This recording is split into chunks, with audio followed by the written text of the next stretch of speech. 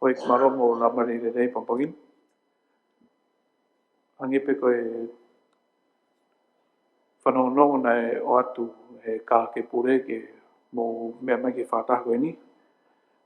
Koe tau au wha osin ki mō pa tau mātuku atu ki he huftaha pune whare mai na kato.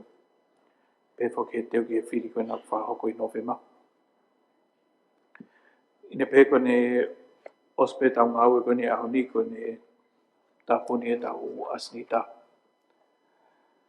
Pe koe u hātu e asnita nai tu whātu i karake. Uki ai ai whotu. Me he sea pa moe penolo na nau whahoko ngāue ke kumi a whetongi ki he lakanga koe atita senyare. Ai o mumu ai e tau asnita pa koe tohi whamatalana o tu whātu. Ke mo mea ki ai, befoki ki he ngai whai ki koe ai area pau pa moe tākou ni mau ai lakanga koe ni. Ua ke tau asnita hoi ki koe ngahi lao whanganga whawawhawe ai o mātu ngai tau whātai au ni. Whahu mai mi he kapneti ai koe lao ki ono pure i o totong koloa mo i totong ngawe. Koe consequential amendment eni pe koe lao whelawe i eni pa mo i lao whanganga u rotonga i he komit lao. Ai au i he 5.3 e tau asnita. Ka koe harafononga koe lao koe niko hiuk whelawe e mo e lao rotonga i he komit lao. E wak te pile heni lao whanganga ke lao waki pe tu hifoi ke komit lao ke na whakataha i he tātaha. Koe uhi ke hu whakataha mai pa mo e whoi tefto i lao mga tūngai lao koe ni. Ai whiawhi. Koe ua ai ngahi lao koe ni whahu whawawawe mai me pure anga. Koe lao whika wano wafi o nima, koe lao whanga ki hono pure i o se ni. Koe lao koe ni, koe lao whahu mai me he minister mei te ki. Kau hangi koe tariu koe ane uhu. U poaki mai tōkan parimia pa koe tui peu ki ai. Hataha e hoi minister kapneti te nau. Fotu mai ai lau ke o se ni.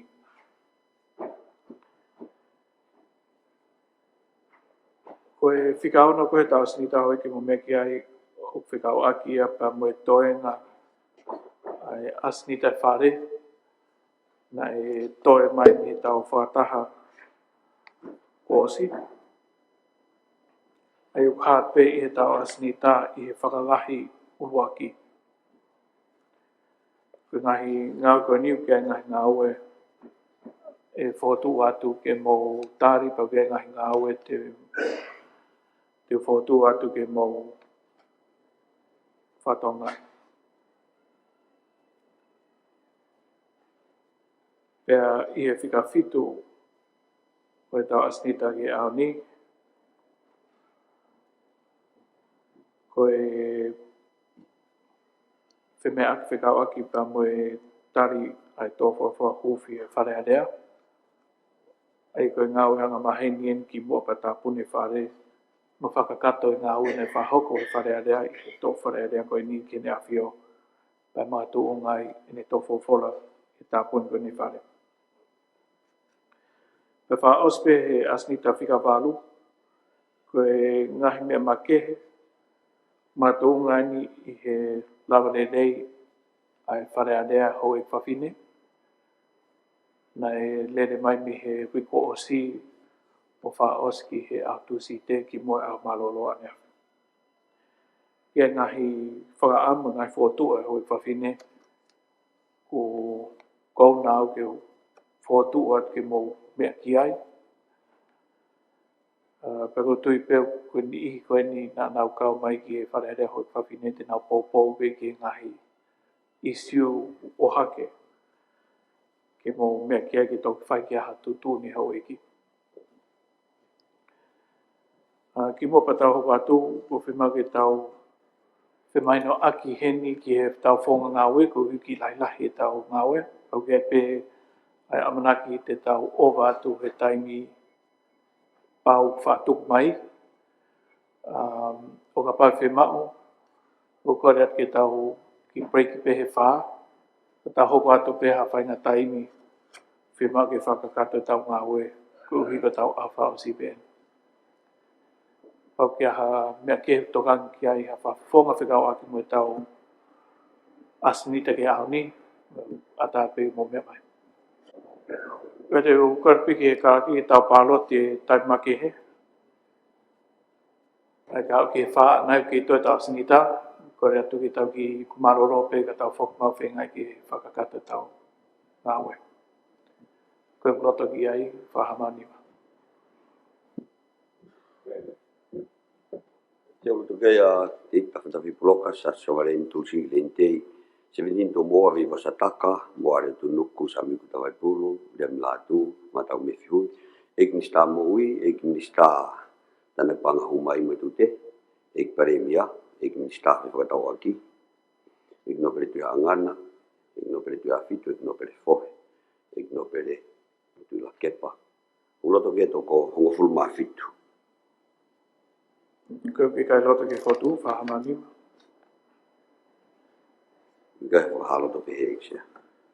Wano, hoi ki ta hokat ke tau asinita, mai koe whika whaa koe whotu me eksea whare rea, ke whanofo ke lakanga whakonistu tone koe atita seniare tonga, koe ke karaki ke nā mai tohi.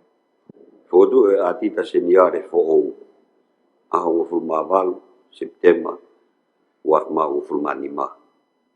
Ho ik me mipa e whare rea o tonga, nuku alofa. Ho ik me mipa. Fotu o loto mo ua whare a whātu ngā whasi koe atita seniare o tonga. Ulaki, fotu koe atita seniare.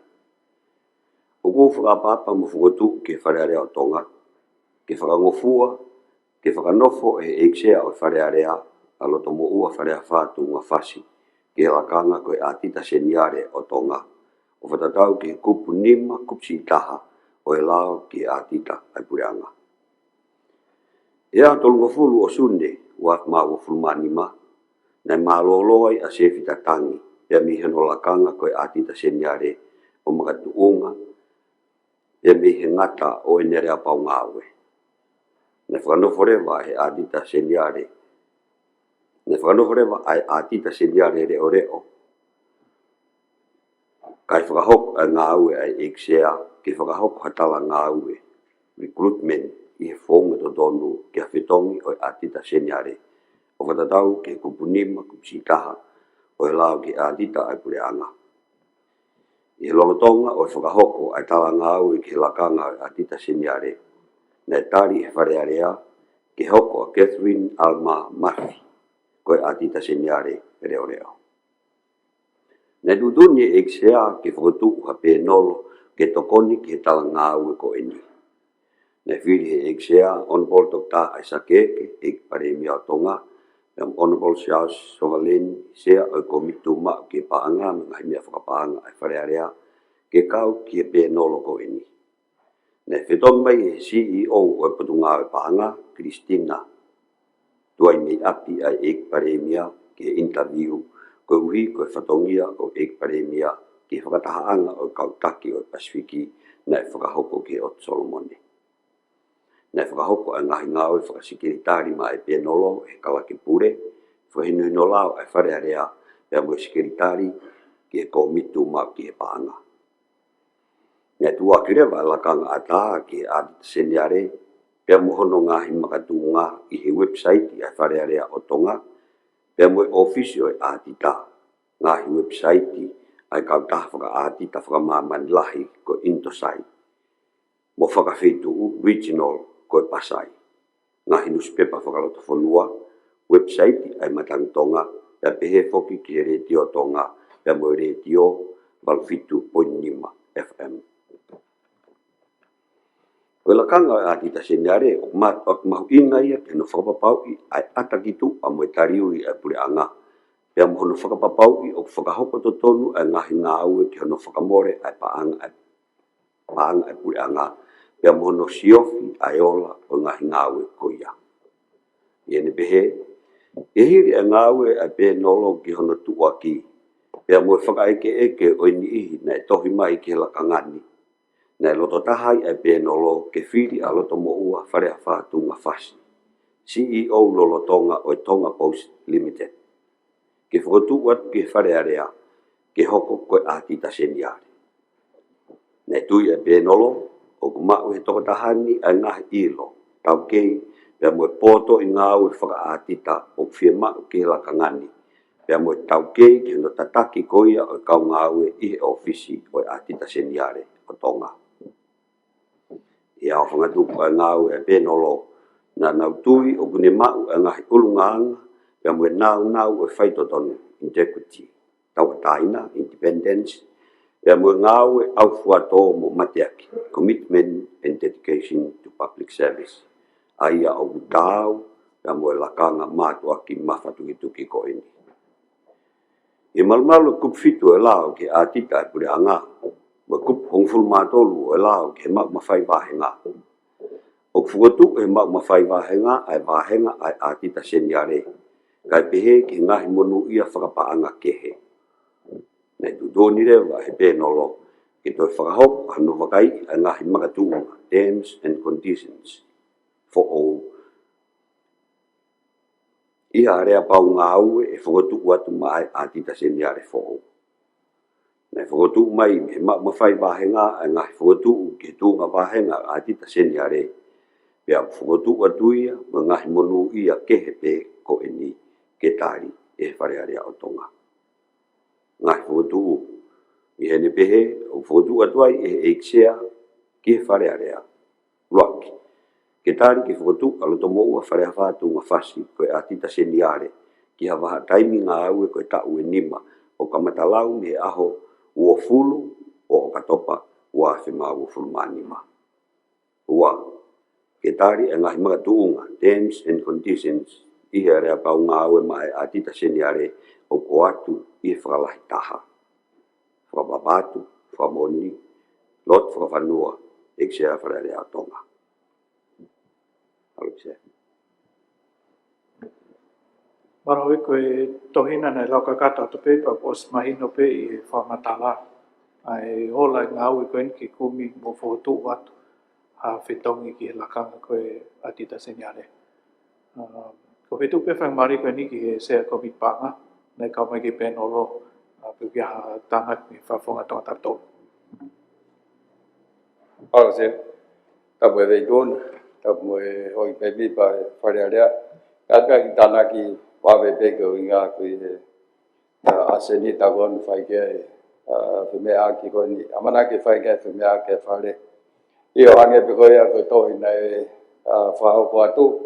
Nei kawati motuani ki he pēnolo nei whae sio ki he tuaki koe a tūnga mauinga koe ni.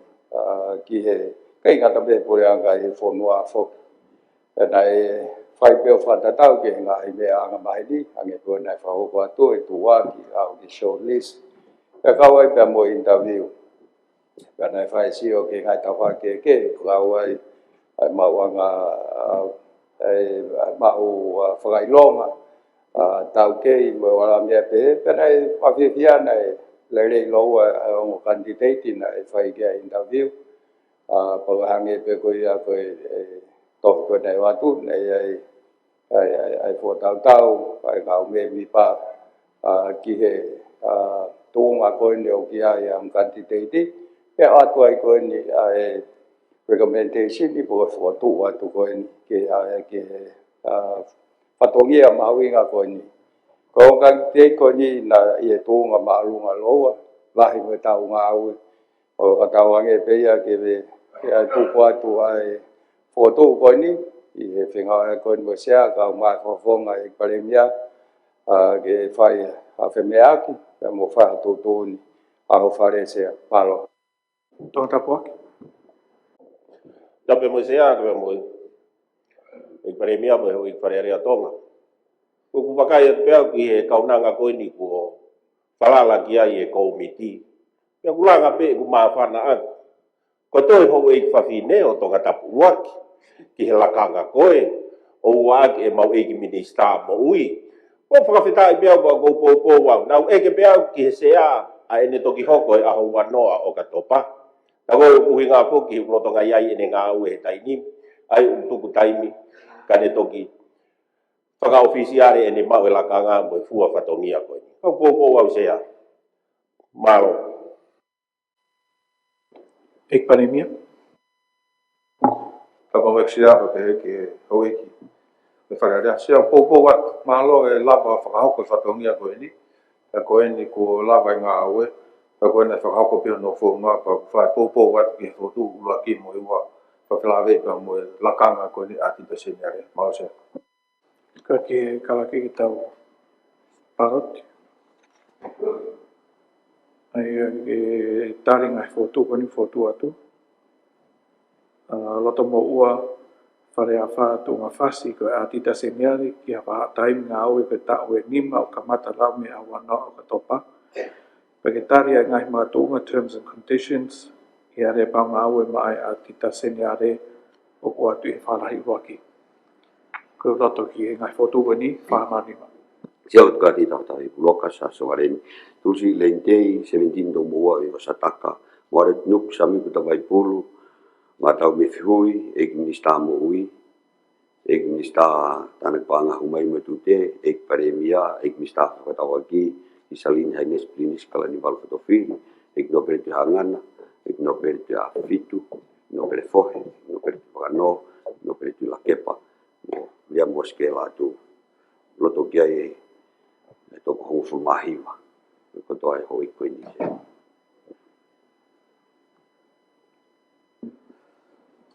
Malo hoi ki ta hokat lewe ki he whika nima poini taha o e tau asanita. Ai koe e lau whika wataha e wafi o nima, koe lau whanga whatonton ke no pure i o e totong koloa mo e totong ngā koe.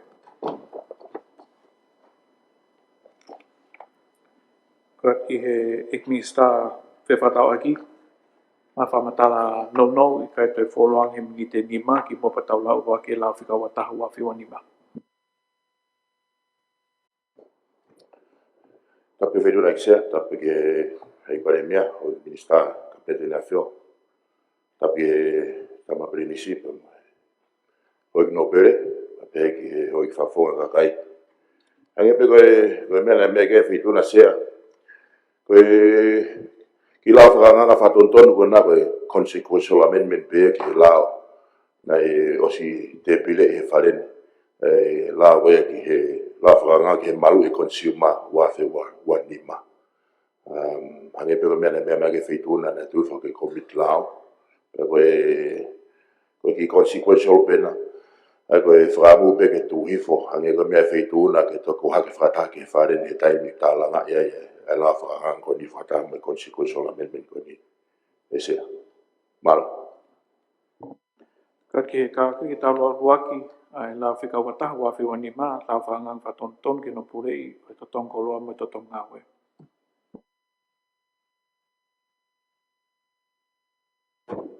La whakanganga, whatontonu ke no pure i te tong koloa mo te tong ngāwe wa mau fulmanima. Ko la whakanganga ke la whatontonu e la ke te tong koloa mo te tong ngāwe wa hongo fulmawhit poini hongo fulu. Ututuni e tui mo wharearea o tonga i whakataharea o pureanga o pehe. Uluaki, ingoa nou mo i uhinga i rea. Kupusi i uluaki.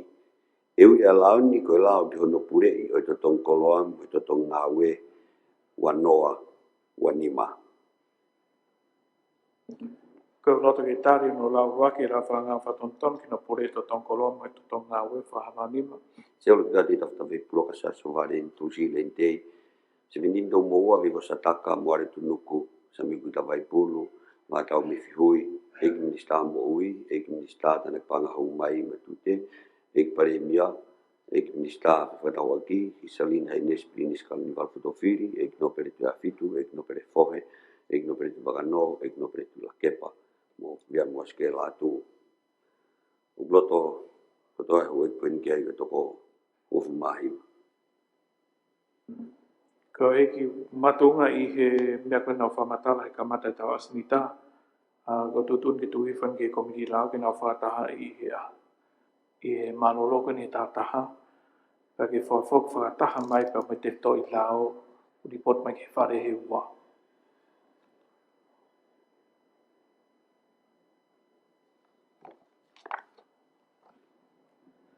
Maro I tahokat ki he lau whika wano wa whi wanima ko lau whangang ki ono pure I o seni wa whi wanima. Ik pare mia ko koe peo ke whamatala mai lau peni. Tapu se a whakarea pa peheke, o tapu tau rinisi pa peheke o eki. Mea mai. O whonga o eki pa peheke he whawhawhonga kakai pa peheke. Ka puneti ka tāke mo tuan whaki whaha ate whai lao, mau inga koe ni ko ki whai lao ni te lawe mo hono. Pa mo hono apure I koe o seni. Ko to fufua lao ni ko fotu he whonuani. Kia ko hinga lahi pe o lao koe ni ko hi ke ne hanga o tonga I kina hono ngau e aki ko mo pure ai ngahi o seni koe o tahi koe o tonga ni. Kia o ku hinga lahi a sea koe ngahi tau mua ngau e kai ngata pe o whate whita whatu ko ni pia mo tau fotutu koe ki langa whakalaka ko tau whonuan tau whahongo fulpa pe fok koe ngahi tefto I lao whawaha pure ang. Pako hinga lahi a koe hono fotu e lao koe ni ke ne tauhi ke tolonga a ekonomika koe mo ui I tahi o kutuloa. Pakai ngā tai ke whapapau I lahi o ngahi mea tokoni o kumau I tahi ke kakai o whonua. Pakai ngā tai ke ne whatolonga I ngahi mea mui keke. Ake no ngā aki ngahi kawinga tokanga mo tonga I kina makehe o mo ui koe o ngahi mea mo ui I tahi. Pakai ngā tai ke toa ngai whok tau ngā laa koe ni a ngahi whakatotol whasai e nisi e whakahoko I tahi. Pakai ngā tai ke whakapapau I whoki ke whasisi ke hane whipakipaki o koe mui ngahi hono mui ngahi laa mai tūturi ngā koe I taimini o whelawei mai o seni. Pakai ngā ta whokpe ai o mātua ki mahu inga o pito pe ke ne matu waki kia mo whakarerei a whiriwiwa koe e a whelawei mo neuwesia I he o seni. Pa pehe whoki po mano malu mo whakarerei o e a takai whakaluku fua. Pa mono whapapau e pule lerei koe o seni. Aia ko te whtoi mahu inga aia. A kai ngata pēo laukare nai o ku o whenā pāse ni mo plan whalakalaka. A tonga pa kai ngata whoki ai ka koe whinga ea ki pa mo e sino paanga mo koe whelawei mo e more. Mkaha mau moha more e hoka tamaka nā tula. Aia o ku ngā ue ia. O nai whotu mana e tupe nia me he koe pāti koe parea pau koe kopu ua whitu. Area koe ke ngā whiririu aki koe ea whika ua whitu na whutu uai I he kautaha I he United Nations pa koe whanua whakatahataha whilawe ma whiririu ka ea a mahu inga. Ke whai mo whuatua ngahi lao peheni. Ko hi ke ne toka ngai kina I ngahi mau mo ngahi mea kai tau te whito tono purei koe o seni. Aia koe konga lahi ia tau mua lao koe. Pene peherewa fotu rewa sino mawahe ke ne whakahoko e ngā koe ni whakalā koe komisiona. Fotu e komisionia koe ni o ku I he malu ia o e minista koe atakai. Koe komisioni koe ni tala whatongia ki ai o whanofo pe ia e kabineti I he fotu e minista koe tonga o e atakai. Pa koe ni te whtoi whatongia ai komisioni koe ni kono whakahoko e ngā tutuuni me pure a ngā whilawe. Kai ngata pe ngā hilanga whakalaka whapure a ngā pēr pēr whoki. Ke ngā au e whilawe I to me whemau whamaman lahi. Ai rewa ku fotu e komisioni koe ni koe sino whakalao ia. Koe sino whakalao koe ia pau ke ai no ngai whatongia. Pai e tani tatau o fotu pe a sino whare, komiti whare I. Koe whare I koe ia ke ne toko ni ia ke kau komisiona. Ai kau komisiona koe ni mei he toko ni ma ke toko fitu. Lahi koe mau mei mipa koe ni. Pea mai beki nau tau kei I he mala e koe ni hono toanga kina o seni. Ka fotu rewa komiti ngā au e ke ne whai whare I koe ke ngahi ngā au e ke whai komisiona. I komisioni koe ni. Ai koe komisioni koe ni pia kau mea ngahi kupu ke pure anga. Kau mei mea me kau ngahi kupu ke me at me ngahi society civile. Pia pehe pia mei he ngahi society ngahi kupu ngahi private sector. Ai nau kau mai ki ai. ki hono whakahoko ko e whatongia ko ni. Takanga ta pia te mo ki komiti ke tong.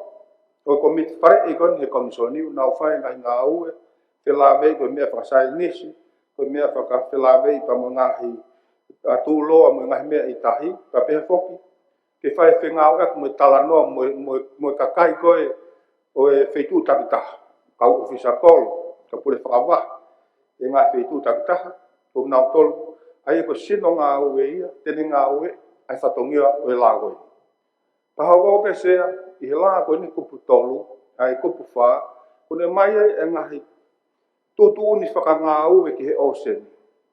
Ai ko ne o maire vai ka hai ai whahinga tutu uni, ai e whenga ue hanga tonu heni e pure anga pia me komisiona, i he ngahi potutu, ke ui ke ne lawa o whakahoko lelei, tau mua e walu ko nau lawe ki ai, kene toanga i kina ko o mo uile reo e seni, tunga wha ekonomika, tunga wha atakai, takai ngatai ko tūloa.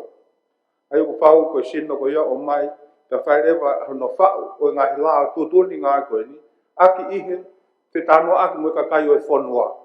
Pau atanga pe ia ki ha sino, mei tua, ke nau o mai, ko hi ke nau lava a whotu, ai ngahi tūtuni ngā ue, ke na toanga i kina, o e pure i ko o seni. Ko tahi o whonuai. Paganga ta whukai sea, ko kupu ni maa wane whilawe i ai, mo e palani ko ni kono ngāwe a koe ngahi wheitu u tahi. Pakoe palani ngā ue, ai o whotutu, ngahi wheitu u tahi ko toa pē, koe wheitu ue, ko wheitu e whaitou tai, wheitu ue ke whakahao whia, ko hi ke lahi koe koe mea ku, ke te lahi peo taimi whakamari e tuku atu, ka osa minte ni maa ke tau raki lau wake lau. Ke ki tau lau wake e lau whika wano wawhiu ni maa koe lau whangangi hono pure i o seni. Lau whangangi ki hono pure i o seni wafma o fulmani maa. Koe lau whangangi ki halau ki tutuuni ki hono palani a hono ngawe aki, langa whalakalaka, pure i hono malu i o seni o whanua maa elelei whakaluku pia moe ngahi tau mua whilawe i moia. O tutuni e tui, me wharearea o tonga i whataharea o pure anga o pehe. Konga uluaki, talateo. Kup uluaki, ingoa nou. Eui e laoni, koe lao ki hono pure i o seni, wak mau fulmani ma. Koe proto ki tari no lau waki la whangangi hono pure o seni, whahamani ma. Ia ke te utawhitawi ploa se asu wareni tulsi le intei, 17 do moa vei vosa taka, moare tunuku, sa miuku tawai pulu, watau me fihui, le moske latu, eik minister mo ui, eik minister tanak panga humai mo tute, eik paremia, eik minister whatawaki, eik no pretu hangana, eik no pretu afitu, eik no pre fohe, eik no pretu wakano. Eik sea loto kia toko hongofulu mafitu. Koe kai loto ki hono lau waki ai la whanganga, whahamani ma. Ubi kai ha whahaloto pehe, eik sea. Ki mo pa hokate tau ngaki ni, hokate ke karaki ki lau mai tohi mi ke panemia leo. Tohi a ho fulmaua September, wak mau fulmani ma. Lot whakawhanua, eik sea wharearea o tonga, nuku alofa. Eik sea, kawinga, lao whakanganga, whakawawe. Uko whakapapa ke whituna mo whare iki, kai whakahokot ai kore ko eni, whakauaki mo lao whakanganga o hat i lalo. Ke whakahoko ha whenea aki ai wharearea, koe lao whakanganga, whakawawe. Rocky, lao whakanganga ki hono pure i o seni, wak mau fulmani ma. O madunga ini, i whimau ke whakahopore wahi pure anga, a ngahi ngāu mahu inga, o tuku whakatatari mai ki he lao whakanganga ko ini, ke whakahoko lelei hono ngahi whatongia ke malu moe hao ai kakai o whonua whakaluku fua. Ko manaki pe ke tali lelei e whakahoa ani, whakapapatu, whamoni na bolo tau tāntaniela fusmalohi, pare mea reo o tonga. Koe hui ku foto main koe la whanganga whawawawe, mātu ngai tohi koe mi pure anga, te tutunde wa ke karake ki hoko atono la tuowa. La whanganga te no pure o seni wak mau fulmani ma. Lafanganga ki ala ke tutun ki hono palani hono ngai aki langa falkalaka pure hono malu ai osen pa fonwa ma ai le fkalu fua pe mo ngai tau mua fe la be moya o tutun ki tui me fare area o tonga e fata hare o pure anga o pehe ko nga luaki tala teu ko puluaki hingo no no ewi e lao ni ko lao ki hono pure o oseni wa ma wo fumani ma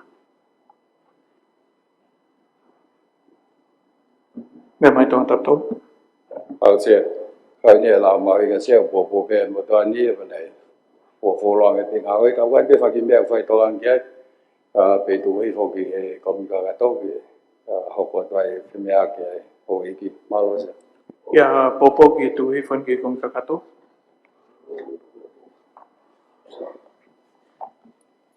tu hi fala ko ni ki kong kakato maru ta ho ka tu le pa ki he fika ono ko tu tun fika o ki mo e tonga nahi asni ta ngawe a fare lea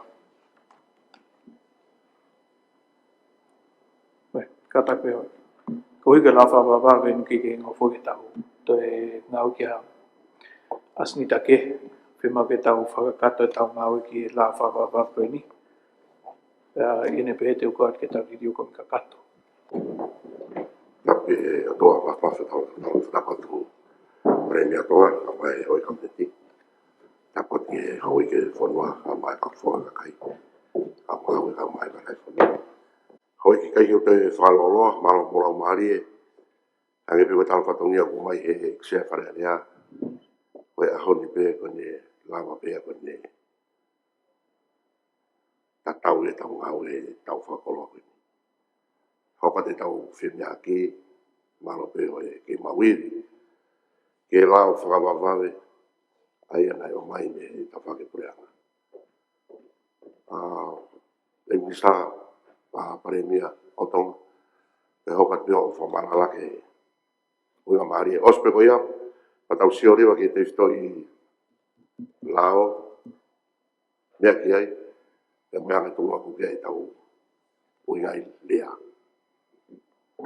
Porque siapa pehe que tan princípio o que no pere para ver que o que favor que cai kai ta fai fatongia ai fa fatongia ko to ko fa la fo que ni te ya la be fo no ai la que ni hanga o pure o seni o sa que ngai la que he ka to ki la wen que ne to ngai ki na fa fu hanga to fa wa na fai ko hi wa ni la ve que ne hanga to ngai ki na ai mahu inga fa ekonomi ka fa sosial fa takai ka mo tu lo ana u lau tika se ko la ko ni po kan fila ve ka mo kupu ai ka ngai ka wa pure anga United Nation ana e fa i he ko i he area ko ngai fo noa fila ve na u ka fa ta ha ko ni to ngai kina o te liwa ka takai wa fa ta ka wa fitu i fe ma ke fa mo ai re halau ke o se ni ke ne tonga kina pe ka ngatai ku tonga pe lao e ko ni o ku ia e ngai lao ia na o si la be pe ke to tai mo ngai me pe ka ku fa pa pe lao ia ko ni mai de na la ba ngau fa ta pe mo ki na to ko ma inga la ia ko la ko ni na la pe ki ai ke to i ta mua na la ka ni nai pa pe pa ku o tu le va sino ma va fa ka la ko commission ke ne fa ia fa ka ho ko ngau ko commission ni ko ni ai a foto pe ia e minister ko tonga atakai pe ta ke kabineti fotu no ka me mipa pa pe mo ngai testo fatongi ko testo fatongi a pe o commission ko ni o felave pe mo ngai me o fe mai pure nga ke fa ka hoko ke kai nga ta pe ko ma lu ta mo le fa lo fonwa pe kai nga tai ko ni fena pas mo fe ma fa lu fu fa ma mai lahi pe ni pe ko fotu re pa me ngai fotu nga au tu national ocean policy ai o mai pa me pure nga ha o ki he komisiona ko ini e fai te tano ake pa mo e nga kakai o fonua ko i ko hanga i fotu tu ko e fai o mahu inga pe ke fai ai felotoi pa mo e kainga tai mo e whakau mo ngai whiria whakau kau ke fonga le ke ne lava o whakahoko ai taumu a koe o no pure le fai ko no mika mo tu loa pa kainga tai ko no toanga i kina malu ai o seni ko o tongani pa kainga tai ku hene pehe fotu rewa mo ngai pa ke fai palani ia ngai fotutu no ngā ke ngai feitu ke e kuang he palania ko ni tu mea ko ni o ai ngai o seni feitu ke fai tau tai feitu ke whakahau whiko hi mo ngai feitu ke hoko ia ia ko wise tu ngai mea ke tu maa o ia ko hi ko ngai no ngā mahu inga whaka ke o seni mo tu loa ko mo ui ke mea mo ui pa koe palan ko pau ke whano mape mo palani e ngai feitu ko ia ke lava pe o mapure pa fai e palan ko ia kau ko toa e ngai sino whetau ako toa pe ia se pero ngai tai ko kupu ono ko la ko ni o kune o mai rewa whaunga ka pau te ke hao hatani ihi kuna whema maha ngofua ke langa whakalaka laka ngau ke o seni ko pe whaunga ngā aue ko pau ke nau whai a kamata pepa mo tohi ka me ngai mea ke whemau te tuki lava he komison ko ni ke netari hani ihi ko haa nau whahinga ngā aue ke nau whai i he ocean i pau e ngai whema a takai mo ngai mea ko pau ke a impact i ko haa ngai koe ngai mea pe tuhi mai lao ko pau ke whakapapau o kulava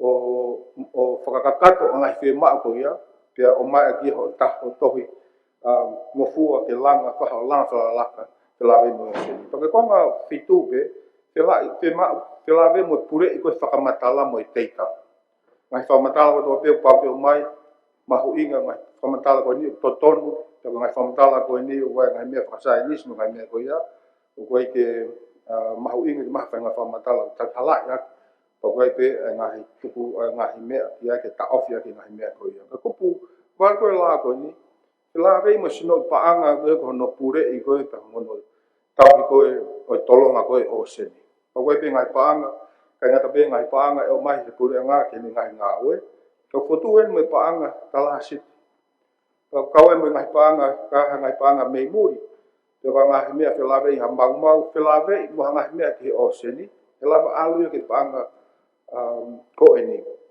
ai ko paanga tala sit ya ko ni o ku ia ka ngatai e lava pe ke mau e mafai ke ne lava ko a whahinga tuku hau ko levi ko hi ko hano ngawe aki o seni o whemau ke ngai mea ko hi ke mau sirini piai ke lava tokoni ke langa whakalaka o tō kanga i kina ko tauhi o sen ka pehe ke ngai tokoni a totongi ma ngai mea pehe pake kupu ia pare mea pake more ka tau taimi ki malolo ki whahaka pe sea nau lawa te o koe whaunga koe fui lao nau lama no tau mua fui lao a whahaka ke mue sino kene whakahako ko komisoni whahaka whatongia ko ia koe pe me komiti pare kai ngatai ko na fotunga fatongi ai ko na fotutu ngai tutu nga au ko ngai ko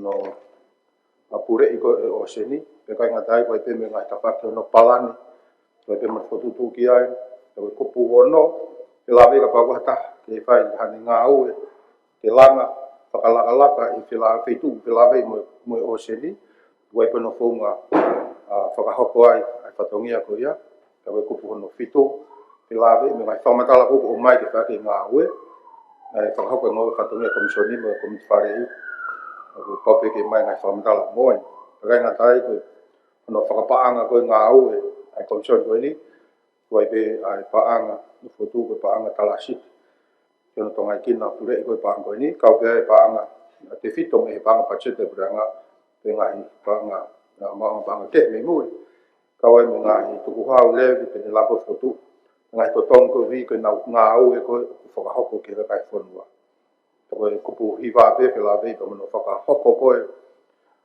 o ngahi o pa me ngahi fotu mo ngai tutu whalao ko mau hang ko mau la ko pa mau la ngai tau te ai te kai ngai mo ngai mafai ngahi ngai mea ko ngai baka mo ngai mea wai lao pe ki ai ko no poke o hanga mea ngai mea ko nau pai ke nau fai whara tau pa me la ko ia pe ko kupa no pulu la ve pe me ngai tutuni ko kupu taha pe la ve ia me ngai tutun whataimi ko he bahal ko whataimi ko ni mo to ki hoka to ke ka hau pe la ve palani pe ri ngai tutu polisi whara tau me ngai polisi lolo tonga pe ko no whaka si pe taha wa ko kupe pe la ve ka pau ia ngai a pe to ke aki ko pau ko hai fong ke lava ke solo wa ai ngahi na ke ulu naki ko ia e ngā wesi. Ko pe me ngahi schedule ko me ngahi.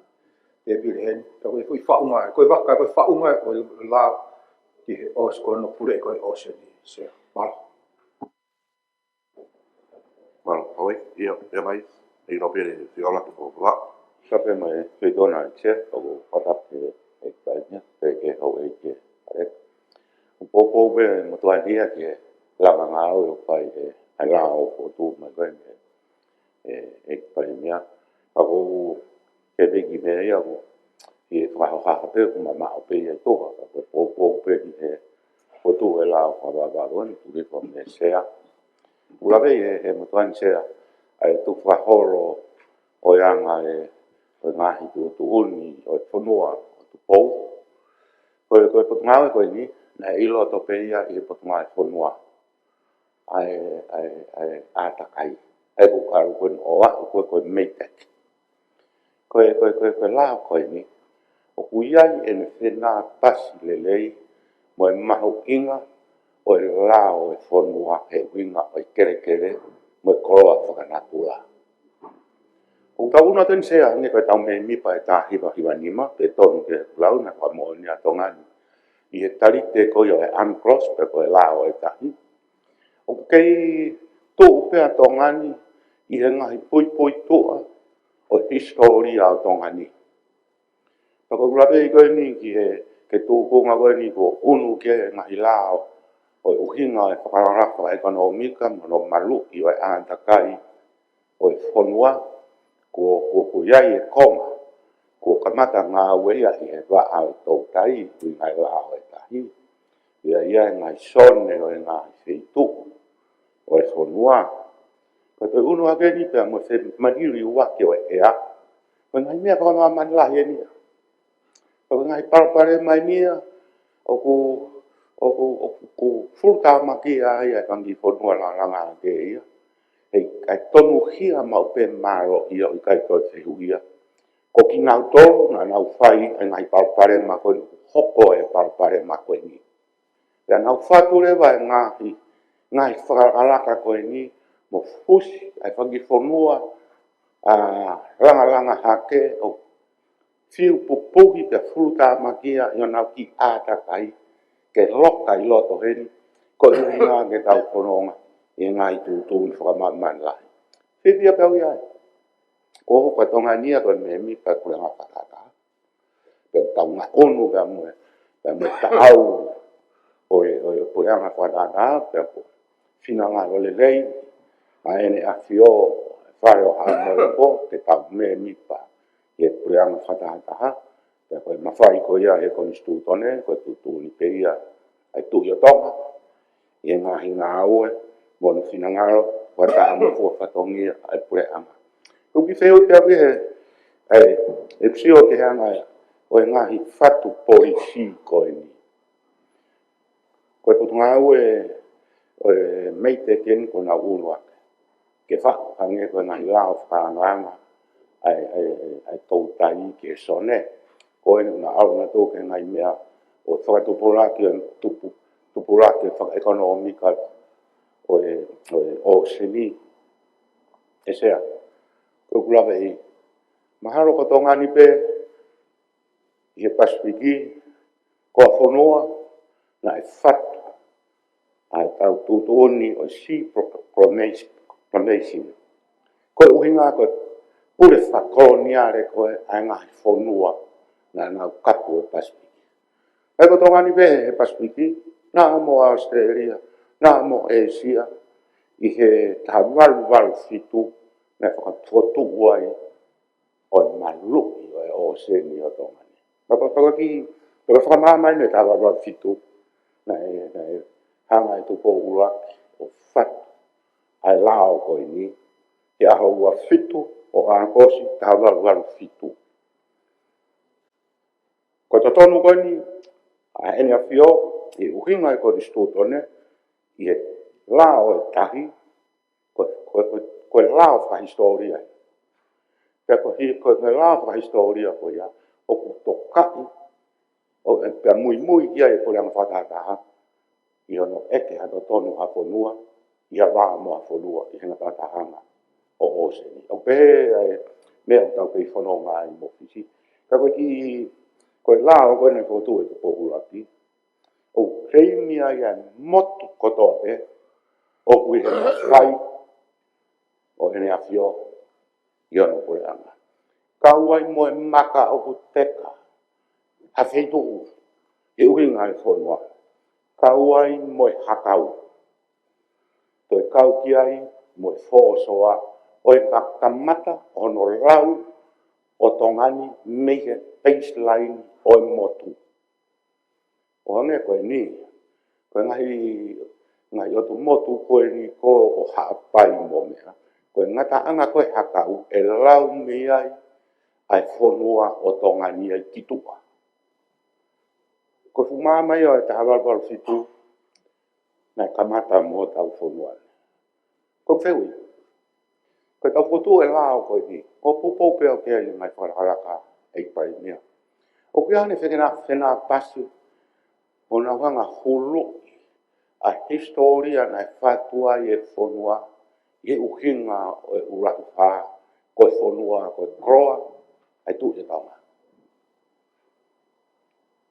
Koe ni au tānoa e ngai mea whakapaanga, e ngai mea whakamamani lahi, ka o te kiai ke tāri ai tikrea e tongani ai ne whakatangata ka walwal fitu i ngahi whakatu tuku ai whakataha o e lao e tahi. Ko mea koe ni i seabed mining. O saine pure anga i reservation o research pe ko whakatotara.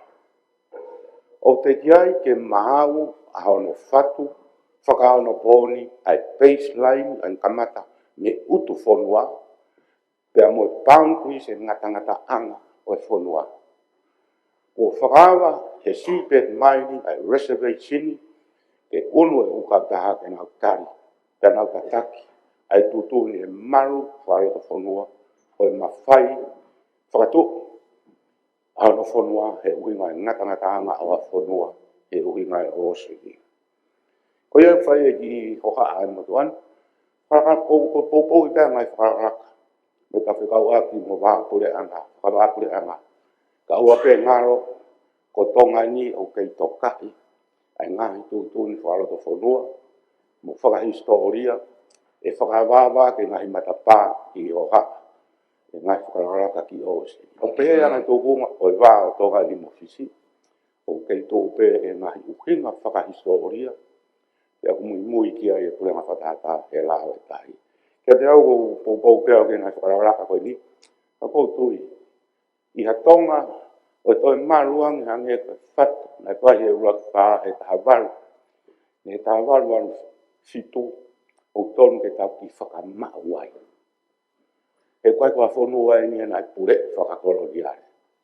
Ke tau marere wawe, i e sosiare, o ngai whonua, nai langa hake ai ha whonua, o i kai kona autoa. Ka tau tuu he tau to tonu, moeang e tau kemistu tone, nai la wai ke teke, i hangahi mawhai peheni i e kōhiri, kai ke tuu pēa tongani, ke tari teke, ha tuu lawe angofua, e toi more, te pōpō uri e tau ataina, e huinga konistu tone. Au tau ki whonua koe tonga monu ia. Kau tōranga pēo ke whai hangai e ngai ngāo koe ni, te whai mua hasio, ke ngahi whotūtū nai ka mata me tāwalwal fitu, ke uhi ngāo e ukoro au tahi. Ko e hon, ko ka mata ke tau hifo atu pe he whanga, ko ke tau rawa, tau ataina. O tonu e ngai whakaraka koe ni, o kuiai pe tau ataina, i e mawhai whakau furi e nea whio kono whanua, e kupu taha noa whaa, e uhinga e tofia he hau e ki, e nau whekau aki mo e tauki o e kakai mo e tofia, mo e uhinga e koroa e kere, e whekau aki. Hange koe lau ai puna te, e ka hara tahi, uta ko haiti lau e koroa tahi. Koe ni, ko kamata ke ngā au e se lu e tau no fui uta. Ko kamana ke kakapa ki tahi, tu usi o tau ni ma, e ngai whangatangata. O e ngai whakaraka ta au whamamani lahi. Tonu pe ke tau kau he pue, ka tau poto he pue. E kai mōre ai o tau tonga ni tau tolu. Ka pati tau mapira tolu. O whatu pe, ai mea na tau mo ui e pa tau ki popou e te.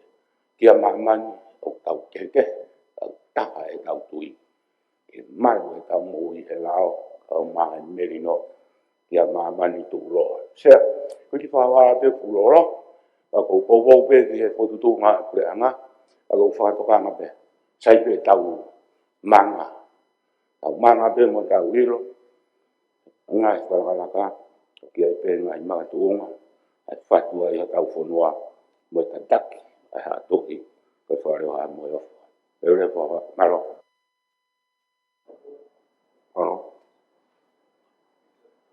mai. Apa tato? Au mata tato.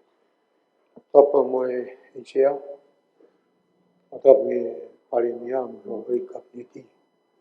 Kabe toke hoi no pere, bapa ponga kakai. Echea ko e whakoutua ki pēnia. Ko ne e peha mea ia, ko takataka asi hapai pau ki u ki wakai i whakarele.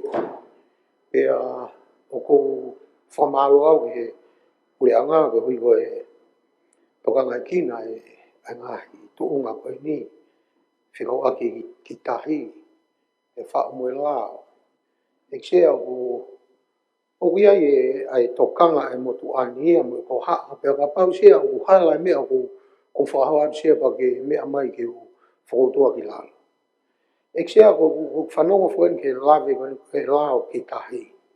Ko tahi whoku koe e tau tai. O kuia e mea ui koe marini. Ia e mea ui koe sone e kau tau tai. O kuia i mo mea ui koe keli koloa. Ai koe lao koe ni, o ku whokotu tuu ki he ngahi mea koe ni. Sea ka koe whehu i ai uesia, e i he kā inga hapai. I he ngahi mo ni mea koe ni. Koe whehu i a hui ai sea. O kosi ai uesia i he ngahi keri anga makakoloa. Ka koe ku pe wakai a ku ia. Pe e lava ke ui church, ai ngahi mau koe ku osi hoko. Ka tau toki wakai, ke ngahi whakotu ku lawa o whakahoko. E ksia ui e whoke lao ia ai moko hunu, o ui e lao ai sone, ma ngahi mea pehe. Ka koe whehui pia ui ke kau whau lao, o kui ai hawhe paki, e tu unga o kui ai e lolo tonga ni. E tau lava whakarere i mua e ngahi whe paki ko ia, me ngahi mau kua hoko. Ki mua, e tau whau e lao ko ni, mea ni e tuku noa e ngahi uesia ko ni. E ko kore whamorimori pia uksea, ka pau hala mea ko. O kou whakahoha atu ai, ka kou hoha ke tu unga, o tō tangata e tolo, ka hoko mai. Ka koe whau e lao ko ni, o kune whau ke lava purei, a ngahi mea ne tikei ke lava o whaka maunga ki ai. Ka koe whehu i ia. Koe ni ko lava e mea e no pere wawau kua kamata ke whai e whekumi. Ke omi mua sea e ngahi whekumi ko ia, ke wakai ke ai e whonua o tupou moho eiki. He ui ai peho no konga rerei, au ai peho no konga i kai ke rerei. Ai mea kotoa pe. Pea koutui koe konga i eksea ko lawe ki ai, pea koutu koe peki e wheituna kau mai, ai ho eik me ni pa, ke mong mea mai ange, ko whe mea o kulelei ange. Hange koe ngahi, tuunga koe ni utau iai he aho ni se, o ku whamalo ate ki whai mamari ko mao malo.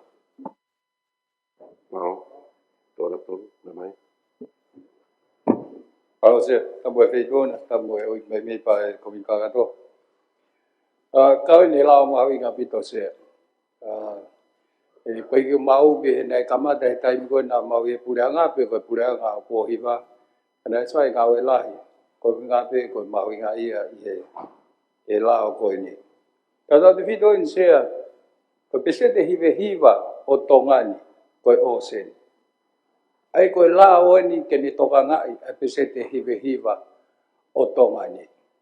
Pese te taha, ai lao e whonua, o whawhai e tā langa ki ai, whai whemea ki ai, mo e tau mahu inga ia kotoa, i he mahu inga ono ai mai ke mahino ono toka ngai o e kere o la o ni sea pesete hiva o fonua o hune toka ngai o ai o tu ko ya ta he te ta mau ngai ia ke tohanga tau he tau koloa ko ni ke tohanga wakai ha founga e lava i o tau i le rei mo toka ngai le rei ai o seni o toka ni wai pe ai whangi mea whai toka kia o tui ka whamalala pe whai kia a me ai te whahoka kia ka kamata pe mua me palm trees ea nei mea pe kia ai Mr. Fonua Malolo e anga fe e tau manage ha mea o kai ki tau ilo ai ngata anga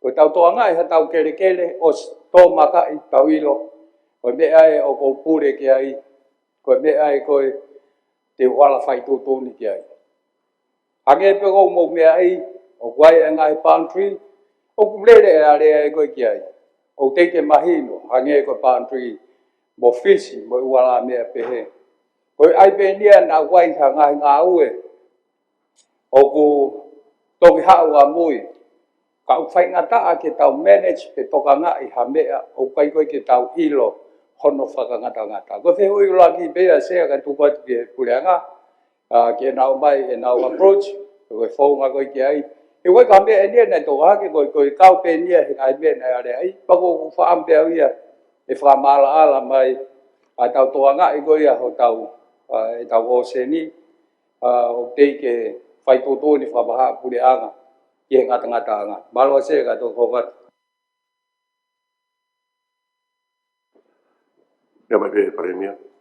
Ashe tap ke except pe ke campaign si ho ke wa ka no pere pe ke wiki.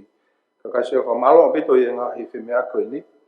Do ko ku tau mau inga ia pe e wa ko ni ko me na fe mea ke tonga tapu tolu i o mo ne pe to ko nga fo ko ni ko tal mane ngai tau.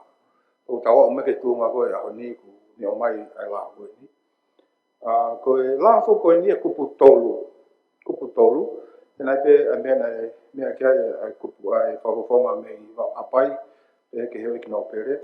O kone lawe ai whelawei mo i ngahi lao ke he. O si ai pe ngahi lao ia ku tuu i he taimini. O kau ai ke he lao koe le whakamahi no i koe ai lao ke ngahi konga tahi. Ngahi whakangata koe o konga tahi. Kau aspe ia i he rea whakauhinga i rea. Uhinga i whi rea koe ngā wei o seni. Egu uhinga ke ngā ue whakahoko i he no loto i ngahi konga tahi o tonga. Ono whakauhinga i he lao ke ngahi konga tahi. Au se te whuke lao ki ai. Ai koe ke tau konga tahi koe tau tolu pak mumea pe whok. Koe lao koe tunga whakamamailahi tau ngā adia ngahi. Ngata koe uange au. E koe asone koe ia.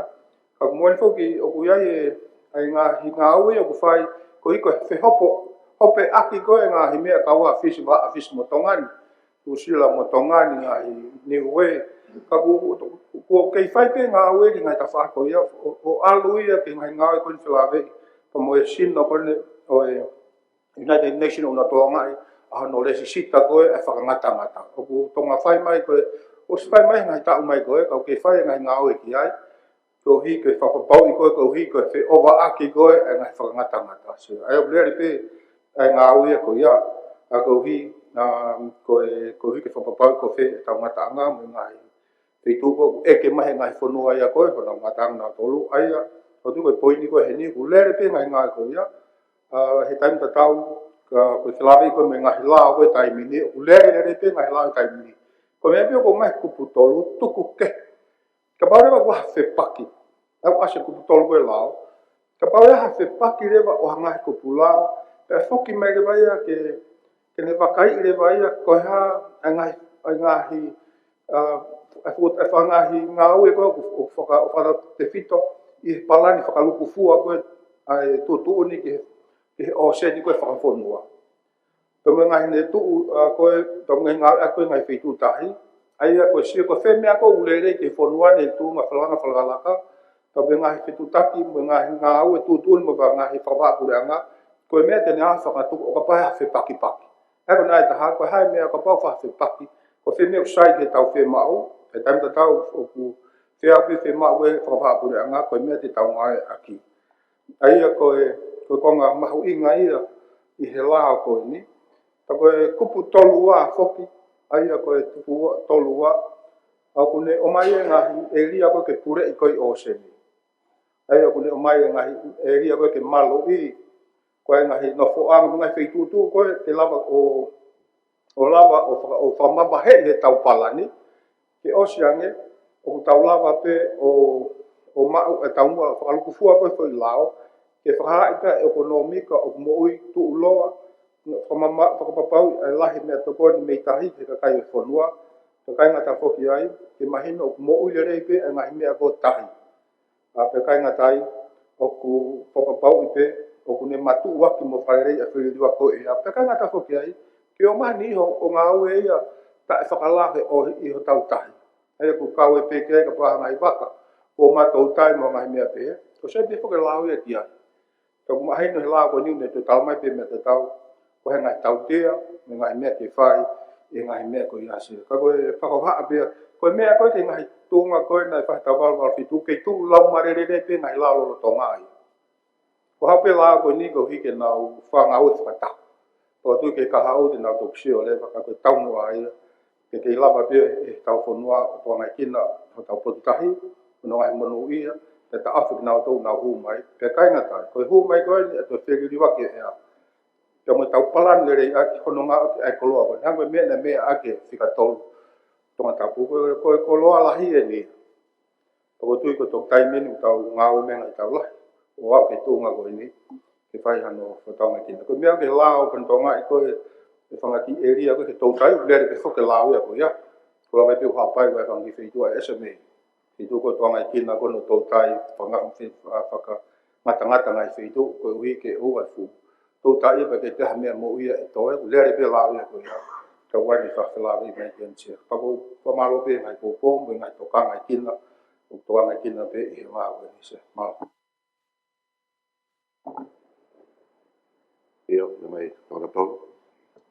Malo se. Pamalo at ke I pare mea. Pamalala mai koe e mea ne whai toa ke I se.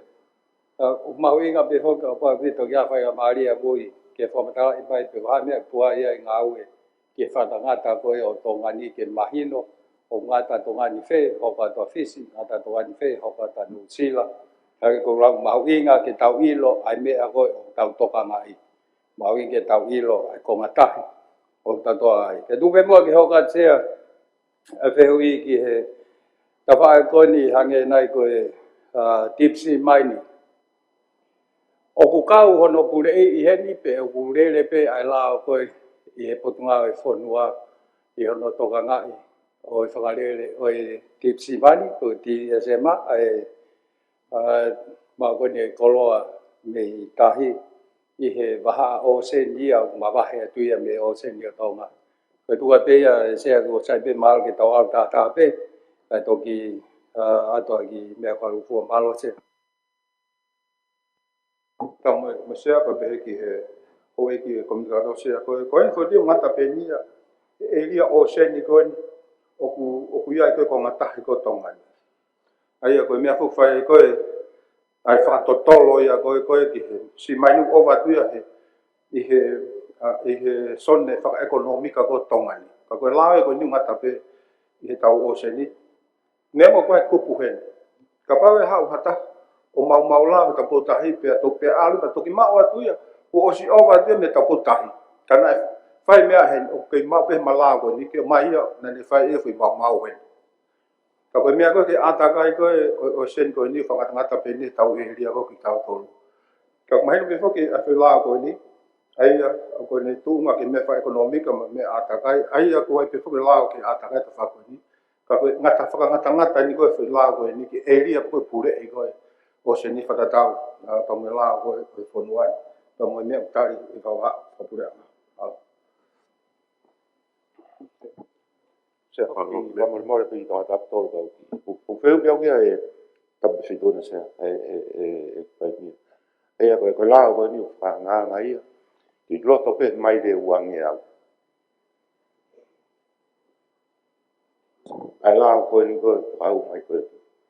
Mo ngai whakala whai kodo mi ka kone ui kai mea moe. Ta kai mea ngata pia mai te wangia. Ko sa ko ni ko kupu ko ni area o sedi ai ko aspe ko e ko winga ria ko to na ko ngala ko ngat ai ko wa ko to na ko ngata o fonua no fa winga la ki ngai ko ngata ai ko winga ko tau mo mea pe fo fa ngata ko mea ko tau pule ko ta mo mea ko tahi fa wa pule nga ai fa ma ko tu ni lao oi tahi ta ngata pe mai le wangia u ai ko lao ya ko keri kolo ai e tahi pe continental sel tu wa he tolu ngia e utu fonua ka koin ko ta fa lao en ko e lao me ko na ko ke to wa me baseline ai ko wangia wa to ngani e lao me te le tonga lao ane ko tu ko na ki sila mo fangi hakau ko au sai pe kon mai no ko mai le wangia tu fai ke lao malo se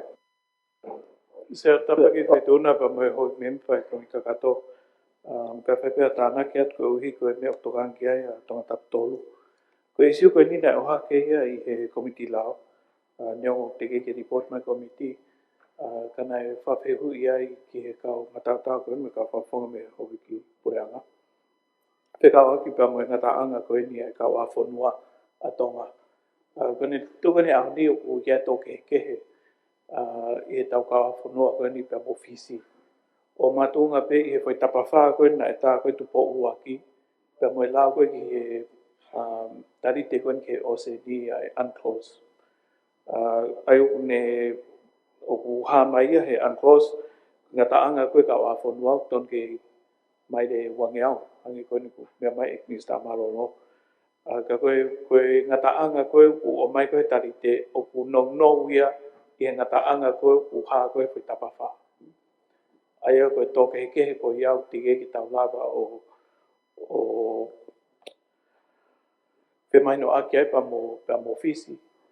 Pea he taim tatau pe koe e ria koe ni pui koe ko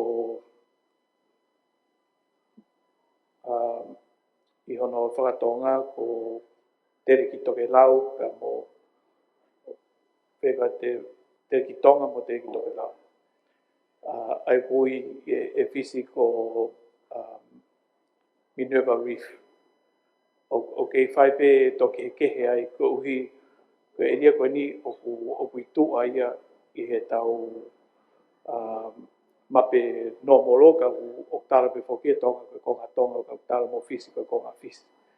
Ai koe whemaino ako I au ko tonga whahoko e whiarea aki I he UN na koe ngau koe iau ko mau pe koe mako pure anga ne whiha ngau e ki ai ka koe nea umai koe ki aho niuk te ke whapapaui ke mahino ai kau a whanua ko mo fisi I he ongo e ria koe ua koe ia. Ai koe konga lota pepe koe konga lota koe ni atonga koe tono no koe ni he whai tapawha ka mo e lau koe ki he oseni koe pehe whoki ki he hakau koe ni ui koe ko tere ki tonga mo tere ki toke lau. Koe pe popo atse ki he meo toka ngia tonga tapto. Alo ni nope ni kowe. Ui e pe.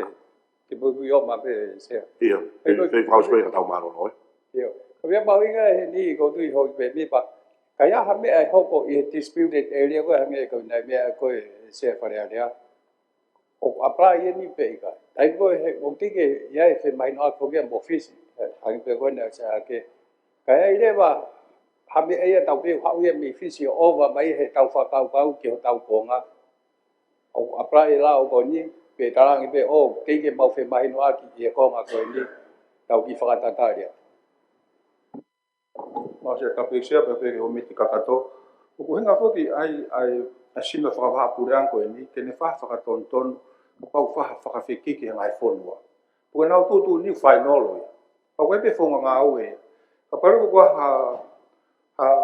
ha eke ko kre mi ha fonua ko ne fai ko hango tonga news ave tau tolo talat mau o sta e mabe tonga ni o va dia o ko le fonga tala mai ko ta fa ta ha ke ne fai ha ni ka ai ka pau e tari ko fe mea ko ta ko mea folo a pe ka pa tari e tau pe ko mea ai tau kau foki whanua koe he tarite ngai whanua whapapurenga e ko mai mea ko pau ke tau whoki mai peo mao mea koe ia. Aia koe mea aia koe tene hanga. Se koe luke Washington ko ka ange peo mea e pare mea ko stikre ai fisi ai nau boundary. Kau kai ke tau loa toki ai e nau foi whaatangata koe o ku kaua minewa. Ai koe mea bena o toa kei e disputed area. Ai area koe o tau ke ai. E apply pe te tau whiri pe apply pe hikai. E osi kia nau tō luia o wihe. Ka whahanga au e ia i he nau ta whaaki koe o nau claim mi. Te tau te hea tu pe o. O rewa ke osi a dispute resolution i pe koe ha e mea e whai. Kape ki sepe ke te kumgata koe ia. Lere ate whakatau ia koe ai me autonga lere tioki ai. Te tau ki fis tau tū pe tau tolu tau kau koe tau mea pia tau tō. Penga pa fish ki tau tau mai ko tau mea penga pe tau tau tau mea ko mea tau alo ke whaasi mai ko tau ko ai ko tu ko e lau ko ni pe lau be ko tau mea pa ko to yo ko fa nga ta no ke whatak mo ngai mea ko ke o fa mai fish ki hen ka ko tu e lau ko ni ko ne hanga pe o ne whakapapa ai wangea au ko me mot whaka osi ko mi ne lau tau tau mo ni ata kai ai ko ne tu ye tai mini pe kau be he tau area ki tau tau ma I tau ni whaasa te pēsea from the more e kuko ya sea maharo ke ki tari no ke sea au ku o hanga he lao ko nia o whakakau e ngā he konga tahi ko ia he te eki ke au whangatupu whakatontonu ia tongani mo fisi he marumaro i wana sea. O hange ko ne asi e uhinga i lao ko e ria o seni. O ku kau kia ai kotoa e ngā he konga tahi o whanua i hono whakauinga i he lao ke ngā he konga tahi. Pe i he kupu ono e lao ke ngā he konga tahi sea. O ne hanga o tala mai e ngā konga tahi kou kau kia tere ki tonga mo tere ki tonga lau. Pa mo ia koe na announce wholo e tahi wa fitu ua. Aia o ku tuku a lao ko ia e loro tongani ka oua pe ke mahino ai whakatontonu o loro tonga whakahoko sea. E uke ke mahino ko hai e ki kuna. But at the moment o ku tuku ia koe la loro tonga ia a tonga sea. Mako i ki toko no te sea. Ala hoi. Mau sai ke ko tau toki mea mana i o whaasi. Tau iri o wharerea. Toro e whare ki ua. Mara ko lamari hoik. Ko whatonga i atu ko mea mai e Tampiris Kauni. Ko tau kalala pefo ki e Minister Lao.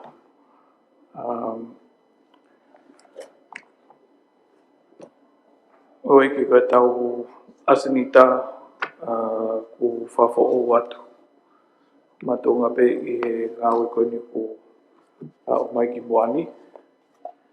O koe pe ki mō whatonga i koe ripoti whika tau wha wa whiunima ko mitu mage lao. Koe ni ku whakakato atu hiri whatana i whahoko he tahtaha. Pefo ki he ripoti whika tau nima pa me tau wono me he komiti lao. Te u kore ki he karake ki kataki o lau mai a e ripoti whika tau wha wa whiunima me komiti lao. E hoi koe u ripoti ko whahunga me komiti lao, u ripoti whika tau wha, tau nima, me tau wono. Karake ki lau mai whika tau nima, tau wha.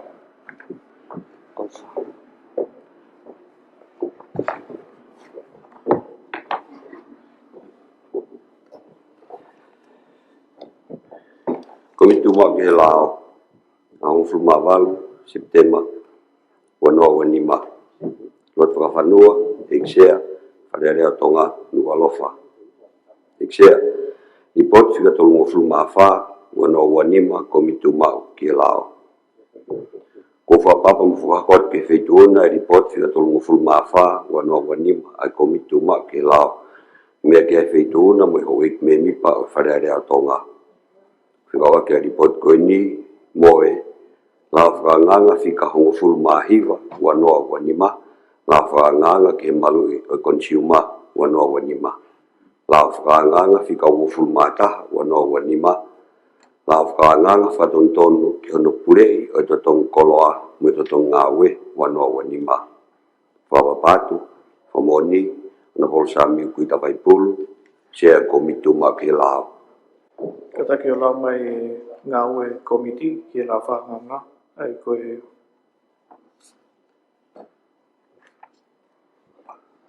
kupu ono ki he whamapopo e ko tataha. E pes whaari poti, ngau e komiti ke lawhaka, komiti ke lawhaka ngā, ko ngā ono. Ia hongo fulmau a September wana o anima, na whakahoko ai a whakataha e komiti whakawaki mo e lao whika hongo fulmahiwa.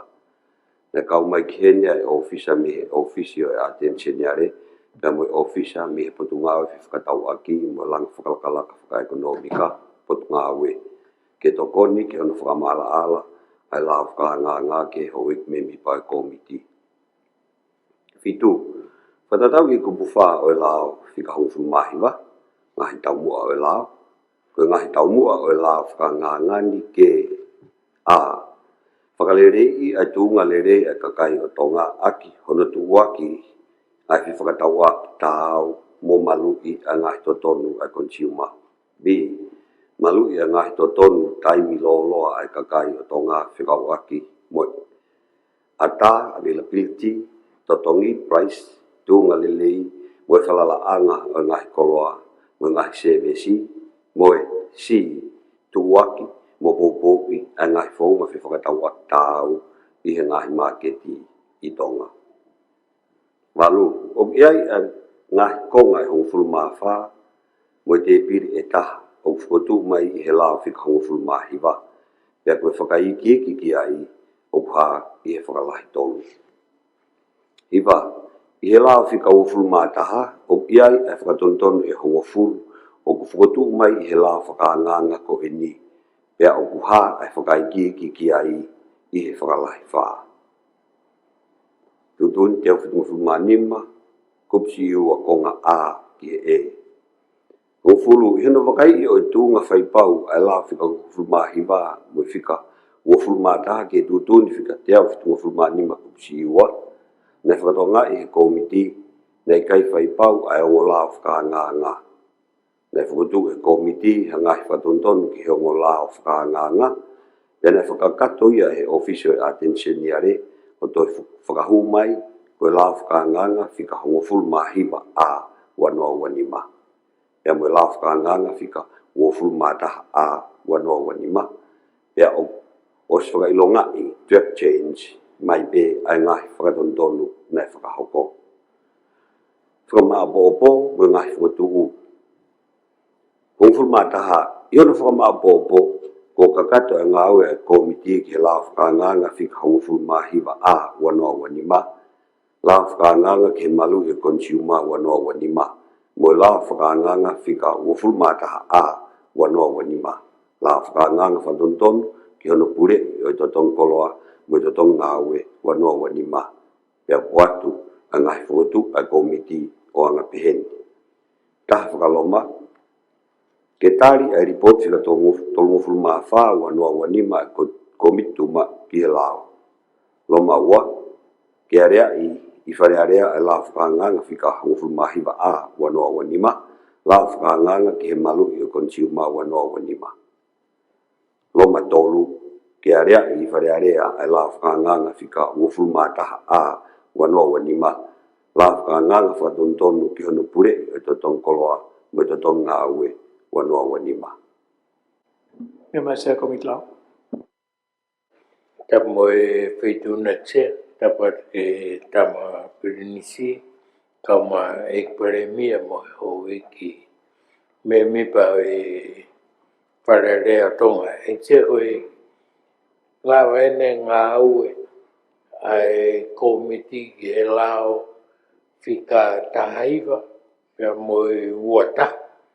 Ai a koe ne au koe ke tahaiwa ei moe uataha ei e tia koe no whakakato ia ki loto ngai. Whakatontonu e whakalirei ko toa pe, na e whai pia e whelotoi pia moe whemainoa ki moe ofisi attenzioniare, pako ne kakatoe fotu watu e tia report e komit lao, malo.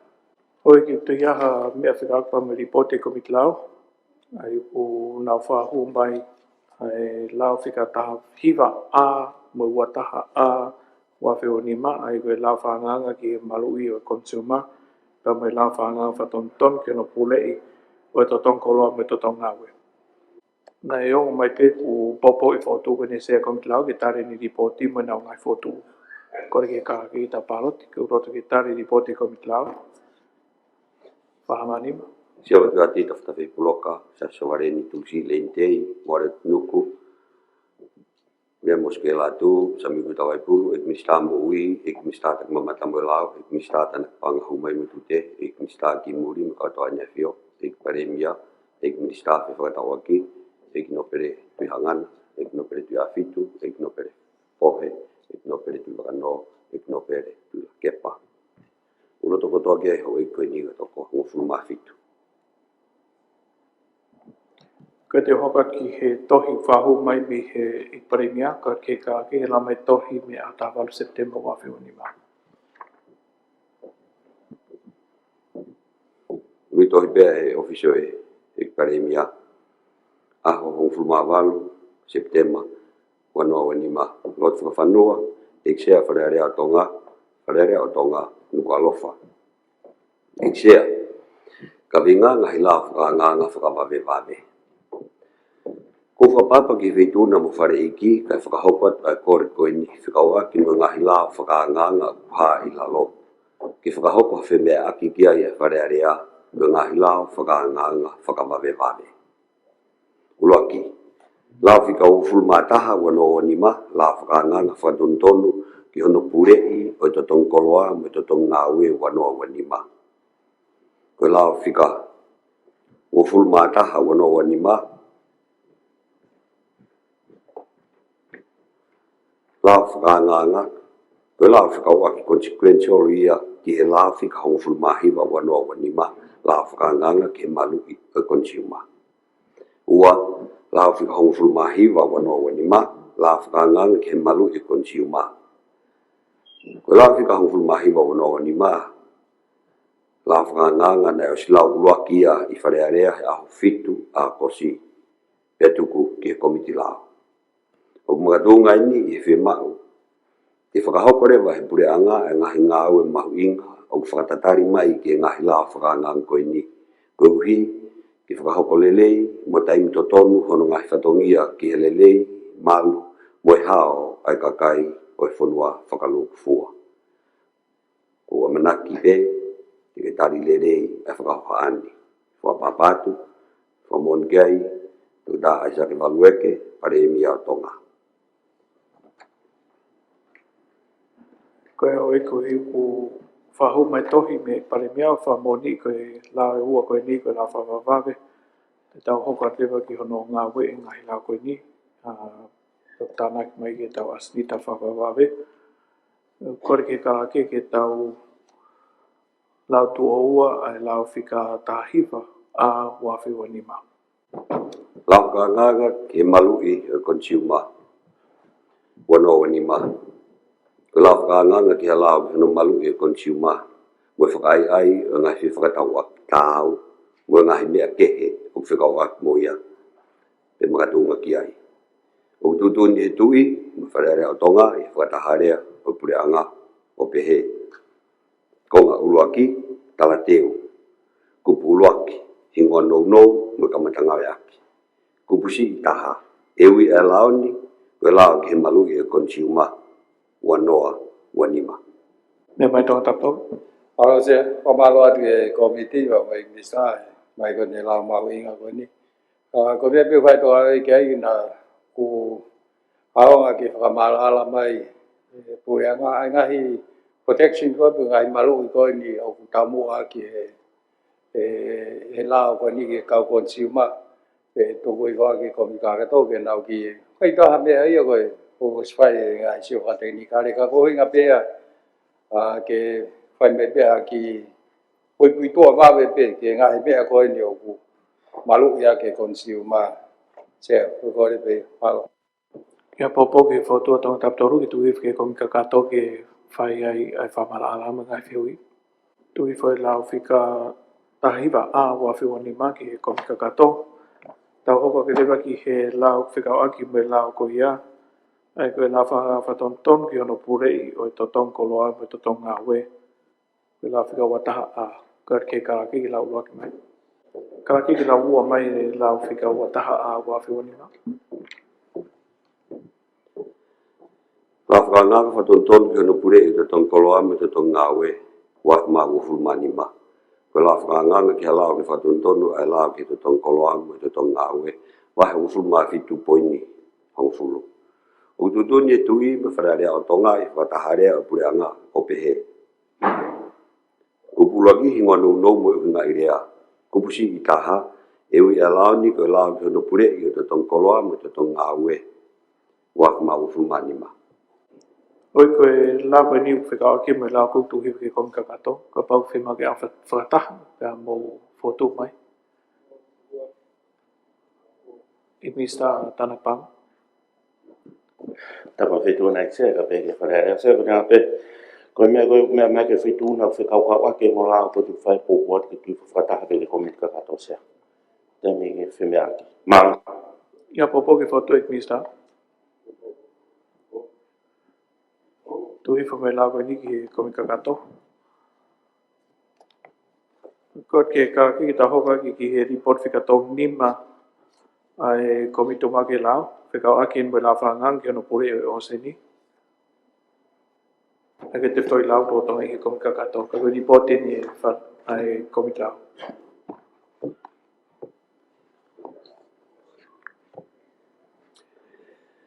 kata koe momo mai lao ka koe tok maa weni a report e komiti lao kala ke lao Ko bitu mag hilao a hong fu mawal September wano wanima lot whanua eksea whanarea tonga lukwalofa eksea di bot figa tol ko fu manima wano wanima ko bitu mag hilao whakawat mula whakangang kiono pule o seni wano wanima ko whakapapa mo whakawat ke feitu una di bot figa tol ko fu manima wano wanima ko bitu mag hilao ki mea kia whaitu una mo hau eki me mi pa wharearea o tonga. O whikawa kia ripot koe ni, me la whakanganga whika ua noa, ua ma ufumani ma. La whakanganga kia no pure o seni ua noa, ua ni ma. Whamabatu, whamoni, ana polo sami kuita waipulu, sea komitu mau kia lao. kala ke lao mai ai pesi tolu ngau e komiti ki lao whakanga o au ki whamapo po kuputataha Ngau e komiti ki la whakanganga. Konga tolu. Ia hong fulmani ma September wanoa wanima, me whakahokoi e fofo whakataha whakamala ala e komiti whikawaki mo la whakanganga. E kau me ki whakatahania e kisea o wharearea, sea komiti lao e wharearea, whafofonga kakai o tonga tapu. Uluaki, ngā tensioni are, tare kita mo ofisa matao me he patunga aue ke whakamatala ea, mo ngai vi, mo whakamatala, toka ngai kina o ngai whatamaki. Whakanatula a takai whiriuriwak ai ea mo i whetu taki, patunga aue. Ke whakamala ala ai la whakanganga ki hau ek me mipa o komiti. Whataha uluaki ai komiti e ahong sumani ma September wanoa wanima. Ngai kawenga nei tokanga ki ai komiti. O ngā wha, i hono wakai e komiti e la whakanga ngani, na iai e ngai whihui mo e kore whakamala ala nei o haki ke whakahoko hatari ki ai a tensioni a repea pehe foki ki he tare kita ofisa matao me he potunga aue. Whapuntaha, na whihui e komison pure o seni mo ngahi mawhai ko ia o kurifaki he la whakanga ngani ki ai. Koe hoha a, koe uhi, koe komison nini, o ki kai whakamahino pau he la whakanganga e kohai e whakanofo ki he sino koini. O whakatu he la whakanganga ai toko lahi e i he komisioni toko nima ki he fitu. E moe malae, pe tau kei e whiri ni ai e komisioni. Lao, society civile, sektoa tātaha, moe pure anga. Ka pui kai, whakamahino pau kohai e i he komisioni. Nei to ia whoki mo tokanga ki he mawhai o atu ki he komisioni, ai a kukaua i he mawhai ke nau tūtūni ki hono tuku atu o hanau nau, mea mo ui me tahi pe ika, Ea mohonoliri ua ngahi tautea o rifaki ki hataha. Compounding offences. Aia, ko e anga maheni i he ngahi lao ke he, hange ko e lao ki tau tai, ko e ngahi mawhai ko ni o ki he ofisa pure ngā ue, CEO pe ia, e koe, potu ngā ue, whila pe i. Whapuni ua. Nei e tokanga, ai komiti ko uhi, o ki e ngahi kupu o e lao whakanga ngani, o kuhange o kungari tu o ua, duplicate, e ia ai ngahi kupu o kosha i he ngahi lao lolo tonga, hange ko ia ko e lao ki tau tai. Whakatata again, ko e kupu hi wangfulma nima, o e lao whakanganga, o guni whakaha mai ai. E ngofua ke whekau e komisioni ke whakatau atu hakoloa o seni, ika, pe mea kehe o kuna tula mau vave aia mo puke i he laoni. Ko kupu ngofulma fitu o e lao ki tau tai, o guni whakaha ai. E ngofua ke whekau he ofisa pure ngā ue, ke whakatau atu haika, pe ha mea kehe o kuna tula mau vave aia mo puke i he laoni. Ko e ngoma whai tatau pe eni, ka ukuri whakia i he ongo sino ke e ua. Lolo tongani, ko e CEO o e tau tai, pia ko e la whakanganga, tene o atu e mawhai tatau ki komisioni. Ne pehe tare gita me te ki, ko e la whakangangani, kono whakalere i pe ia, supplementary ai ngahi, tono o ngahi lao lolo tonga. Ai ko e mawhai ko eni, e tupu pe ia, e tau tai,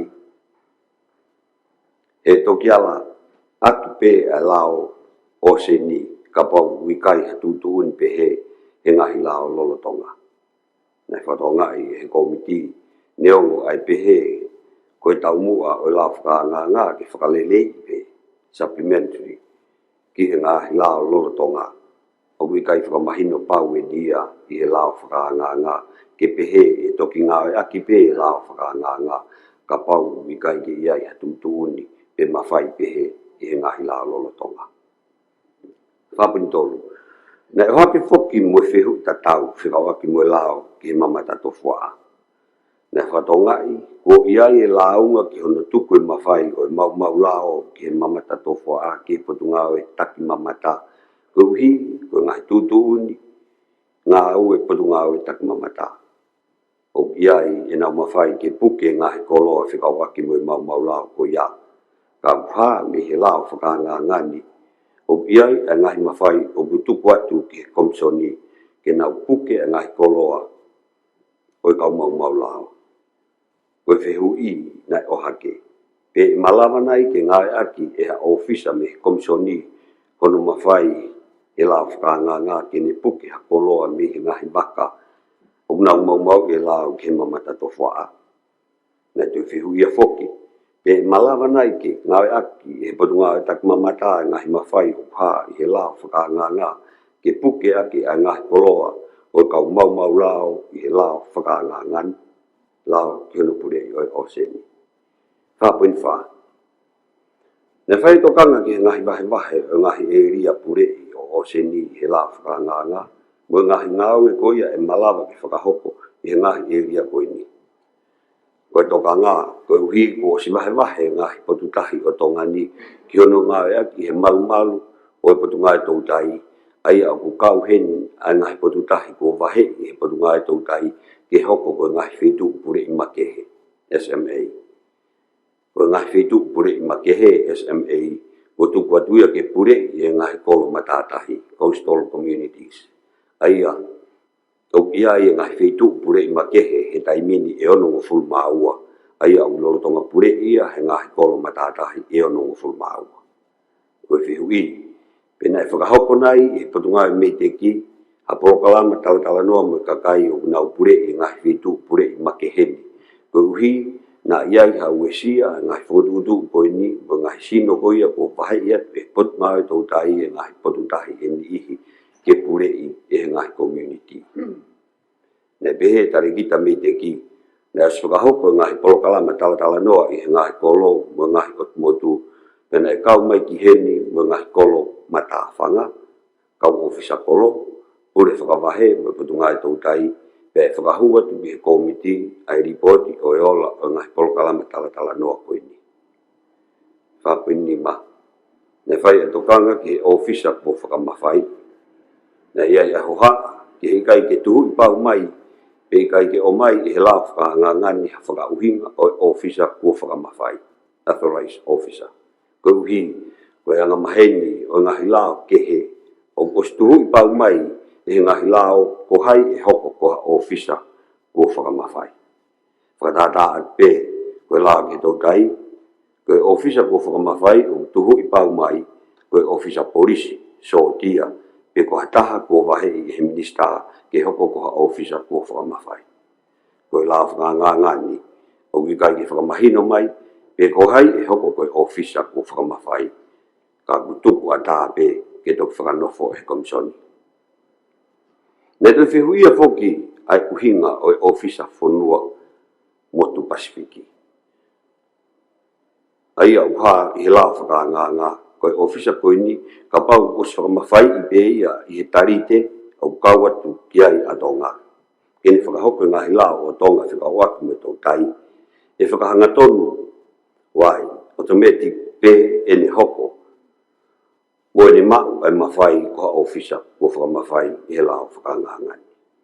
Ne toi whehu ia whoki, pe malawa he patungai me te ki, o mai hingoa o kau ofisa koe ni, pe o toko whiha, pe pehe ke ngahi tarite ko ia, o whekau ak tonu, mo e kupu koe ni. Whapo ni tono. Nai e whoku mo tokanga ki he kau me mipa ko mit whare i, ai aku kau kei e toko tolu ma kehe, me he sektoa i kaipure anga, society civile mo e tautupu, pe e lava nai ke whakamahino, koe kau me mipa koe ni, o nau ma o tau kei, pe o iai pe e nau whelave i mo ngāe koe ni ki oseni. Ne to iai whoku mo tokanga, o hi koe kau me mipa koe ia he komit whare i, o kuofi he toko hongo fulu mahiwa. Ai au mei kau kotoa ki ai, ai kau ofisa pure ngā au, CEO, o ngahi potu ngā au e pure anga, pe he ki he kau matao pe kau tekini kare. Ka koe komisoni, ai au whare i he komit whare i, o ki kai ke mahino, o hai me mipa he komisoni. Oi ai, o ki ai ho haa, ko hi koe whare i, ai komit whare i, e malawa pe ia, ke kai kari e komisoni. Ka koe toka ngā, ke whakapapau i, koe ni ihi e kau atu ki e komisoni, koe kakai tonu pe ia, ki hono pure i, koe oseni. Wha.5. Ne te whai tokanga ki he whemau ko ia he la whakanganga ke mau hangofua langa whakalakalaka, development consent. Ka pau ukiai ha langa whakalakalaka hi e ria o oseni o e wholua. O tutoni e la whakanganga, o hakore ngofua langa whakalakalaka, e whakafou atu ia i he ofisa pure ngā aue o mei teki, pe au whemau ke whakakau atu e whakafuofua ue sia o e ātakai, EIA, i he kore ko ia, pe koe ofisa pure ngā aue mei teki o kuni ulak sivi i e tohi kore ngofua. Na ia e tokanga, ko hi koe ofisa pure ngā aue mei teki ko ia o kuloa tonga whakamawhai i he lao EIA, lao ke whakafuofua ue sia o e ātakai, kene whakahoko ngahi EIA, pea ka pau o toi whemau hangofua langa whakalakalaka, koe kore ngofua ko ia, e toi whakafou atu pe he tahatatau ai a koe ofisa pure ngā aue me teki. Ne toi whehu ia whoki, ka pau o iai ha EIA ki ha langa whakalakalaka, koe hae tau mua o ngofua langa whakalakalaka, mo e ngā aue o whakahoko he komisoni ki mua hono o atu hangofua langa whakalakalaka. Nei behe tare kita patu ngā aue, koe whakatau mua pe ngofua langa whakalakalaka i he lao whakangangani, ki he ngahi langa whakalakalaka ko ia ui kai kau atu ki ai, ai tūtūni e lao ki whakafuafua ue sia a takai, lao EIA. Nei behe he komiti, o koso wakau i he lao EIA, ai ngahi langa o ue sia ai e potutahi o tonga, kau ai ai langa uafu, langa kau ai, e whakatawhenga mai. Whakunwalu. Nei kore komiti whakamalala whikawa ki masino, paanga o mututu uni e kupitu ngofulu mahiwa mo e kupu walu ngofulu o e la whakanganga, mo e whakatupu paanga humai. Nei te oat whoki mo e whakatu ke wakai hatana ki atu hakupu fōo ke whakamahino pau, e ngofua ke whau hangahi tutu uni, regulations, kini whakamala alai, ono whututu a sino paanga, mo whatu paanga humai, funds and revenue generation. Mono whutu o sino paanga purei o Ocean Management Fund, o whatatau, kino whututu a sino paanga atonga, ki he whiriuri waki o ea.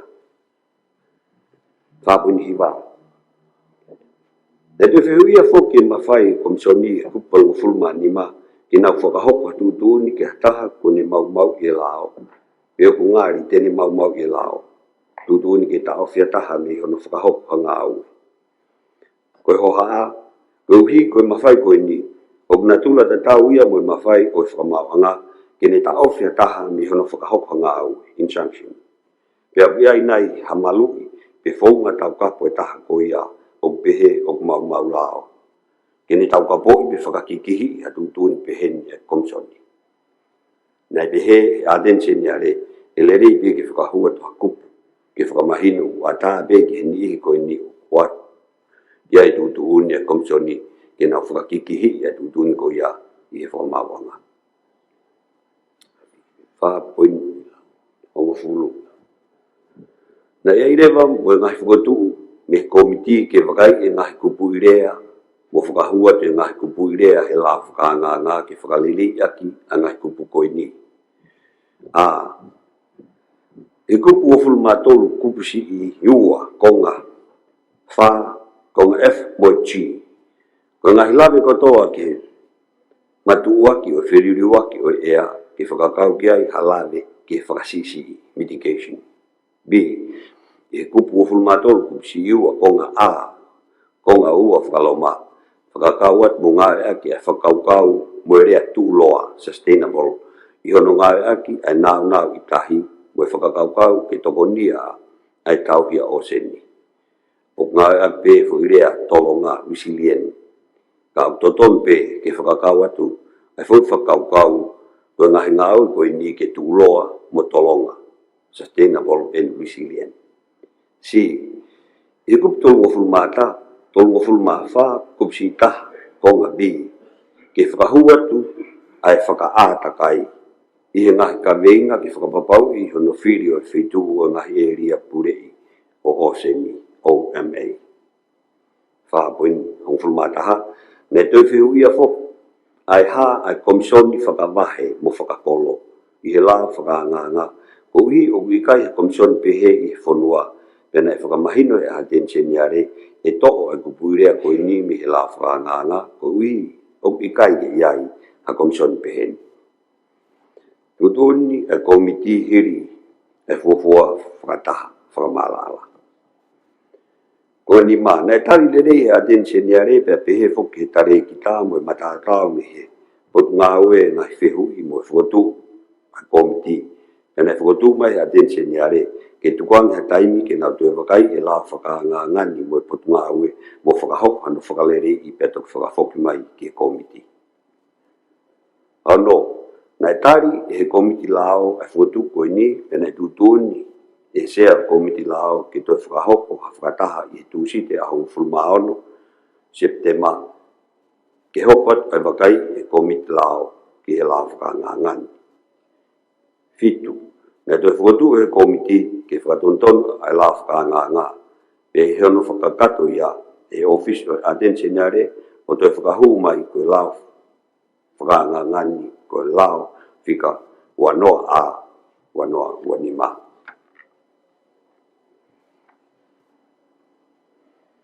Whakatahaua ai komiti a hong fulmaono September wanoa wanima, ngai ka vinga ne tokangi ai komiti, konga malu. I he whakatahani, ne report mai a dense niare o te ke whakakato ano. Whakakato ano whatontonu mo whakalelei e la whakangangani.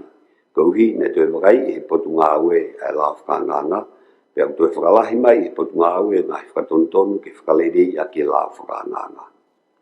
Hiwa, ne tari e komiti ke tue tuku atu hataimi ke whakakato ai a dense niare ngā ue whakalelei o la whakanganga, pia ke toi whakataha e komiti e au to prelul hong fulmawaru September wanoa wanima ke wakai whakaose la whakanganga ki mua hono whakahu atu ki he wharearea. Whakataha tolu ai komiti komiti a hong fulma va September wa nima ngai ka vinga ne tokanga kia e komiti hong fulu i whakatahani ne whatonga i komiti e ngai whatontonu nei toi whakahoko ki la whakanganga hiri ai whakataha ulua ki moe wa aia kono whakamatala i whakaluku fua a ngai whakalelei mo whatontonu e whakahoko ki la whakanganga o kuha i whakalaitaha whamapopo mo ngai whakatuu ko ngā hufulu mataha yono whakamapopo ko kakato a ngā komiti ki la whakanganga whika wanoa a wanoa wanima la whakanganga ki hono pure o seni wanoa wanima pia kuatu a ngai whakatu a komiti o anga peheni taha whakaloma ki tari e ripoti ka tolungu whamanima wanoa wanima komitu ma ki la loma wa ki hokwat hono area i wharearea a la whakanganga whika wanoa a wanoa wanima la whakanganga ki hono pure o seni wa ma ufulmanima. Alexia. Saya komit lang.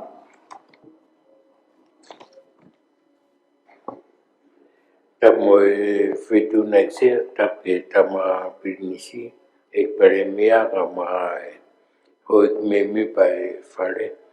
Saya koi kakato nai ngau koi ki lao koi ke pure o seni exia koi ngai whakalele whatondon ko tape kuosi mauia ki loto ki lao koi ni peto ki whahu mai koi ni exia ku foto watu report komit lao mo ngau koi ase malo. Memang no pera baba.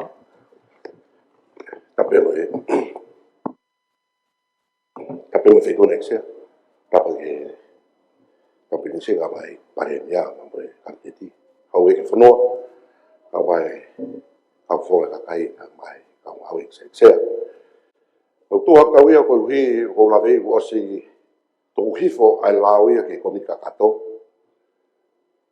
ko ko ke feito na pete lava pe lave ke me ko to ka ngai ka ko hi ko fihia ko fatongia ko exea kai foi mo fo ke tipe a ko korpe ke feituna pe ke fango fu mai ke mea ko fe lave kai fakata pe mo ripoti ko ni exea e ko tu ya exea mo ni pe se ai to hifo ke komika kato ka mo mo ya pe o pe ke ya fe ka paria ke ubre ko pe fai ko no tataki pe mono ka pe me ala ya pe ko to ka ke pe ni exea ke lave ia Memang kau tu tu mite ang fu. Malo se. Hoik. Ko kona tua ke kalake. O haka ni ai whakaunga idea. Ko ngā puka sa koe kere. E foi lao koe ni.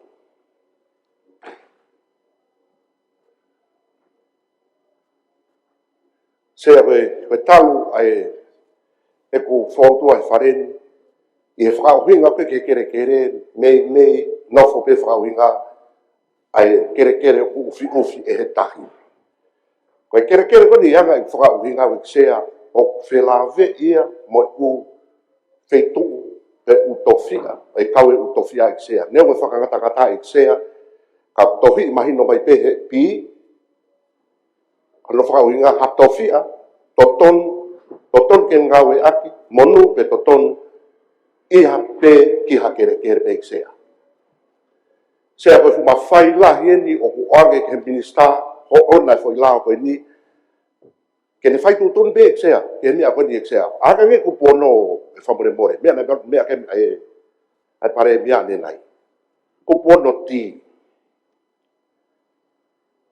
aia koe sea koe no whiri koe komsoni toko nima pe toko fitu e whiri e he kapneti pia ko pau ke ang he minista leva ke toki whai hono whanofo i dihi koe ni eksea pia ko whakawhatongia ke whaunga koe ni eksea ia tuunga maalunga ke ngawe aki moe kau whengawe aki whakalakalaka se ki toa tau taha moe ngai kau taha tokoni mo ngawe ofa ke whakapapau e mau o e paanga pe toha ki i o e invesi ki ai mo whakawhaingo fua o e whakalakalaka o se ki toa ki o se ni eksea Apa o e ki te mumea ki heni tau te fito ke te pile ho igno pere mo wakai de rei ke konga ko ni e whakauhinga.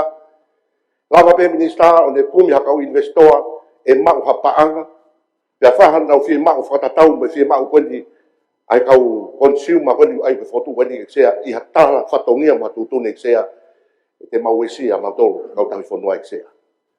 Kau atu pe ki whakatata koni pe ki heni minista whanua.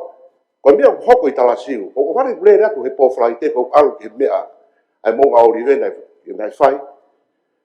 Ko whare siu tanu i mua. Pe ko haina ne whekau ke tanu. Ko mea ko mai ka te au ke tanu e ki tamba koko san taki utaku loa. Sai te ia. Sai au pita pea. Kai pe mea whakalao ke tonu. Aneas, na ingata pe a hoi i ngai angasari o te. A hoi ni o whare ko siu ko tohe papaya i mua ai e tala siu. Eksea. Mata mai ko fonga de ngawe aki eksea. Hamba fai o minista ke ne kumi haka o investoa. Paanga. Ke na ulanga pena to whakalanga i whakauhinga minista. Pea pange kau konsima na whai merewa te lang whakalanga ko eksea. Ko motu ko nuku o kutu i mua i talasiu. Ko motu e se whangawhai tangata i sea. Tupe ke utanoa hingoa. Ke unga ke mahino ke wharenu. Ai tunga koe e hange e ngawe ake fonga koe ni eksea. Hoi ki koe fumawhai lahi e o ange minista. Ke ne kumpe ia hata. Tō maari e. Ka ka omi o tō i mua heni. E fofonga whare area. Peki tau te lau tatola tau te mea koe eksea. Ia ngai whakauhinga. Ka ko ape eksea. Koe hui ke whakatonga i hou e ki e konga koe ni. Konga mawa ki mahi wingani. O ko pia ke ripoti na mai he minista he sea.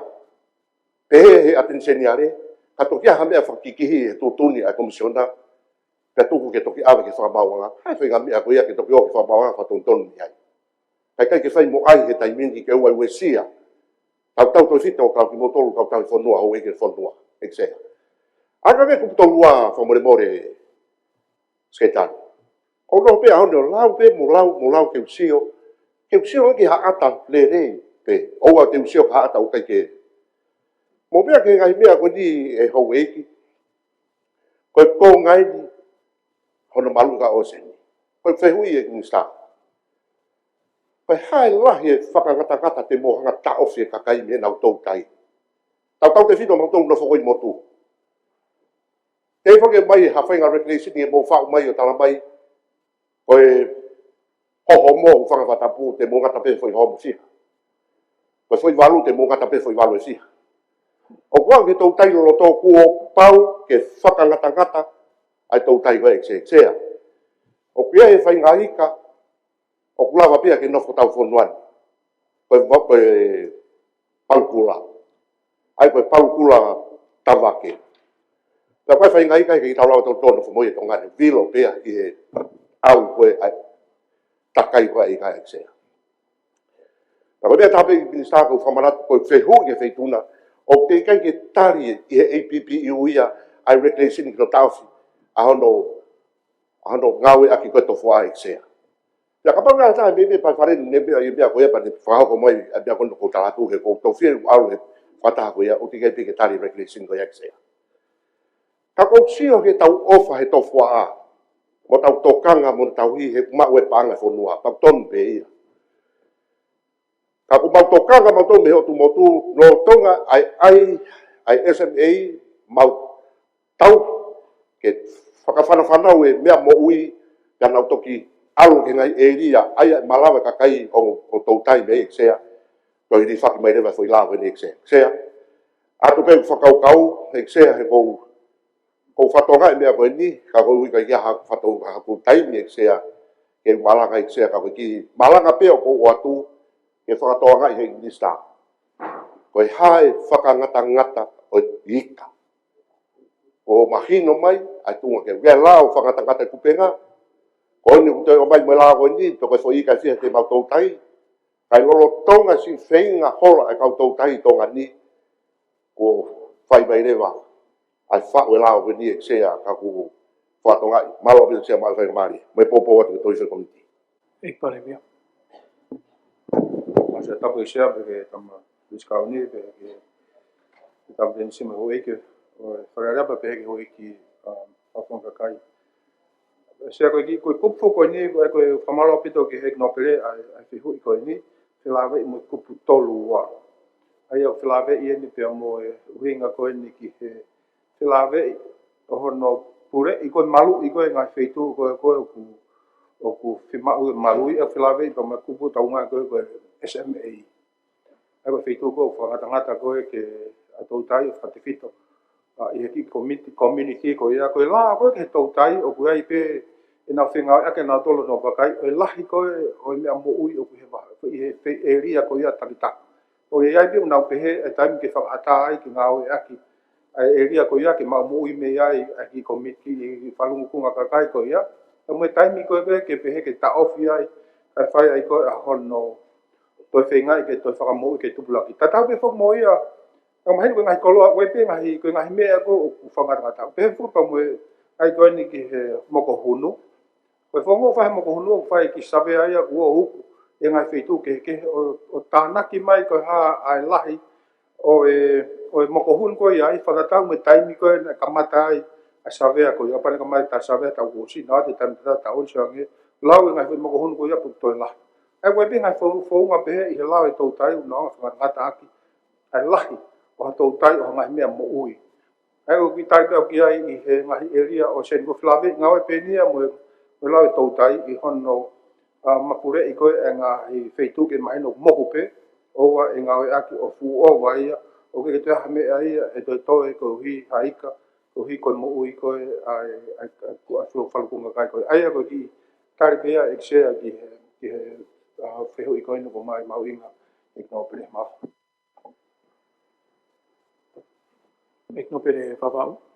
Tapi mai fitona ekse kampisi ek pai mia ka mai ho e ke pare no feu ia pia ke ku te ke imagino que te había la ko ki ko inga te la ko ni ko la ono pure o se ni ke te au ka pa ko pure o se ni fa ka lu ku fu ai ke ka wa ke ni pe mo nga hi tu tu fa la pure ana e mai me fa ta kai ka te fito la ko ki o me a fa business ke te au ka pa ko la ko ni ke o mai ke fa unga ko context a to ngani ko pe ai konga e o la ko ni o se ni ke fa ngata ke ai la ko e ko la o ta ko ba ko nga mai le ta wa fa wa ngea to ngea ko la o ko ki he pure o se ni ko ni o ku fa fe ke domestic ko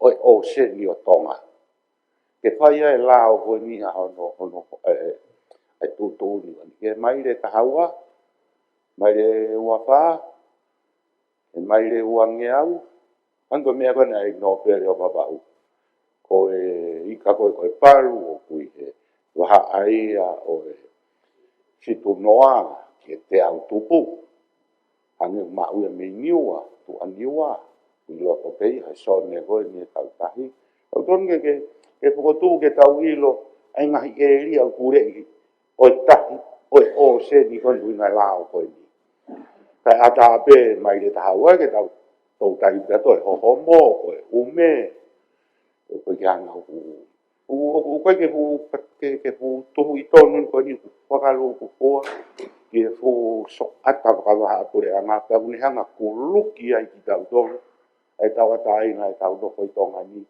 ke u hinga o tau kapaki ta me tau nga ko fe ko mai o se gen o ku hinga ke ngai tu di ke toka fa hinga o no pure e ko la va ka do pe ko mai ki tonga I tu I loto he mai le tau pa ke fu se fu ke mai la e ta hi pe au ton ke pau pio ke ta tau ko ni ku au furi au pito pe ku puke ka to I loto ke la o ko di ko fe o se di o la o ko ni pure alo se Se tapa mo e whetu na peke ho eki wharera sea o malo o peto ki he uhinga ki he wheu I koe ni koe whaka uhinga rea o ase ai ane tuhu I mai ai koe e ria o seni ai a koe e ria koe o seni whakatonu rea ai a koe konga tahi a o whanua ino whaka uhinga koe I he lao ngai kupu konga tahi ai uhinga ni ki he katoa to tahi o tonga ni ai o whakarangata whukia e sone fa ekonomika koe ua nge au. Ka kuhinga pe foke ni e lao e kupu tolu wa, ku pau ke ai pe palani o foki mai ki loto fonua. Ai e palani ke whainga i fotutu, i he tau mua pe e whaka ekonomika ka pere inga tai ko no whinga ke kei lava pe hono ngao ea ki whakapoto poto, o mea mui ko i tahi. Ai e kuhinga koe hao e kupu tolu wa, u te tau mai pe, u hanga he lao ea koe ni o tari, ai lere koe, ai tū koe e lao koe whakahau he tai mini koe ni ki he, ngahi e ria whakatapu tapui. Ai kuhinga i koe ngahi potu tahi maru. Ai a, koe tū koe ni e toki whakahau koe ngāwe koe ni, pai whai e hau pe me ngahi kolo, whai palani ngahi wheitu, ngahi wahfonua, o wakai ange i hanga tū e tahi he tai mini, whe ngahi wheitu ke ai wheitu, wheitu e te mo malu ia o e whahanga i mea pe, ai toki whai palani mo ngā au i ki ai. Pea toki mi arewa i he kahau, ai whotutu koe ko whewheitu ke tauhi a whewheitu ke ngāwe ak. Ai a koe taumua e lā koe ni, ka whangau lā koe ki ai, koe lao ia koe ni ko sine wha tongai pe lā koe ni ke he a koe ni ki hono tāpui koe ngai wheitu, whai tau tai tau te whito i he ngahi kolo. Ai a koe he whehui whoki o mai pe, e whewhe ai ngai anga koe o e mea moui koe i ai pe whe, ai mea ataha pe whoki. Tau tau ngai ki pe o wheitu o whe whangatangata wheitu tau pe, wheitu ue ke whai ai hono whakakake, ai tupulaki koe mea moui. Ai a koe uhinga e lā koe ni, ngā whenga aku ngahi lao e tau tai, pako tui koe ngahi mea ai au teke i he tamu e lā koe ni, teke ha lao pe he. Tere tato wakai ke kahau, wahangai mea ke whai koe uhinga e lawa kakato. Ai a koe anga ia koe tau kamata, koe hui koe tuki lao fo o uen, me whaampe ke ne whatonga i ngahi lao loro tonga, me tau mua koe ke tau fo atoi ke kahau. Osea.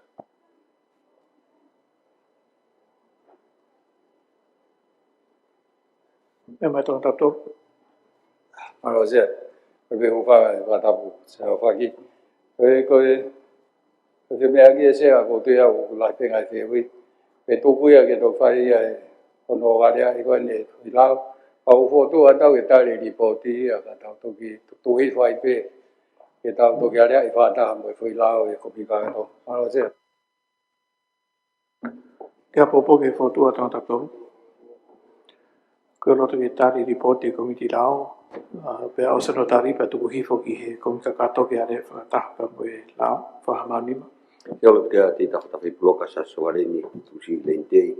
Se vedin tō moua, ware tunuku, samiku tawai pulu, i wasataka, e kunista moui, e kunista tanga mamatame lao, e kunista tanga pangahau mai matute, e kunista tanga muriwa katanya fio, e paremia, e kunista whanawaki, e kino periti hangana, e kino periti afitu, hisalin haines, plinis kalani kalfotofir, e kino pere fohe, e kino pere, no, e kino pere, kepa. Oku loto koto ai hau i kiki ai, tō haufu mahi. Maroi, tau koe ki he se koe kakato ki whatonga i koe lao whanganga whika wanoa o wanoa a o mātuunga i he ripoti komiti lao. Ta hoka ke hoi ki he report whika tō wano wawhi nima me komituma ke lao, kalaki ke lao mai. Komituma ke lao, na haufu mawalu Septemba, wanoa wanima. Lot wa whanua, iksea, whare reo tonga, nuka lofa.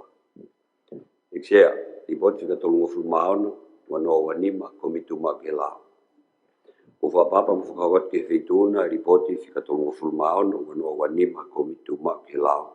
Fika waki, la whakanganga fika ua fulmaua, wanoa wanima. La whakanganga whatontonu, ke kere wanoa wanima. Mea ke feituna, mo hoik me mipa, o whare reo tonga. Whapapat, whamoni, na bolu sa miu kuita waipulu, se komituma ke lao. Kata ke lau mai ai pesifika tolu o au ki he whamapopo konga hiwa. Tala tiu, raki u whakahauka te ripoti ne ala ngā komituma ke lao komiti. Se waku e la whakanganga whika ufulu mau o wanoa wanima, la whakanganga whatontonu ke kere wanoa wanima. Ai au whukutu atu ke whatontonu a te whitui lao. Koe lao ke kere, wahe, wanoa, oinua taha. Ko fatongia komiti ke whakakato a ngāui ki heonga la whakanganga whanatau ki tutun teo whitunga fulma nima kupsi iwa. Tutun teo whitunga nima kupsi iwa. Ko ngahi la whakanganga o whakahu ke komitu ma ki lau ko pau ki komiti ke whatongia aki hono a magai beo whipaki a la whakanganga o konistu tone pe koha toi la lolotonga pe ngahi to tonu. B magai beo koha mo tau a ngahi reo ngai aki la whakanganga mo whonga whaulawa nga mahini. C magai e ngahi hala whakalama mo si pela. D magai beo tatau e rea whakatonga mo whakapritania. I magai beo tatau e whorutu mo whonga o la whakanganga mo tunga nga mahini o whaulawa. La whakanganga whika ngofulmaua wanoa wanima. La whakanganga whatotonu ki kere wanoa wanima. Whatatau ki whakamatau whakamahino. Koe taumua o la whika ngofulmau no. Koe taumua o la whakanganga whatotonu ki kere wanoa wanima. Ke whakatontonu e la ki kere wahi wanoa poinoa taha. Ke toko ai tofia o iloa ko talanga holo. Me he te pire tolu ngai tofia o tui mo no whare alo. O tāna kia tu ki te pire ua. Tofia o ene awhio. E whakangofua heni a hono wahe i e tofia koe ni. Talanga holo ke ngawe aki. Ki hono langa o whare area fo atonga. Koe whakatontonu koe ni e ngofua ki he kere talanga holo ke ngawe aki ko kere ki he whare area o tonga. Ko halanga whakalakalaka. O whakataumua ki kakai mo lele e whonua, pēr ke hoko atu pē, ahono tau ki whakatui o e tofi ani. Ne whakahumai e laoni ko hala whakanganga tāu taha e eksea o wharearea e ahongo fulmawalu o Septema. Ko whakataumua ki whakatontonu e te whitui lao, ka whakawhainga maria i a ene awhio, ke ni wahei, ahono tofia ko talanga holo, ki whakahoko ai e ngāu ki nolanga o wharearea fō. Pea ke tauhi e tofi ani, ke tau mua, ke tukuai e wharearea, pea mohono ngahi ofisi, ko uhi, ko ngā ue mātu aku mahu inga, ko whatu ko ngahi lao, ke tataki ai whonua. Ngā e komiti ke la whakanganga. Tolu, ko uhi ko na tula whakawawe o e la whakangangani. Ne tukumai he iksea ke komiti lao e aho fulmawalu, Septema, wanoa wanima, ai ahonia. Kena ngāu e ke la whakangangani o whanatau, se no ngahi tala whatongia ke tutun te au fulmanima, kupsi whaa mo tutun te au whitunga fulmanima, kupsi ua. O ngahi tutuni, o ngahi wataha e wharearea o tonga, ngahi tutuni.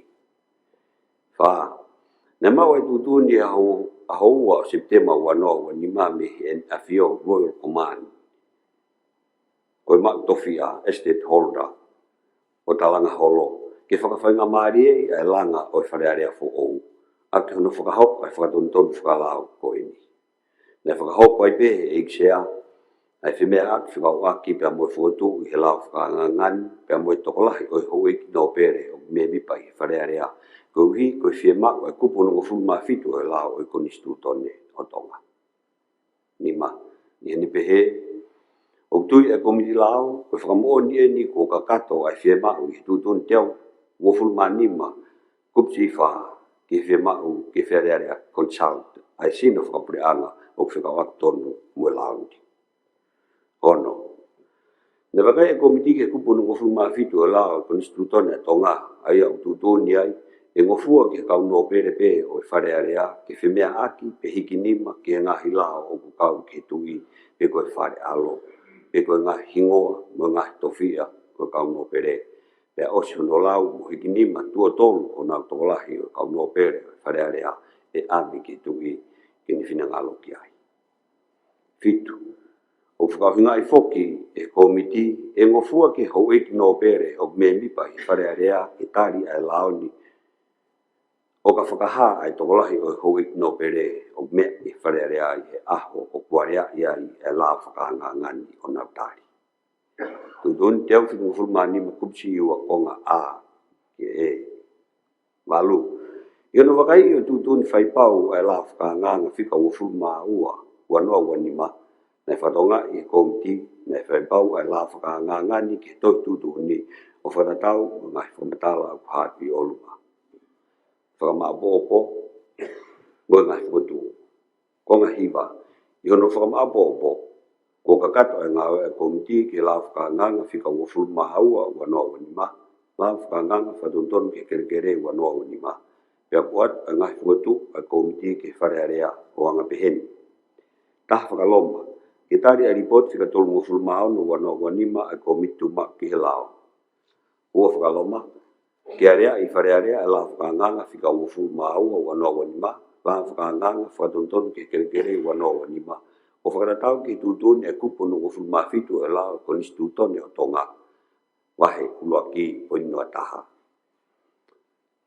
Tolu whakaloma, ke whakahok e ngāu e whakawawale ki he lao whakanganga whika o wafuru mahaua wanoa wanima, o whakaratau ki tūtoni whika tolu wafuru tolu ko ngā bi o ngahi tūtoni.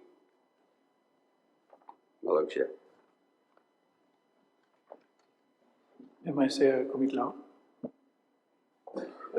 Tamoe feitona sea tapu moe tampirinisi, tomae hoi meme pe whare, I se ko ngā uena nai whakauko ki lao tau taha koe ni, nai tukumai ki komitia ne nai pe whae no wakai I ngai ta whakoe I se wau tui pe komitia koe whatatau pe ngāu pe whare whakatatau ke kupua no fitu. O konistu toni fotu atu ripoti I se maro.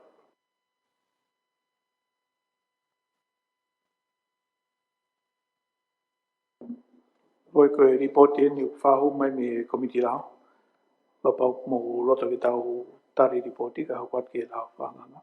Se whakau I ki Ne mai tau tato. Tapo e kona tapo e bemi pa e whare area. O u toi kau ai kakai I he hiki ni mai ni pe tupe ke hau e ki whatatau ke kone sūtone. Koe konisto tone whikao pe pa mo hiki ni ma koe ai lao. Taim kou lao wake ai ki Ai to. ko i kata ki sea. Ko i ngā ia. Ka whiwherewa pa hiki ni mau kai ke tau. Ako ni ngā tā. Ai ko i ngā pia kia. E ia potential o ia. Ka hiki ni ma katoa e whare ia. Ka kai ke tau. Ko hinga pendia ki procedures. Ko i ngā. Pa e mōre le vai ai to tonu e hou e ki nau decide ai fo I lao. Ko i ngā pia e whai ke sea. Ko i kia alo. Koe mea tau taina pe whare ka pau nau whi whakangata heni. A ripoti. Koe tutuni koe konistu tone mahino pe ia. Koe ho e ki e taim kou lau uwaki ai la tu o me la tu o Koe whemea aki ke whonga ngā ue koe tau whaukohoko koe asini tau. Kei pore pe whare ki ai wharufua. Koe taimi pe o ku lau uwaki ai. E tok whemau e ho e ki ke nau tutuni ki ai. Aia koe whonga ngau koe ni nei whahoko pe wā whetā tolu. Ai koe taim whamui mui nei whahoko ai hiri e tau riri whapuitikare wā whaumfuru. Koe taim peo pāloti ai lao, koe taim peo whangatangata ki o no pere. Koe ngai whemea ki kehe o kei tutuni pe tatoi tutuni ki ai. Peo ku iei peo mo toton ke mo whai tutuni ke ripote komiti lao. Ani fotu mai ke tari. Kata pese ato whakamahino ange kui whonga pāloti koe ni. Maki lau pea. Ko uia hau eki ke hau eki no pere me, porque katoa hau eki. Niki ke tau te pire e lao. Koe ripoti me komiti lao whahu mai. Peo ka pau te motari ripoti. O ku hape I loto he fotu o hono tolu. Ke hoko mai lao ke la whawawawe. Te tau hoka ke rewa ke no ngā wei ai lao. Se kata kia se. O waspea I ke area e whare area lao whanganga. Pau rewa kai ke tāri ia. Pia kai reo ke area. Ko mea nau toangia e to tonu ai hou e kia ke nau whai tūtonu pe ke. Ka koe anga pia o wheu I whamalala I hange tua koe. Oi, koe totonu koe ho iki. Te tau toki au ke nau totonu he taim kou lau waki ai. Te ke tau au ke lau waki. Tau ke tāno pe ni he ripote komiti lau. Ka pau ko mo whaamu ke whaangata ai. Kone o si ia. Ka koe ngai totonu to kamata pe he taimi uku tau wau ai ke asmita ko ia. Ai te ke tau au ke tau ke komiti lau pe. Ai koe hape o mo whai tutuni ki he ripote komiti lau. Pe tau whai akia. E kike mua e toton whakunistu tone te ki ai ke tau wau ki ai. Te tau toki au ke tai ko kula wai. Se tak mo Me mai Pero tak mo tan prinsipio ko me pai. E faresia ko fema o fa mala la pesia ke. He ku o mahu inga o pito e lawe ko ni. Pe a ke tawanga mo o fatom to no pa e tari e feitona. Ke ai hatu tu ni make he e fonga ngawe ki ai. Tata te fito ke kupu ono fitu. He kono o inga ko inga ila mahu inga ine na fai ko ha ko tau o hinga pe tu sia ki ka hau. Na kai mia ko kai ke a o ila mahu inga e ko ni ki fa no parea. Ka ngata pe ko prosita ni utau iai. Ka ko tu o tu mahu inga nge ko ni stuto ne se mo to tono ai ho e ki mo kupu ko ni. Na alama ke fa ton ton time ke ai ha tu ni make e fare e ki ai. E ku he feito una pe ia. Ko fa ta ke sia ka pa e hu mai fa ngala beni. Hanga tonu pe ia. Ke pa lo ti ai ho e ki. Ka ua te fo mai e prosita ko tau fo ai. Na fai ku hoko ia ko ha me a ke ne ha fa fia tu ia ai mahu inga ngai la beni. Popo pe se te au sia ke. Ke tu ngau e fare pe ko poini ko loto ke fatonga i ko mahu inga e ko nustu to ne sia. Te mo lao ko ni ke fonua mo ni ngai fakalaka. E ko kupu ia ko ni le o mai e me mahu inga i fakalaka ai fonua tau tifito ke mafai ko ni. We kere mo ho weki. Ko ya be kau sia. Wat pe ke faren ai hatu ton make ki ai. Ko ne a mai pe ke fai ngala fika mo kupu ni hanga ton pe ia ke fai tu ni ka ho weki malo sia. Sia. Tawa ni stala. Tawa ni feito na sia. Atpegi whakapau koe ri. O koutu e sia koe ripoti o ke he me la uruaki. Koe ripoti e koe ripoti pe ai komiti la. Tutu ni koe ke ave ke ndauhanga veti ai tahfitu lima. Koe ia pe. Nau ngata pena te tahfitu lima. Koe nau tutu uri koe ke he kinima e whare ni pe tari koe ke tari koe whai mia ke heia. Koe lau uruaki o e lau pe ia. Tata pe poka tunga vai ripoti. He una paloti ke eksia. Aia e tu e botuan eksia o ku maa pe fo tu ia ko e. Tapi ni mta to ripoti katari ya tari. Ka pa ko ke tari, o ke tari. Os la ua ke lao. He unga he unofo e fare eksia. O ku malava pe ke whakanga e ripoti ia o kuhala na ripoti. Tena tamai na tolu wa na viu na to ko me ai ka wa ke mau tu i matori ki ai e tu ya mo tuan ni se ta fikini ma e reporti e hene osi tu ke ta fa aki au ta to la ula ke la o tu ri pe fa ria to ai sia pe hu ma ga no pe o fa ho ona fa to mi fa ko ni stu ton e ku bono fitu e sia mano Hoi ke ruaki pe koe poini koe ni ko hake koe ni whakautahani mau ke ni mo oni.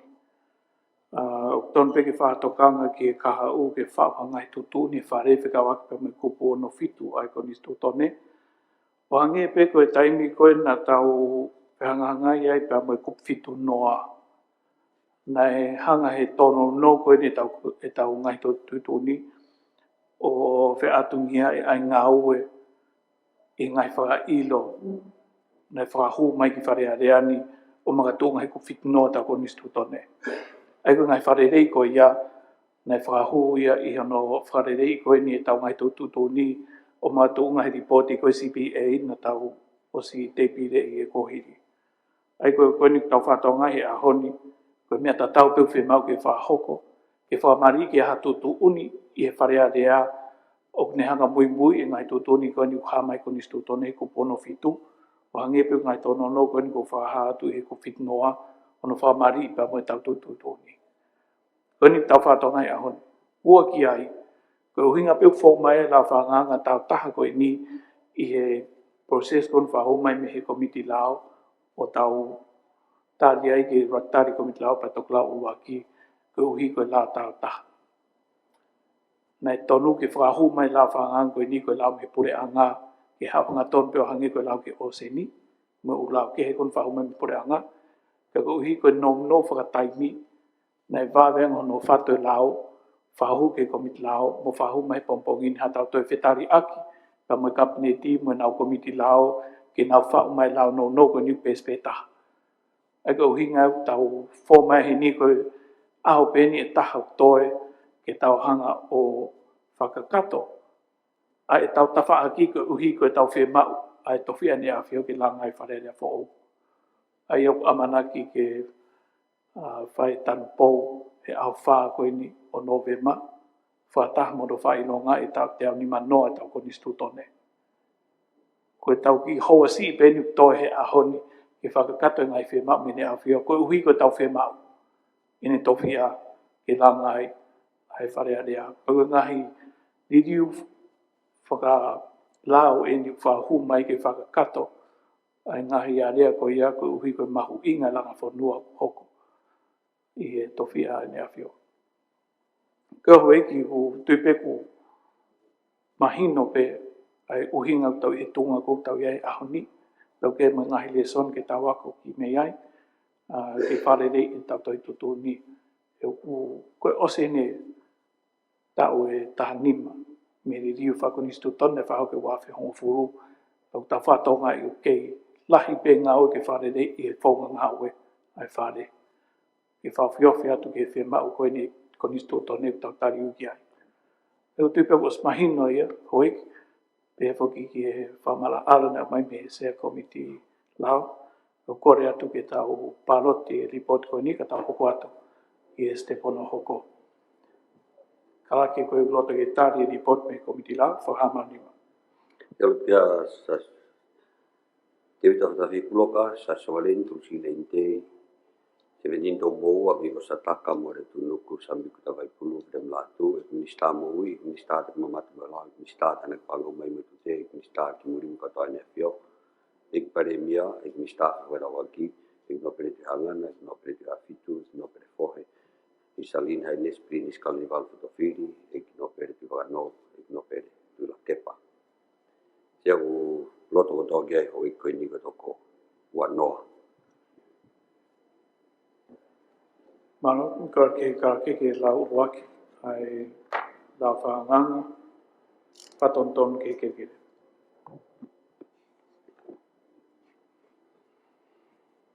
Lau whakangang whatonton ke kere waf ma uful manima. Ko lau whakangang kia lau whatonton ai lau ke kere pahe ua noa pui noa taha. Ututun e tui me whareare o tonga e whatahare a pureanga o pehe. Kupulu aki hingwa nou kupusi taha. E ui e lau ni ko lau whatonton ke kere waf ma uful manima. Ko roto ke tari hono lau waki, ai lau whika wowo o a whiwa nima, lau whanga whatonton ke kere, me he hoik no pere u i he whareni whahama nima. Sia roto kia Istalin hai nesplin iskali ni val fotofiri, ek no pere te hangana, ek no pere fohe, ek no pere tuano, ek no pere tu afitu, ek no pere tu la kepa. Uloto koto gai ho iki no pere koe ni koto kono. Au tu oua. Laf nganga whatonton ke kere waf mawo fulma nima. Ko laf nganga ke la whatonton e la ke kere pahe wanoa koino taha. Ututun e tui me whareare au tonga e whataharea o pureanga o pehe. Kupuluaki i wano no. Kupusi taha e ui e laoni ko la whatonton ke kere waf mawo fulma nima. Ik no pere he wawau. Tak me fitona, ik zeg dat dat maar dat principe is ja. Kun je daar nog maar in op de nieuw, daar we toch hier hier kon studeren. Maar je nog maar tu ani, kun je daar nog afva, hier kon studeren, dat ook met meer van het keren. Kun je toch hier bij je neefje, kun je kolom bij je. Ook veel bij je, ook je bij je, ook veel hier, lang hier toe hier. Ke re mawhai ke ne koroa. O peo i pe koe sketsolo ua, koe tau pe talanga holo, o alu ke uruaki, kai ke ito uma o pe sketsolo ua. Koe peo i pe se. Koe talanga holo pe tau me sketsolo ua ke uruaki. Kai ke ito uma o pe a whakakonistu tōne sketsolo ua. Pare se. Koe no pere koe kupua koe ni ai la whanganga, ni hanga whatontoni te pire tolu. Ai aku tamatei ai talanga holo me te pire tolu. O tāna ki te pire wahe kupu tolu koe la whanganga. Koe whatontonu peo. Alo se mai no. Ik no pere e tonga tapu. Tape me feito na se. Tapo ke tama piskala ni kama e ho i ko whanere ato. Se ke ku e whamanatu pe ke he ik minista ki buri ko no pere. Ana fio le o ko piskala ni ka ta pe ke hiki nima. Alo se.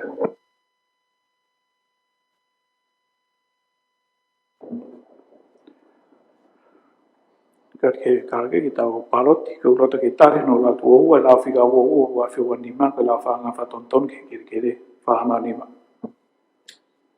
Se alo toke ai a Isalin hai des prinis kalani valfotofiri, ik no pere te hangana, ik no pere te afitu, ik no pere fohe, ik no pere te wakano, ik no pere te lakepa. Ik sea, loto ka toke ho ik no pere, te bide ho ik no pere ko toko ono. A tōtau? La whangang whatonton ke kere wa mau fulmanima. La whangang ke la whatonton, ai la ke kere, wahe ua fulu poino ata. O tutune tuim whareare a tonga i whatahare o pure anga o pehe. Kupulangi ngā nou kupusi kaha e ui a laoni ko la whatonton ke kere wa mau fulmanima.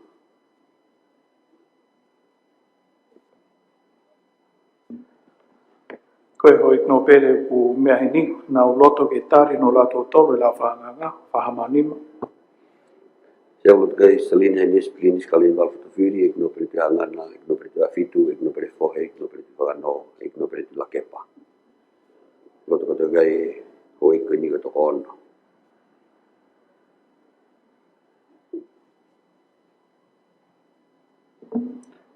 Mano hoi ko whamarot ke hoi ke whare pe whake hoi no pere, mono whakakato e la whangang koe ni ki he kere. O te whamaloro ta honga pito ko uhi ko no.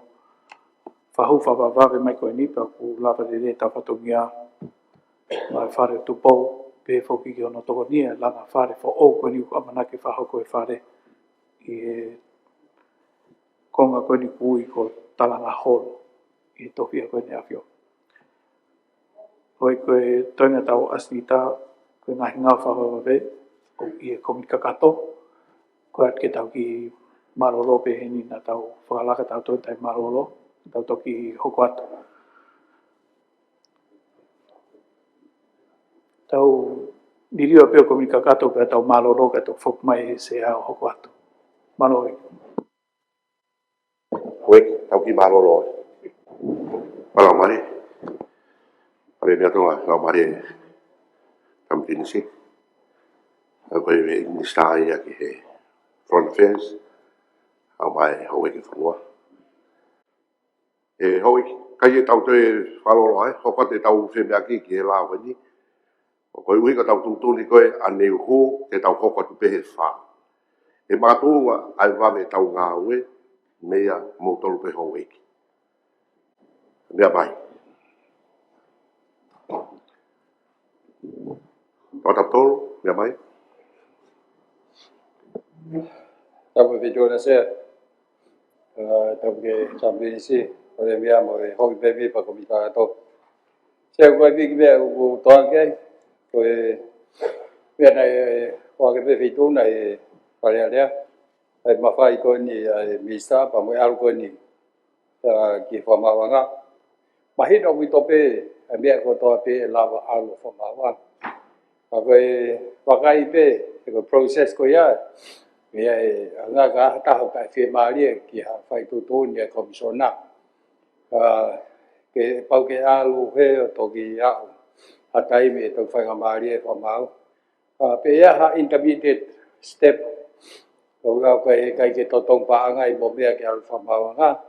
ai wakai ai tu to ni komisiona ki boa pau tai fi mari ki ai patok alu ki fa mauanga ko ua pe sia i kup ta to lu sia wa sia ko me ta pe ki komisiona no fa tongia i o de tama ai te na fai tu ni ke CEO ke te report me afua mo hoko ke pe ai ki he fa pe ta pe te na fai tu ni ko nga ke kai be policy approve by cabinet ko pare mai ni se ko winga ko CEO o ne fare i administra ko ni apa to ha uia o fai to ai ngau e komisiona o to ala tu ke vista kalio ke ni lawa ia o fai ono fatogia ko fare o tai nai ia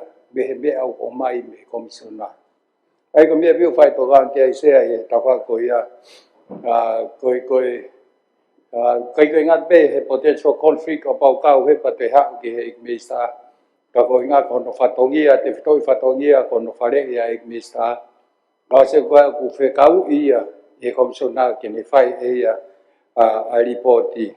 Ai ko tu ka pe ai ngabe ko ia sia ke ko ia hatari mai ka to ko ka te rio ko mal. Mal sia tapi ko la pe ke kamis ka ni pe ke ho iki komiti.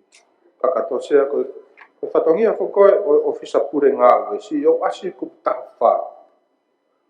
Ai ko foki ko no fatongia ko ngai mafai komisioni ase tatu tafa ase fatongia ko ofisa pure nga we ko ase ko nga F3 ko e mea ko nga tafa fa nga report mai komisioni mo kabineti o ku felave mo no faka hoko e laun o mai pa fa ko ai to nga ko hi kono te fatongia ma fe paki ka ku aspe i he tafa ko nga tape ne tokoni ke ngai komiti ko e pare i ka ko ku ka mo ia ta fatongia ko ke ne fa ko ngai report ko e ke komisioni mon fo ko komisioni ko sino fakalao te fito sino yo ne fa ko ngawe ka wale ba si o ko ke ai me ko ni ko tu ko nga ko tu alao ko he ka ho brang pe ka ko ni tu la mo fo pe lao ia ngai fatongia ko o ofisa pure nga ai aku kau ai nga me ko ni e ko aspe ko nga ko fa pa ko ni o ku sia e fa ko lao o atu ke na tol ke ha fa no fe pa pe ko nga ka me ena o ku aspe nga me ka ko tu ko fe hu ia mo toka nga ki na fe paki ka ko tu ko le rat pe nga o mo se wa pe fe nga no na ki ko tu ko ma ho inga pe ke ai ko no fatongia ai e ko i tai ni mo fo nai ai mo tonga kina ko tonga tapto ki he ka pau o ku o sangi fai tu fo komisionia hen pe a kabineti ka pau ata e wa tu ani fo tu ka kai fo ai ko ni wa fa ma tu ku pe hen ni ai kabineti ka mo hen pe fo ko ngai la ni o ku ai pe ai ngai me fai tu ka si o pa pau ka alu ke minista ka ko nga fo tu ko fai tu ni tai mini o ku i komisioni a komit fare ai ala ke fo le ai o ala ke komit fare ala ke komisioni to fa aset ke kabineti ya ke ka nga ko fo tu ko ma fai ko fa ko fatongia mo tu ni nga ko ni se malo kata be ko ya be se ange pe ko me pare via ai ta fa ye apa te mo me ro pe ke ku ta to lu pe sta fa ko i o pe mai tu ni ai CEO ia komisiona tu ri ke ofisa pure nga o ke te ia report o firma ke te komisiona ai ne te ia me ko mai me pato e fa be tu ni ofisa ko ni ai CEO pe ka mo ga me ke tu nga o ta ri kabineti ai o tau pe o ku takiua ai CEO ia o ku tu ni ia he komisiona pato tu ni ia e minista hono fatongia tupu ai ko mene fai to kala ki ai pare mia o ku e potential conflict hen ko inga he ku ha o ni ta fa ke wa pa ko wa pe wa pa ri ko ia ne fai tu o ne fai ai ga o e ko ni tau pehe atare vai komisiona ia ai commission ia me ha tau pehe ko hafu i ripoti palo parema apai ato ripoti ia ke kabineti tau pehe mai kai ta mo ha ko CEO ia te ne fua ia ko ia me te ui kai ko komisiona Habia ko ke te pe komisiona e na ripoti o whakahu mai ke minister pe fua tau le vai minister pe na whakaho ko whatongia pe kai I he whare I CEO. Ka koe ne tua nai ko he I mo e wha o hau ai komisiona ke CEO whai he CEO ia ai ngā ue o tok alua I ke pureanga.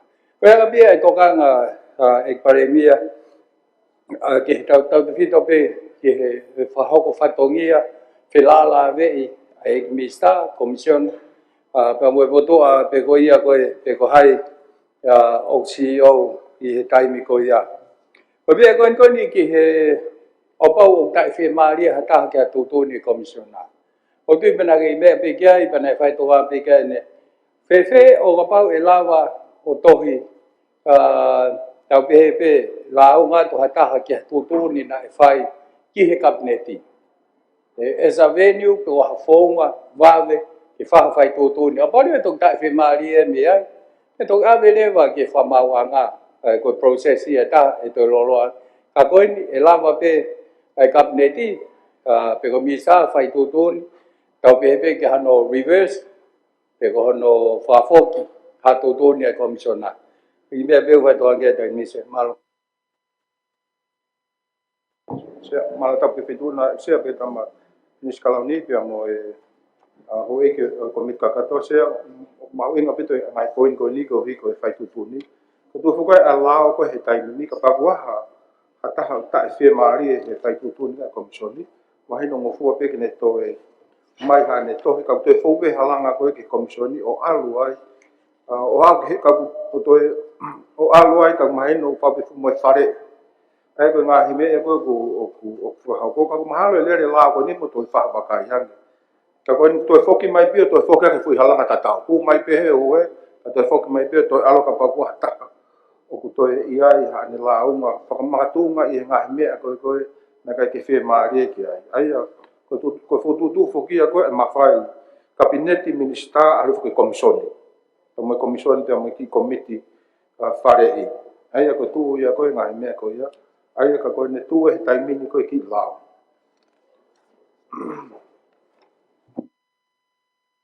Paremia. Ai koe tu koe tu ki polo kalama koe ni ai koe minister, pia komisioni, pia toki ofisa pule ngau me. Ai koe mea kou toka kei ai whakafonga, hai mea kou toi whauai e ofisa pule ngau a report ai komisioni. He was fili pe foki he kabineti ia ai sea I e toko nima pe toko fitu o kau me mipa ko ia. Kai ki nau whako pe nau tolu e nau ripoti maa e pure anga. E wha te tūtū ni atu pe. Me minister pe koe komisioni ke pure ngau e whikawa ki mo ngahi mea ke tūtū ni kua tari e kabineti. Ai koe tūtū ni koe ati me kabineti ko paurewa ke I ofisa pure ngau e ke ne whai ai ngā whawhatongia ko ia. Whai kawaki mo tūtuna e kabineti. Kai whoke tau ilo po hai tūtuna e kabineti e whai ke ofisa ngau e.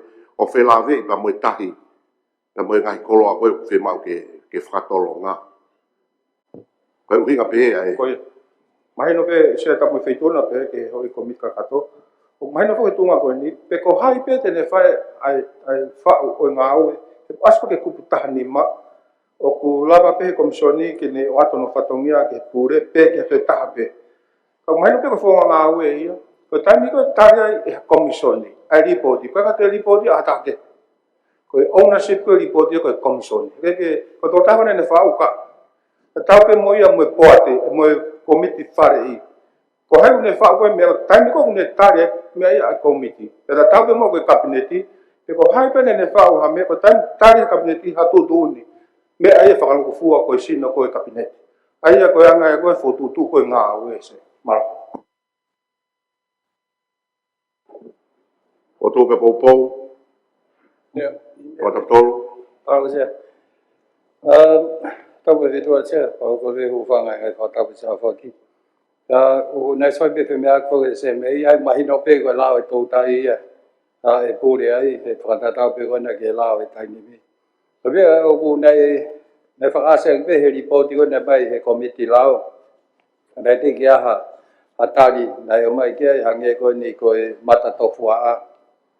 Pe aku pure pe ai tau tai ai tak mata pe aku pure ai foi ai komisiona ai e ve ko ni pe ko wa pe ai ta si di pa anga ko ni ko ave ki ai nai fo ke la pe ku kai ke ave pe ke trust fund ko ai fe di wa ke ya pe ko te foto wa foi sino trust fund ma ke he ya o ke pe ya me trust fund ko ni ke fe di wa ke ya pe ko to lu pe ai ko ai o pa wa ha ma pa nga ma o me e koloa ai fonwa i krista hi o ku aluia ki he trust fund ko ni pe wa ke fe tu ke pe wa ha ton pe ki fa pa malo Asia, tahu ke itu nak siapa be ke tampis kali be hoi komiti. Kakato famalo be ke ngai fe hoi ko ni. Ko ya ko tu ko tamini ya ko mata to fua o ku hela be ya ko o potungau taki mamata. Hange ko aspe ku ta tolu. Ka ngai lao ku tolu fa memor. Ka ngai lao ble taimin ble pe na tolu ya na tu nga ko taimin. Aí ko la ko ya ne tonga kina pe kina tol ko me ko ki he pa anga ko ni o le hanga ko ke tonga kina mo foka hako ke ngawe ko ni ang mahino ko kai ko no ko pa anga tala si ti ko pa anga pe ia o ku tana ki mau ai pe pa anga ke ne hanga to nga ko ni o ngawe ko foka hako commission ai ko pa anga ko ya pa ke hu mai pe ia estimate ta ko to pe o whakafo mai ai o toki alu ai e nao mea ko ia ka mahino ai ko tu nga fuku e ko wakai fui ki la ko ni e ka pana ko hapa anga ai o kuma wahe ki tua ma panga tala ki tua e lava pe ia o ngā ki tua o te fo mai pachi di ka ko hen o ku hu mai pe ai hen ka mon be foko hi ko sion ko hi he ko ai ngau fe la lave ko fe pa anga ku ton ke alu ke mea fe ka mahino foko en ko tau tai ko o sen ai o fai a whataumua ia o pa anga ko ni ka hape mea hoko i o sen ha ko toa e ki he. Ka tuk tutu na pe puranga ma tu ko e nia ko tutu uni ko o ku fo mai pe me pu kabineti. O anga na tutu uni i ngā au me ngai mea ke fai aki. E ngā au ko ni. E ka pau e ha ngai pa anga ko ni o ha o ki he o seni mahino ko ngai patseti me ngai mea whilawe. Ka mo e ngā au e whaka o seni e alu ko toa pe me ia i ki he kahau. Ai ko tui ko e taumua ia ko o pa anga ko ni. Ang mai no mai pe sili ni ko ni ko la ko no mai ne pa anga a ke be ni mo fe ri wa ko ya ka ko o se ni en ko tu te tau fono nga to si o ange i ka hau ko mai no pe na hanga pe o veri o na hanga pe mai fa paton e fo tu ya ko ni ngai pa anga ko ni ko la be fu ya tu tai mini ngai pa to tai ko to tai o ko tai fa lao o ko pu ke la ko to tai o ko sei kono lao nai ke ko ha pa nga o mai to tau o sei kono lao ana mo tutuni a o he taimen ka ke ka ko anga fo tutu me lao ko ni ko me ko pa pe ko ma ha tau lolo ma mi o se ni pe ko ma o me ko ni kolo ma kolo ko ti ta to fo me to lu ko fu kolo ma la te ki ta no lo ai e kai ke te alu ke ma te tau to va kai ki ai ka tau fo no nga te fo ke ni i ma huinga o mi me ko tokanga i kina o se ni me ngai mea ka he lai o bito ngai mea fui o sen ko ngai waka ko no mai o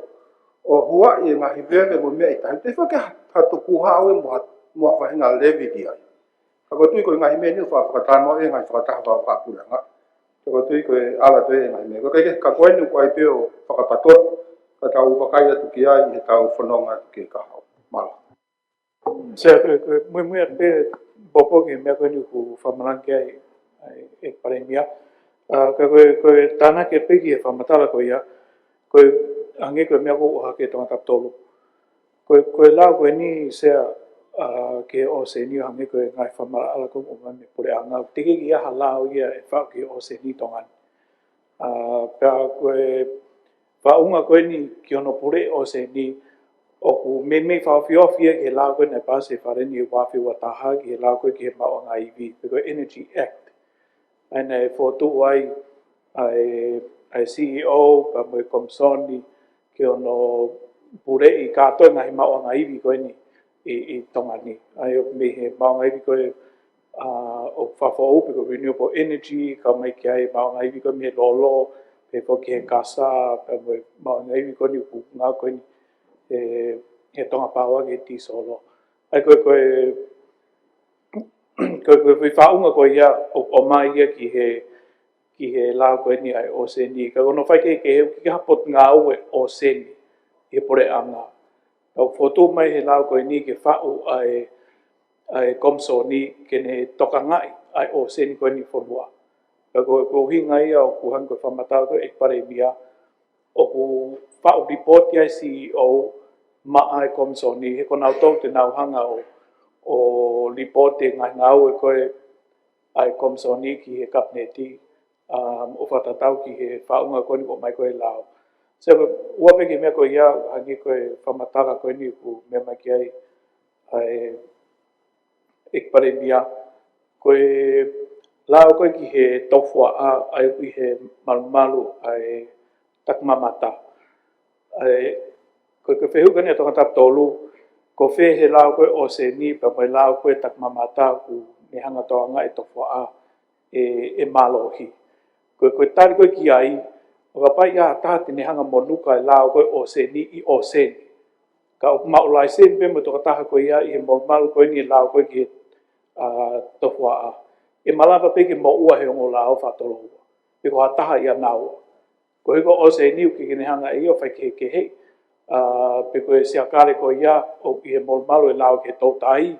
Pe koe lao ke sia tofua pe koe lao whe o uhinga o se ni ke o se ni katoa. Au ka pau kia ngahi tutu unia mamau I hataha I he o se ni o I he malu e lao koe ki he o se ni. E malava peke mo ua ai. Mo hato e lao ke he peu apply ki ai I he o se ni. Koe tāna kupia taha ki he mena o hake he sea koe kom kakatolo o towe whare adea. Whika aki pa whauhinga rea koe kere. Koe lao koe ki o se ni kuhinga ki o se ni pa kono whahu koe kere ke mahino e mea o ki kai kau ki ai o se ni mo ne lao. Ai koe whauhinga rea koe ki he kere kuhinga ki ngai tofia koe o no pere. Koe ngahi kere o ku vai ke mau le whapala whatonga ki ai. Ka I he whapalangi whatatau ki he lao koe tarite koe UNCLOS, koe inland water hangi ko whangauta, o ku lao ia koe kere. Ka hoko hatu pe lao ia koe ia he lao koe o se ni koe asi definition koe ia I he lao koe ki o se ni. Ako ki whamarala pe ia sea ki he ngai mea koe ni ko hake whi mea ki u. Popot ke ngai diriu ko ku tari koe komiti lao ka whahu mai ki he lao koe o se ni. Malo seo. Malo I ki mui E mai tō tātou? O kutui tātau pēu ki he. Ke lele e ni ko unga pe lia sai ke whamala ala I peke. Tau mai no e koe whapalu taha e hau eiki. Koe lewia. E koe lewia ni o koe aslere angia I ono whapapala angia o pe mai Ocean Development Levy. E koe ange pēa ki tax. E lawa pēo charge. Totongi. E ala kau eni he whotu I koe ki he kupu walu noa sea. Pade mo mea peke kupu walu noa. Ko kasi ai koe fund yen. Ocean Management Fund established he lao. Ai o kai pe pehe ia ko tok ai pe account ka ko fo isino paanga whakalao en whatatau ke kupu walu noa. O tui ngai mea ko ni ala lava peo ai regulations ke mahino ai ka kohinga pena ke whakamahino I o kia whanu set up o kai mo levi I kupu walu taha o sai pe ke tausio ki ai ko ngā no aunga ke langa koe o whai hono toka ngā o se ni hange pe koe ia nei whai lau ki ane nai. Koe mea koe ke he CEO. Oke, pate ne teu. Pia lava atu ke he minister.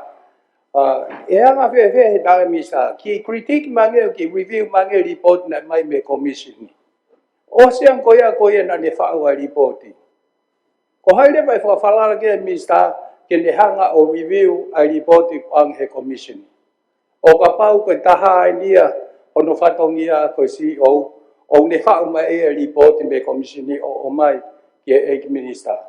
Ko uhinga pe ek minister ba mo se whare rea ai uhinga hono whaka ai ke he ne hanga le vai no o ek minister me ne mau whare me he CEO hange ko tawanga mahin ke.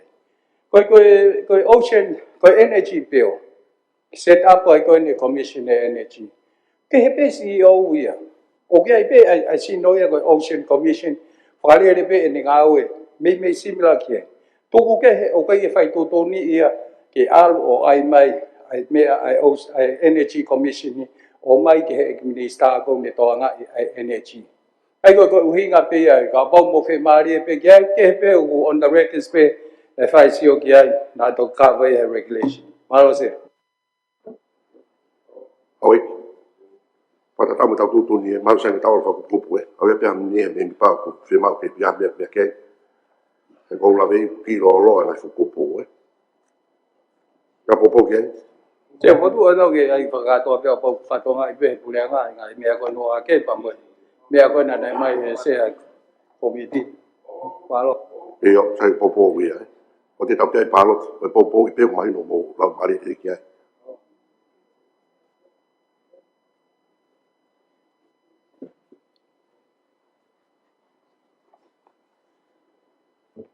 Oi, foto pa popo.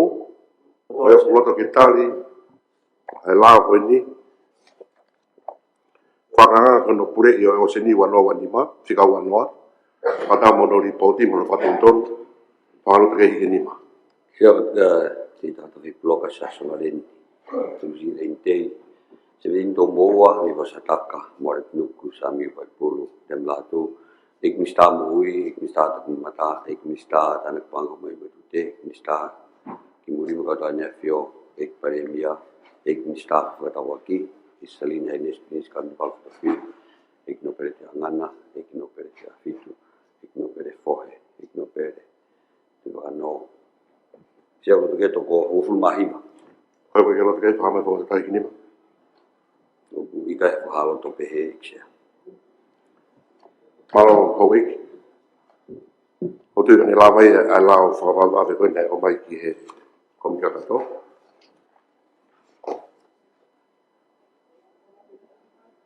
Koe la vai ua. Oke kalake. Ai koe lao ki he whakanganga ki he malu i o e consumer wanoa wanima. Ia mai ek nisa. Lepa. Tapi he juna eksia, tapi he tau bini sekolah ni pa pegi hau mimi pa komito kato. Ange pe koe aku mea e feituna pa pegi hau mimi pa whare.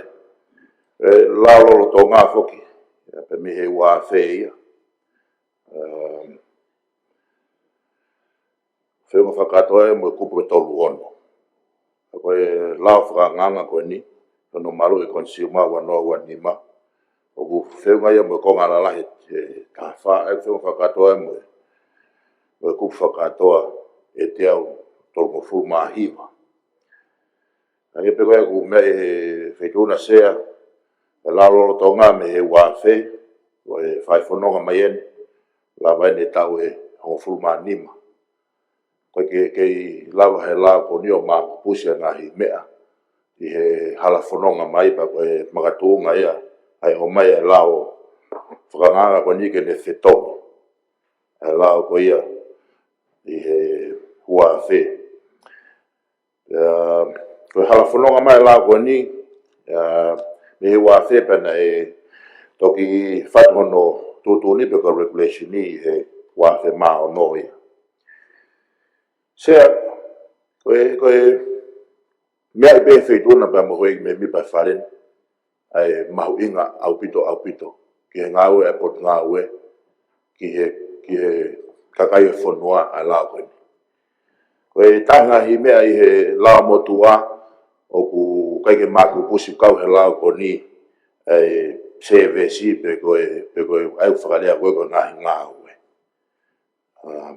O ku lave foke lao ko ni e ko tu lo tonga sia o ku ai pe foke ai ka unis pe kita e malmalo e pot ngawe o ku nau takai atu e ngai whare koloa o whai hono sivi mawe ngai koloa hange pe ko ia ku hatu e pesi fitu taha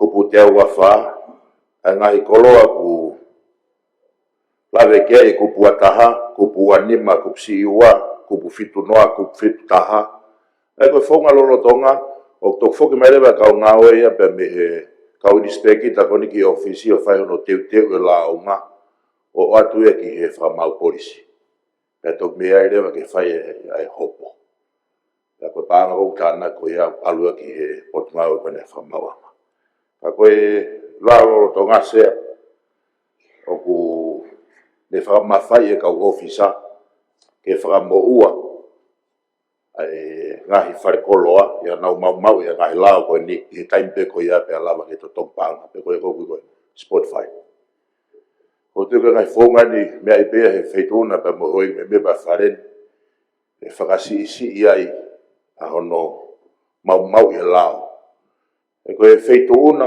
mo motuan mo ki tau to ka to pe ko kau consumer ki tau to e se na kawa te motuani he uke kuosi e mui atu he joint task force o kawai ngai kupfe kawaki kawai pot ngai polisi ko tamati afi ko ngai immigration ni ko e tuku hau ko e customu ko e fare mahaki ko e va me tokoni ko e pot ngai ngowe ko ngai fare koloa la sea fare koloa e tahana mahua e wikosi mau teke mai koloa ki tua he osiangi hono Silvia ngai fal koloa ko ni tana ki feunga whakatoa mo tulori e tolu.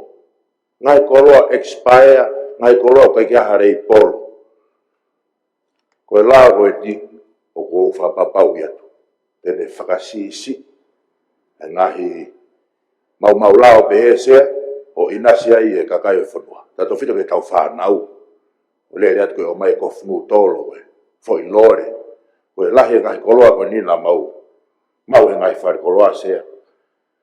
Tata te whito ke he lore mi hono veteki mi hono peketi o tuku mai pekani ta whakatau taha. Ko e lahi ngai koloa.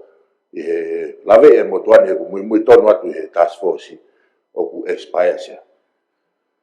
O ku lawe a pito pe la ko ni hange ko lawe e motuani ke ni hanga o makupusi. Ngahi mea ko ia koe ke lava he lau roro tonga. Ke whiau, kai lava ke whahoko rere ngai whatongia, e pot ngāwe, ki he kakai e whanua. Taha ngai mea sea ko whia lawe ki ai, i lau koe ni whekawaki pa moe, iai e mawhai, ke ngā aue, wa ofi, i regional level, ta pe whoki ki he international level sea. E kulotonga whai e ngawe whakawhi pa moe PIFI pe koe Pacific Island Forum Secretariat he lotongani e regional law ia. E kei whok pa moe ngawe whaawhi. Ka mo Australia i international level. Ai aku talanoa ki ai e konga walu kupu fitu o whai atuai ki he e konga walu talanoa ki ngai kupu whekau e koni sea.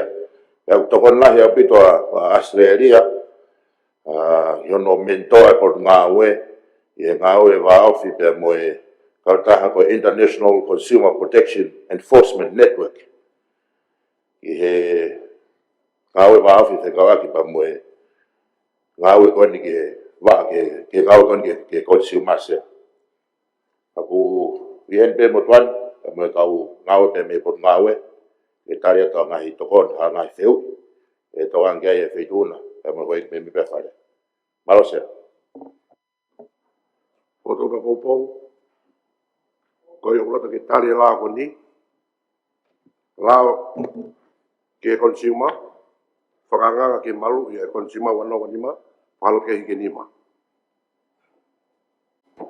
Siapa tika i bloka sa vareni tu silente sendin to boa i masataka moret nuku sami waipulu yang latu iknista mowi iknista mamatambela iknista tanak panga humai moitute iknista muli kata nefio ik paremia iknista fatawaki isalin hainis prinis karnival fotofiri ik no perete angana ik no perete afitu ik no perfohe no perete pakano ulo toge to ko fu mahi Koe koe kena teha hoi hoi tau. ko ha fa halo to pehe ikse Alo. Eiki pikni saha parevia. Tako ulawa pe whare au mea whare rei maka mana hene o ngona i te tau toi lo loa. Hana toi loto ke wha maala ala. Kai ni koea was mea pehe kau me mi pai ai. Hai anga koe tau ngawe. Kai ke. Hopa te tau ngawe. Ai pe lako ni se kawaki pe mo lako ni consumer lao whakanganga whatontonu i ono pure o totongi koloa mo totongi ngawe wanoa wanima. Koe o loto ke tale lako ni waloto ke ike nima. E o mea mai tango taptolu. Ole pika ik mesa kita mai pepe ha mea whatontonu e lao koe na tau toko stari. Ki mea mai pe minista ke ki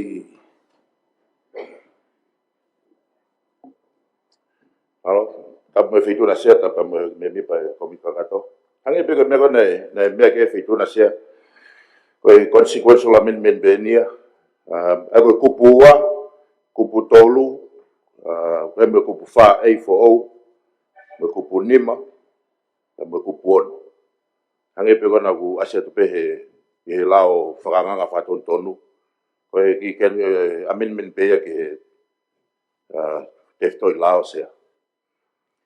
Malo sia.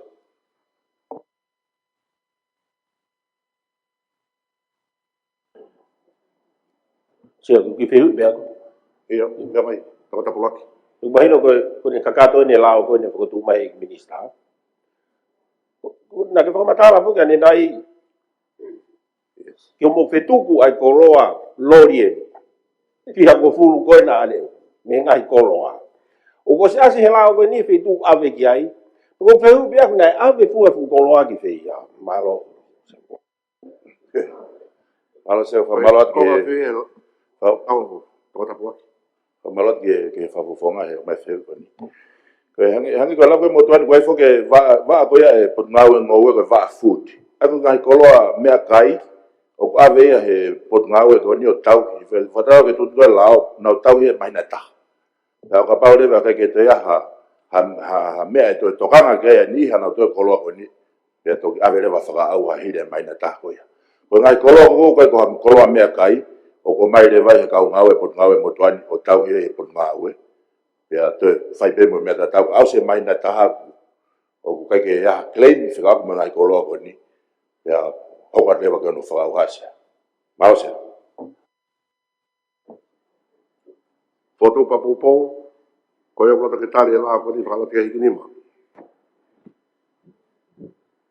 Patamono ngai whatontonu Siapa tika tita fatafi bloka sa vareni tu silente sendin to boa i masataka moret nuku sami waipulu dem latu iknista mowi iknista tak mata iknista tanak pi pangahumai iknista muri kata nefio ik paremia iknista fadawagi isalin haines prinis kalanival fotofiri ik no perete hangana ik no perete afitu ik no perete fohe ik no perete pakano loto ke toko nguful mahiba Koe koe ki lato ke i whaapai whakota tahi ki nima.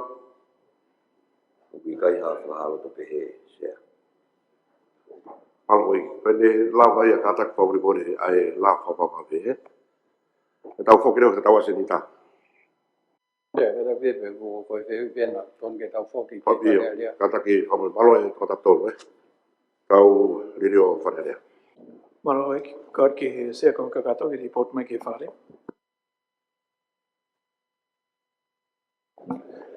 Tape whitu na kisea, ha vai au ki whanarea tonga. Pamore bore pe kisea, o kai ke whatonga e mega ma malo e tap tolu no. Mo kalake no whatonga mai, lava pepa ripota ki whituna. Ai ka lao fika 5.3 ka tahi vai mo lao 5.2 ai ko fika wano ai ka lao pointa ko fika wa tahi sea utaria e he komika to pata mo ngai faton sea pa fa fo ke fa tu ni a fa tu ka fitu de ke o fa ta tu ne fa le ki sea ba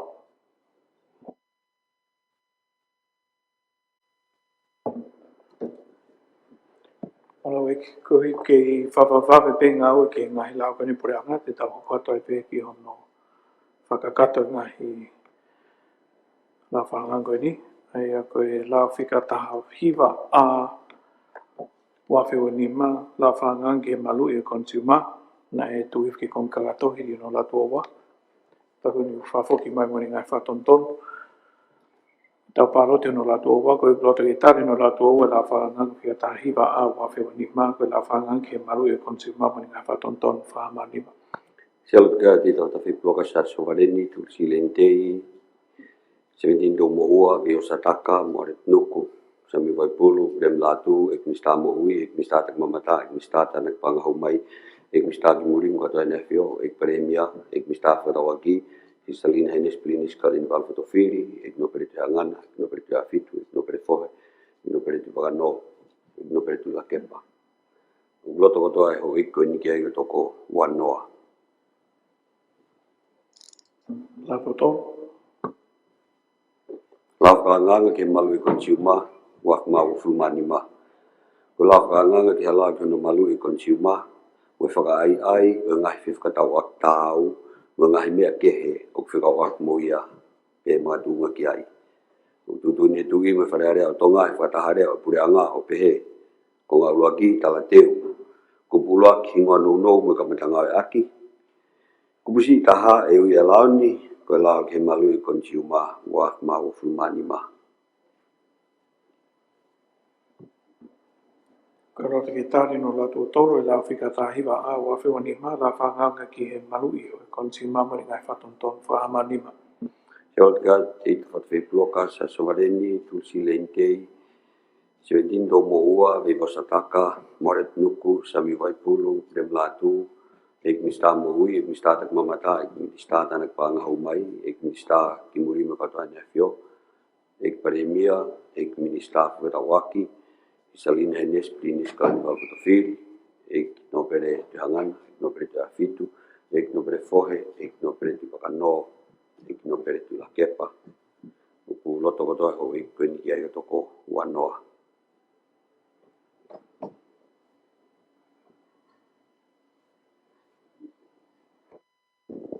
Ek mista tari o la consumer.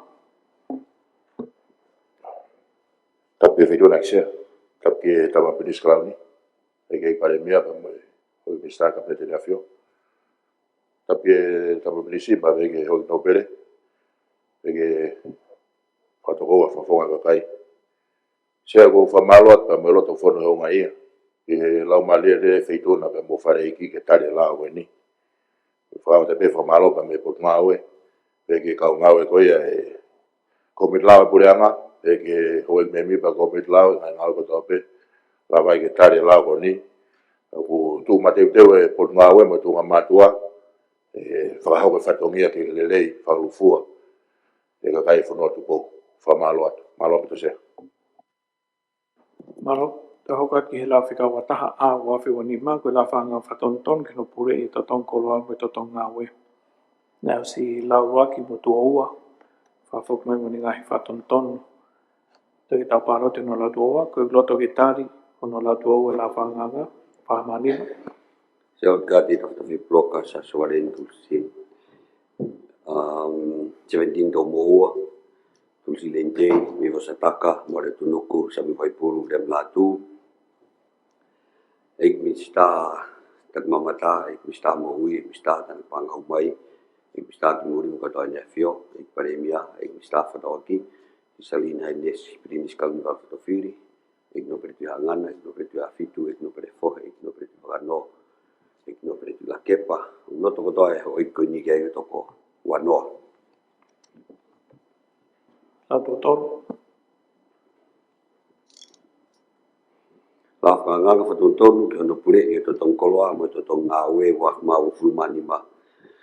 Ko la whakanganga ki la whatontonu e la ki to tongkoloa mo to tong ngawe wa hong fulmafitu poini tahanoa.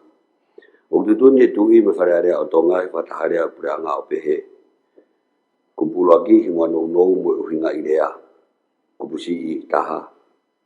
I hui a laoni. Ko la ki hono pure e to tongkoloa mo to tong ngawe wa mau fulmanima. Ko roto I tari hono latu o tolo.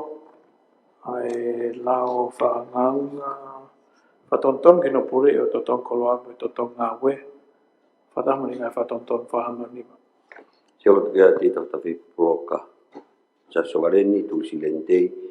17 to mua viva sataka moare tunuku. Sami waipulu. Dem latu ek mista mui. Ek mista tak mamata ek mista anak panga humai. Ek mista murim kadonya fio. Ek paremia. Ek mista kadawaki. Isalin henes prinis carnival fotofir. Ek no preti hangana. Ek no preti afitu. Ek no preti fohe. Ek no preti pakano. Ek no preti kepa. Loto kotoa ho ek puni kia iko toko wanoa.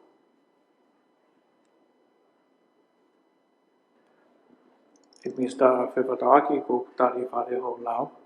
Tapi fituna ki sea tapa mo hoi me pa frade atom. Sea ko mea lele tahe mo ui po teke lava tau. Ufonga fa mate rie ke wakai ki ai. Ola ke me loto. Fa vitai lau mali lele me loto lele faren. Tan lele lau ni. Ko e fra malot ba me loto ngai. Tau me pe toka mai mafi. Malama ne skai na fa po le fituna pa fare ki. Malose. Malo, taho kat ki he la whika wanoa a o wawhe wanima. Ia koe la whanga ki ono pure I o seni. Na e tuhifo ki e kom kakato. Whataha pa me ngai whatonton me komiti lao pa kun whafoki mai ki o kuatono paloti. Ne o slalwak mo la tuaua. Ko roto ki tari ono la tuaua la whanga la whika wanoa a o wawhe wanima. La whanga ki ono pure o seni whahama lima. Te mot kia tita hota whi puloka, sasawareni, tulsi leintei. 17 to moa viva sataka, moare nuku, sami waipulu. Riam latu, ek mista moui, mista tak mamatam lao, ek mista tanak panga humai mutute, ek mista kimuri katanya fio, ek paremia, ek mista fifarawaki, ek isalin hainesi, klinis kalin valfotofiri, ek no perti hangana, ek no perti afitu, ek no perti fohe, ek no perti vano, ek no perti la kepa. Loto katoa e o ek peni kia e toko wanoa. Latu tau. La whakanganga ki hono pure e o seni wat mau fumanima. La whakanganga ki halau ki tutuni ki hono palani hono ngai aki, ilang whalakalaka, pure I mono malu ia o seni o whanua ma ai lelei whakalukufua pia mo ngahi tau mua whelave I moia. O tutuni e tui ma whararea o tonga I whataharea o pure anga o pehe. O ngā lua ki talateu. Kupulua ki hingoa nou. Eu I launi ko lao ki hono pure I o seni wa mau fulmanima. Ko e roto ki tari, ai la whanga ki ono pure o seni, whatahamuri ngai whatontoni ono latu o tolu whahama lima. Se lo ka ti ta fi ploka sa so valeni tulsi leintei. 17 do moa viva sataka moare tunuku sami waipulu riam latu ek mista moui ek mista tak mamata ek mista tak panga humai ek mista kimuri ek premia ek mista fadawagi isalin haines prinis carnival fotofiri ek no preti angana ek no preti afitu ek no preti fohe ek no preti puvano se loto ke toko hoful mahiva. Koe kai loto ki hono latu o tolu la whahanga, whahamanima. Wiga halo to behe ikse.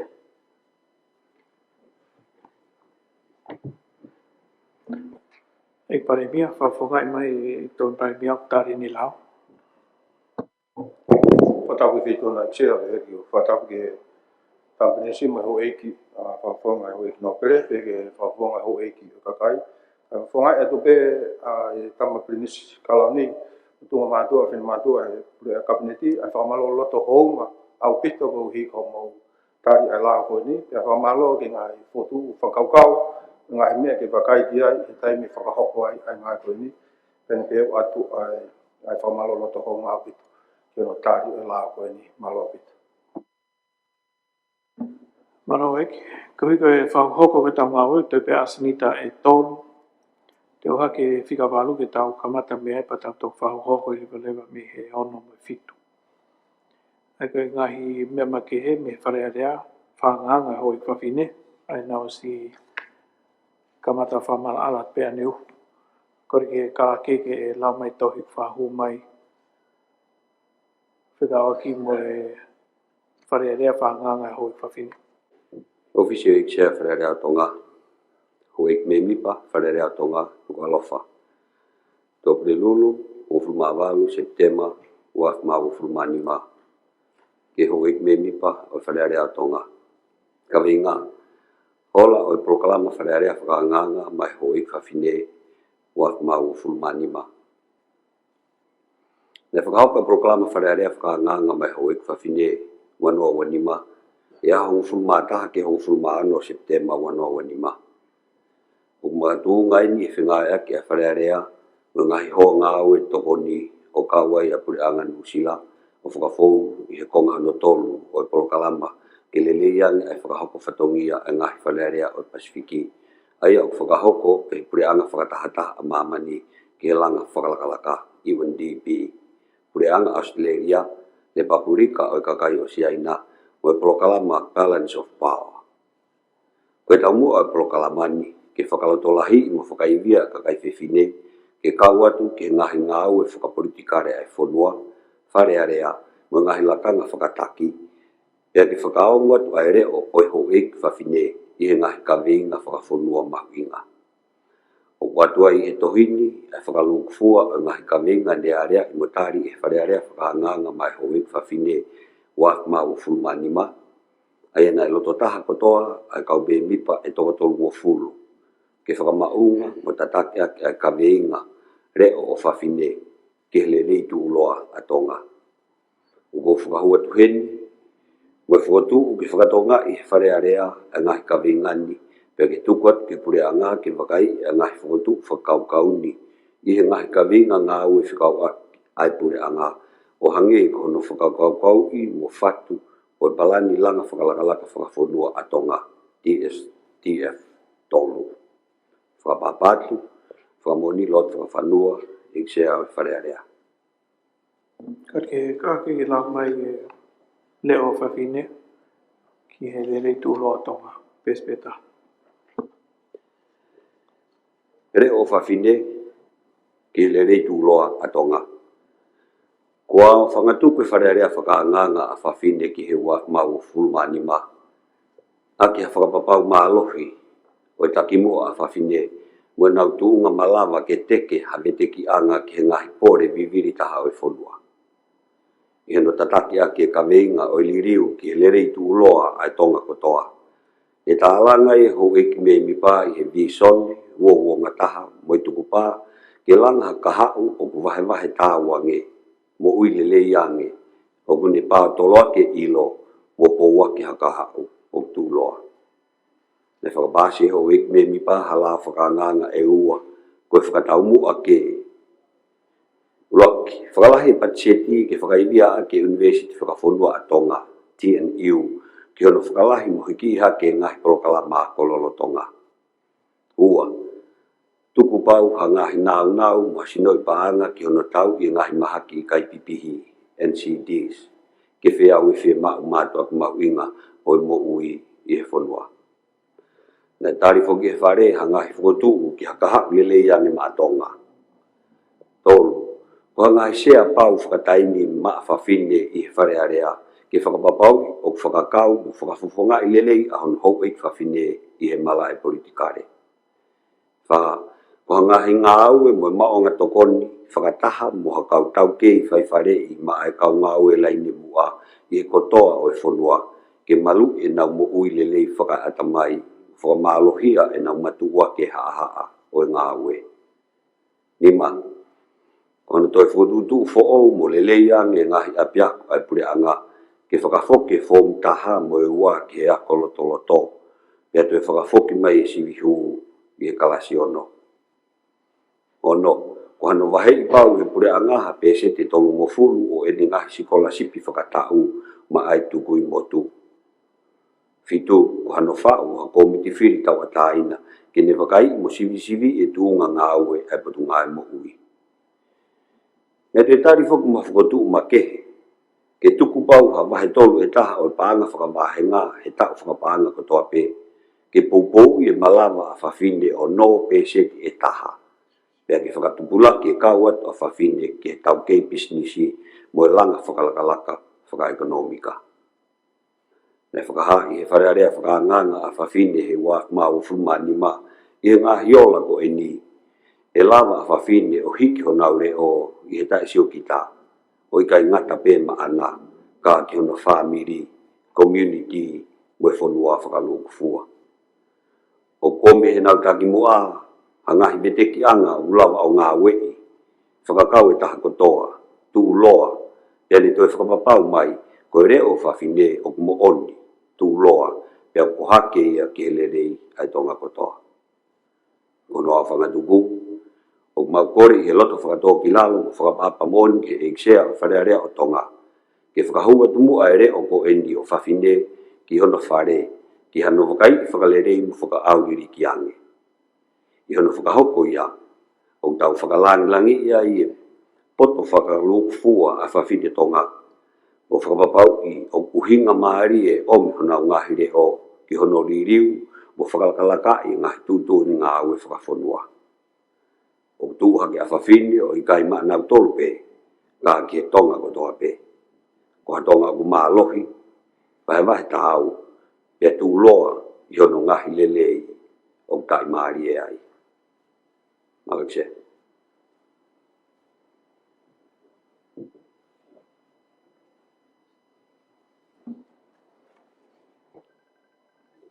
Oi ke foto ana. Dash sahi.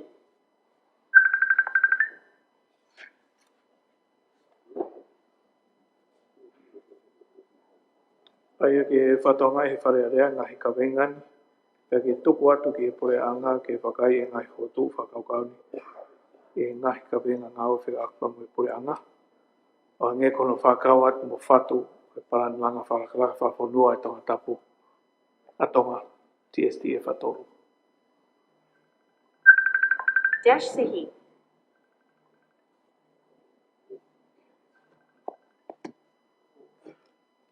Foto na hoik o iatan be kabneti e paremi. Se tapu e peitona o veke he tapu skauni pe ke nisi hoi ki no pere pe ke hoi ki ka whafonga kai sea po malo o pito i ngawela ko lava ai a wharearea koe ni ai ui whawhine pe o mahina o pito ai fotu ai ke o mai ai fotu koe ni ke wharearea ke nau whakai ki ai e tui au ke pure ngā ke nau whakai ki ai sea koe ni ko tui koe ngai me mau inga pe ia to koe ni ke tau laha whalaka pa ngai me una fotu mai ke whai lewa me ngai mea fotu tu, ke whakau ke kau sea. Ako popoat pe ke fotu mai, ke tau whatonga i pe ni, pe mai ke te mauto ke mau wakai di ai. Kei taimi be, ano, tonga whaka osi, ke tau palani ko hono tolu sea. Mahalo pita. Ia papo ke foto kani paremia ke tau tari e foto kani.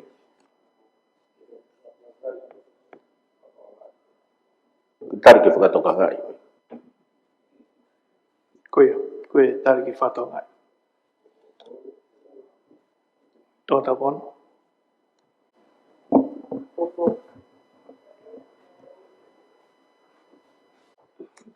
Malosia. Koe tupeia ke popo atu ki he ngahi whongatu koe ni moe amanak lelei pe ki he ngā ue moe tak lelei pe he pureanga ko hiko ngahi whongatu koe ni ngahi ngā ue rahi kua whai e kakai whiwhinemba amanaki ke te ngona ange ai nau le o i he whawhawhunga i mai ke toka lahi ange i whale malo au pito.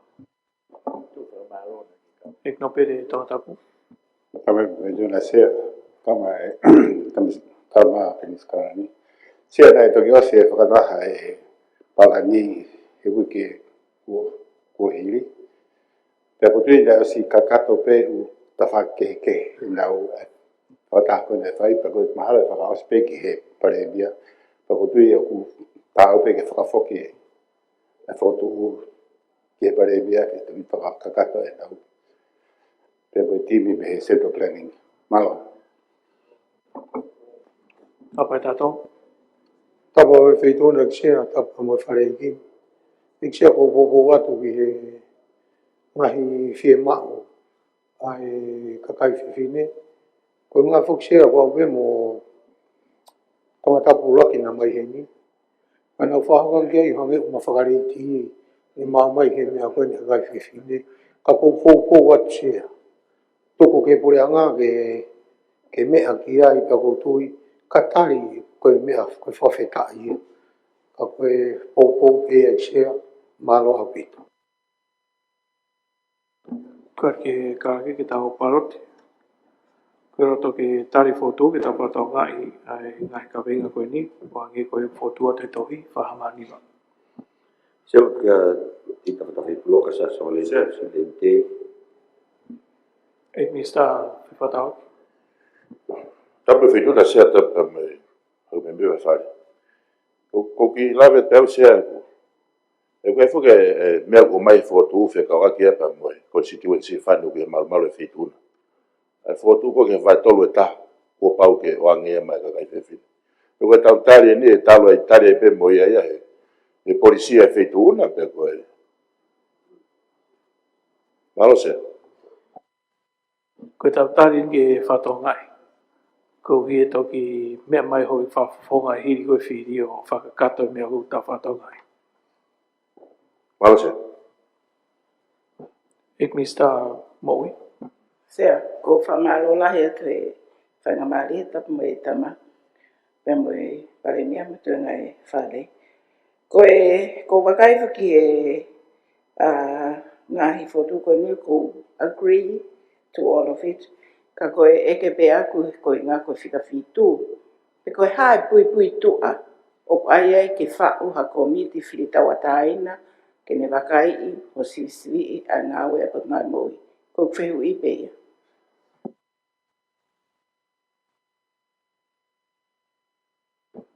Te koe ki tāna e te ko tu koe uhinga la hea, tātau pepa ngai whotu ia hea nge koe ni maa mo mea. Whi mau i ke no tānoa i he rei. Kai ke mau loi mato pe nai anga whewhe. Nea ka kou ngā, wapau kou inga pe whokia ke whato ngai pa tu pe ke noti pe. Maro.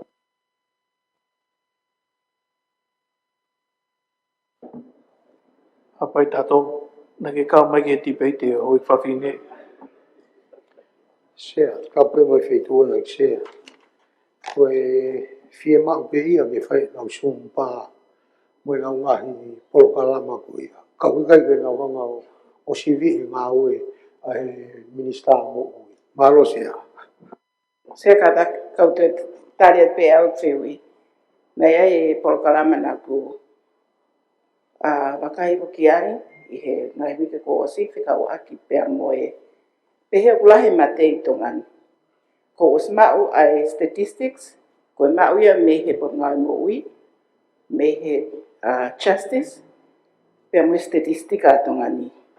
O kuitai te lahe mate ia. Ko e tau, wanoa ta tolu, ke wanoa ta tolu, wanoa ta wha, nai walu ngeau tupu, hiwa ngeau tupu, ai kau mate i tongani. Ia tau. Nai au mai koe ni ki he wanoa watolu, wanoa wafa, kono ngea tupu pe mate ia sea. Koe uhinga ia mea koe eke atu ai, pe nae koe uhinga mea koe ni, koe pehe okulahe mate i tongani. Oku hala. Pea ka pau mo whe maa whamooni, oku maa whamooni he whimotu ani, oku sia ripoti, oku o si whau, oku lolotonga in draft form, ka e o mai ia, ke mo mea ke ai, o pau mo whi malopito.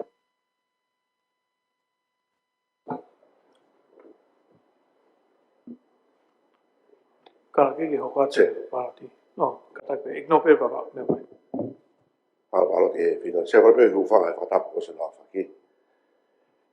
o whamaloa te pau iksea no mai ai mea koe ni o whekawaki pia moe wakai a kai whiwhine ne toko whiha nai.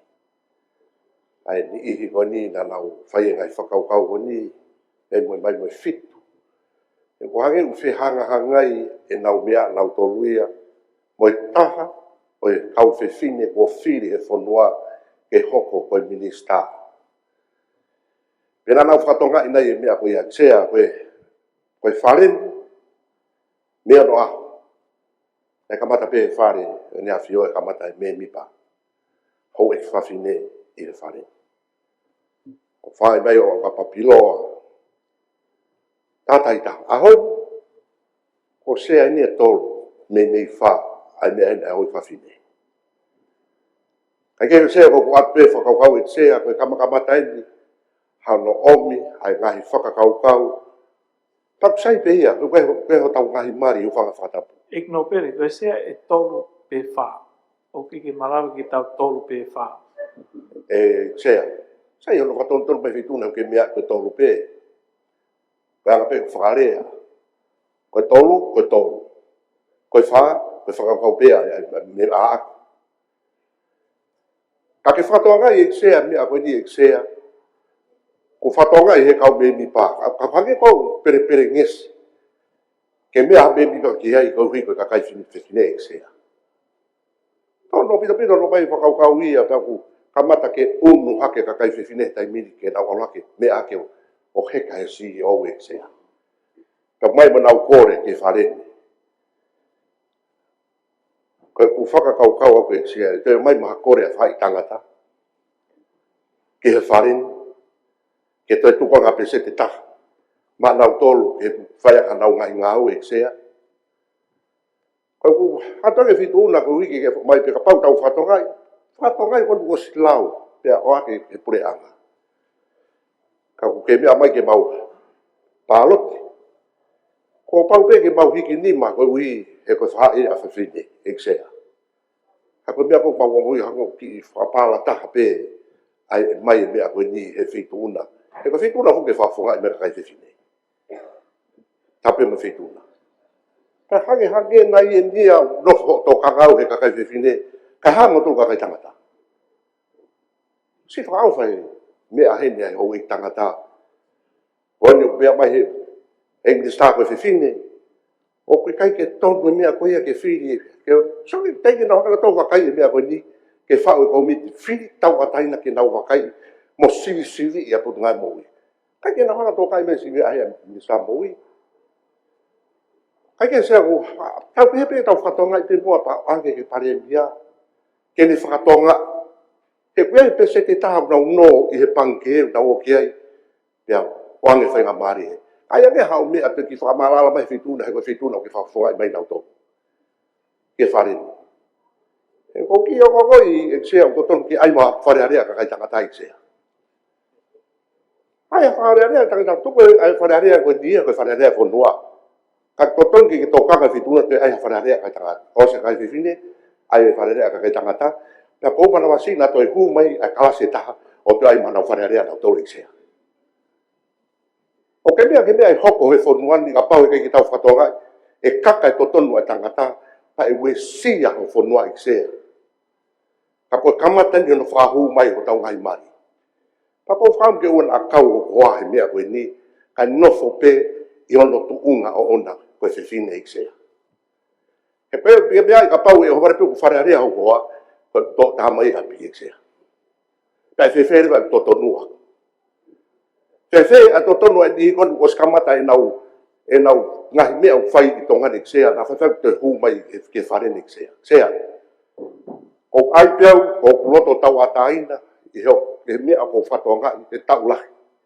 Ka mea fōwen ko mai ke hiki nima, ke whakatonga i he pure anga koe. Ka ke ki whakaino hino mua mai au i sea ke tono, whanonga he mawini.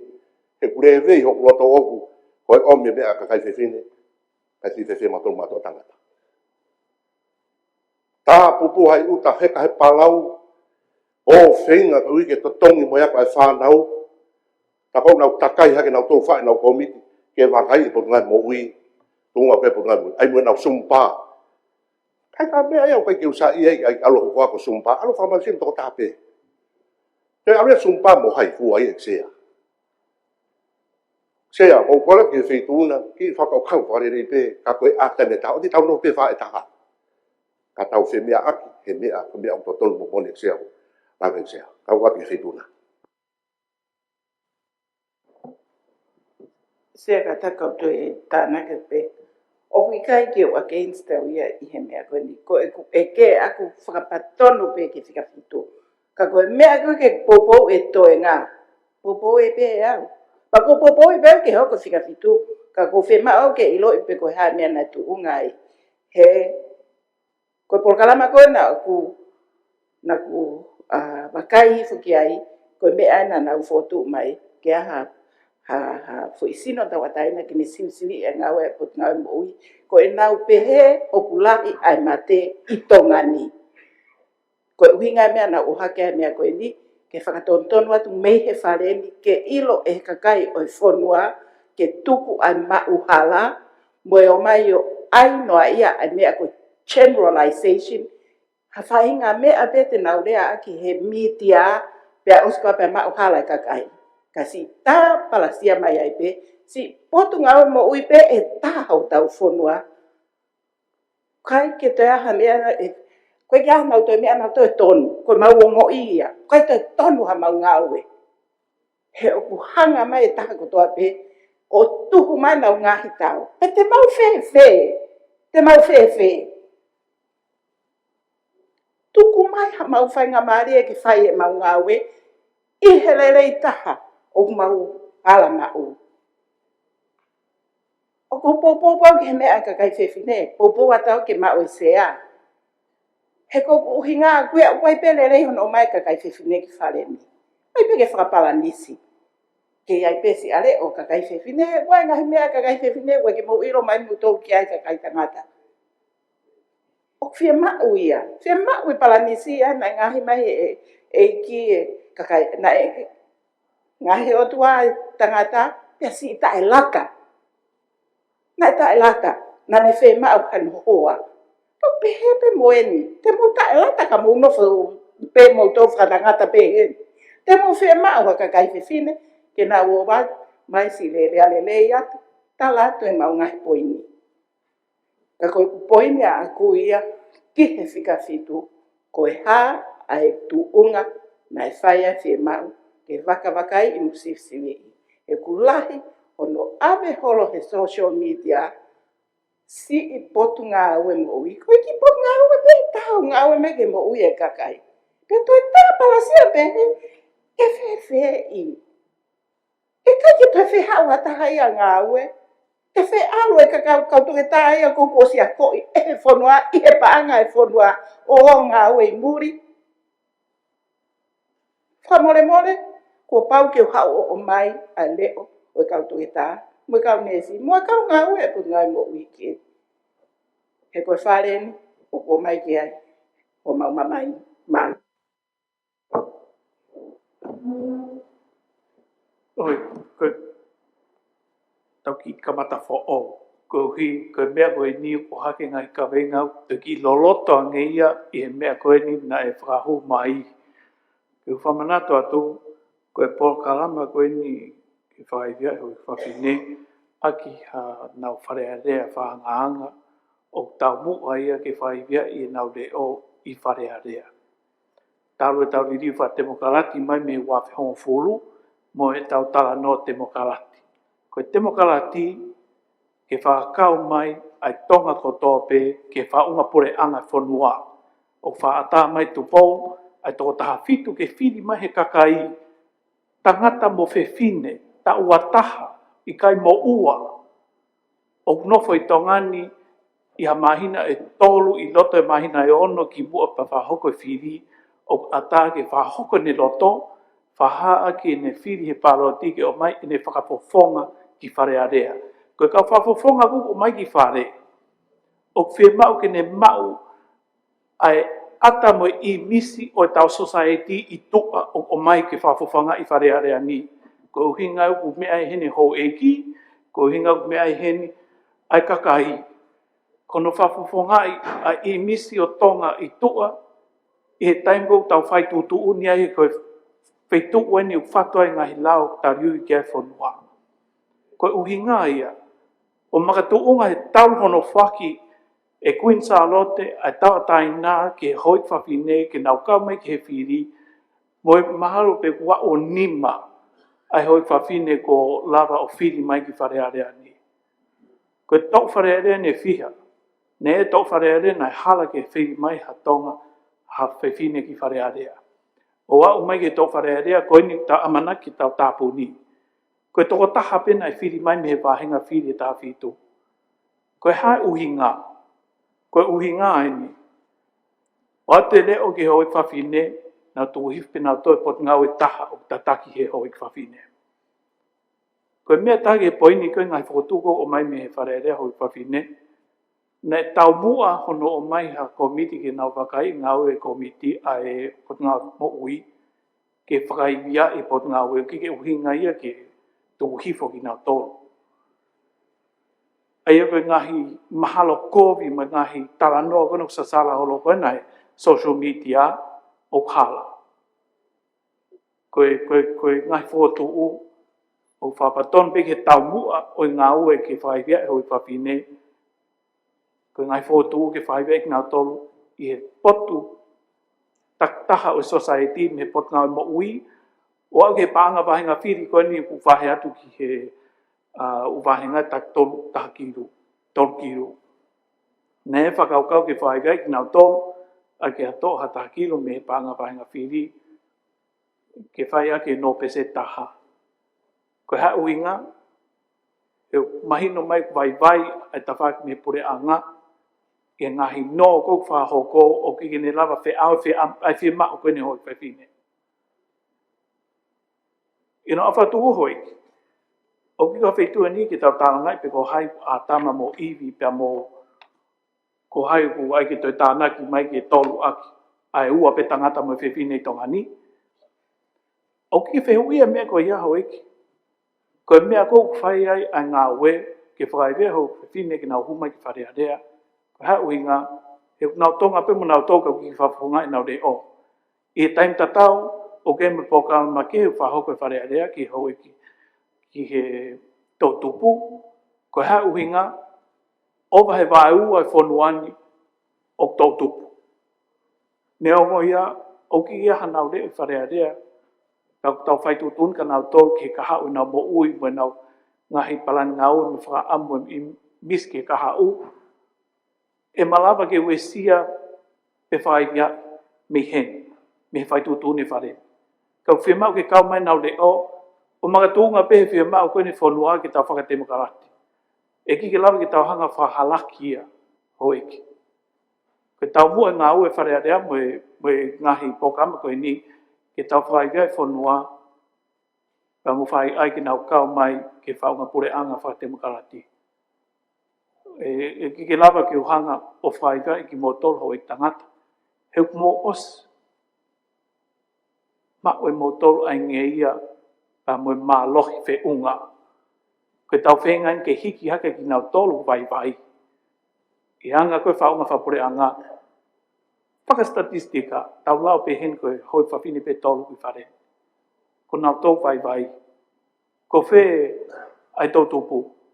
Talu ku mai he tau ua wha. Ko tau whanoa ni tau ko aupe ko keisi tahe wharearea ni. Owa tau hongo furu. Ko whe tau tupu, ko whe tau tangata hoko. Ki nau kau mai ki hen. O ka pāki ki tau honga whaivia I mo popoi ki nau tō. Tēnā os nau tō he tōri mo wholau ki tō pore anga. Ka ki nau nofo mai ki tō ngani o ngā we tau whanua.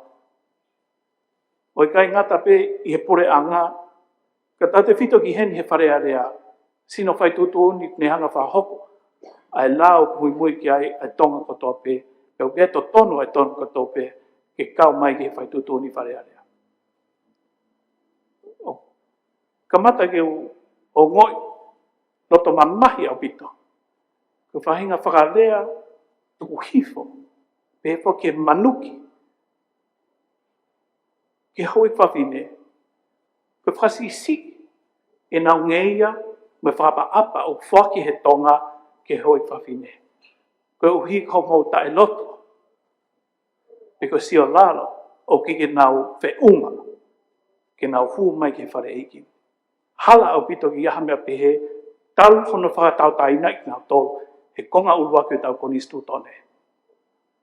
O au mai ki hono whakata e Queen Charlotte, ki nau hu mai ke whare eiki. A tā pe tau lau ki nau hu mai. Ka koe haa uhinga ki nau hu mai ai. Mahau klahi pe whesio whaki, mahau klahi pe ngahi. Isiu iau ki lawa pe teki at me vuani. Ngahi tui, o li taula ni i, no tae loto, ke kau mai, ai vai ua whanua, ke whai tutuni tongani. Kese ako, hoi, koe ki whatu koe ni, o whaingo fua na o pehe, te mau loto maa whana ke mau pou mai, koe o laini, ai te mea ake hoi whawhine, na whahoko tau me wiko osi, o na maa tuku atu, i tusi te. O ki koha mea ni ke whamalohi ki mo tōru. Koe whotuu, ki tau tāri, ki whatoa ngai, ngahi mea koe ni utu ke pore anga ki whanau ngā wiki ai. Whaingo fua. Ka pako mo loto ke owa tāri. Mo whaha mai hen ka tau ngātai pe ai. O ki ke huinga ni o ki aha whainga ase nita kehe. Peo ki aha ngai mea ku i mui, ke ne toi teke ha ngahi whia mao mo ngai mea whai ke mahalo kofi. I kai. Peo mai peni a ke loto tātaina, nei kore mai hoi whawhine ke whahu mai ki wharene. Pea koe ku whahoko mai nau le o, ko toinga whai tutu ni tuku at peke mo tolu hoi. Me mai mi sta tana pāma. Tōme whetuna i ksea, ko tau ke ekpare mia tonga. Whapapalai ke Tamprenis Klauni, kauma e hoi ke memi pa wharearea sea. Nau kau au i he tui ki asenita koni ke tau tupe ke pureanga. Ka kono hinga ko whemea koni sea ko roto pe mo ka atu pure au.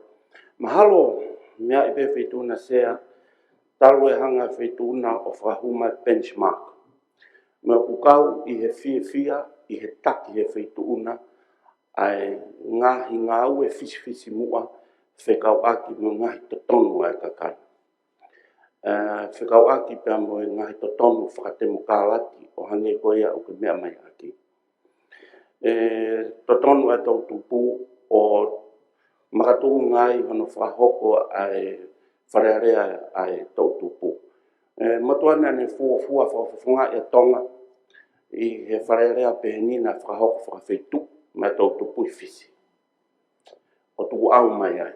Ha uiai o mowete ki ngai whanua whawhetu. Nai taki ua me ngai whanua e Pasifiki o kamata ki Youth Parliament. Au men sea o ki ai ka mo e wharearea kai whiwhinge.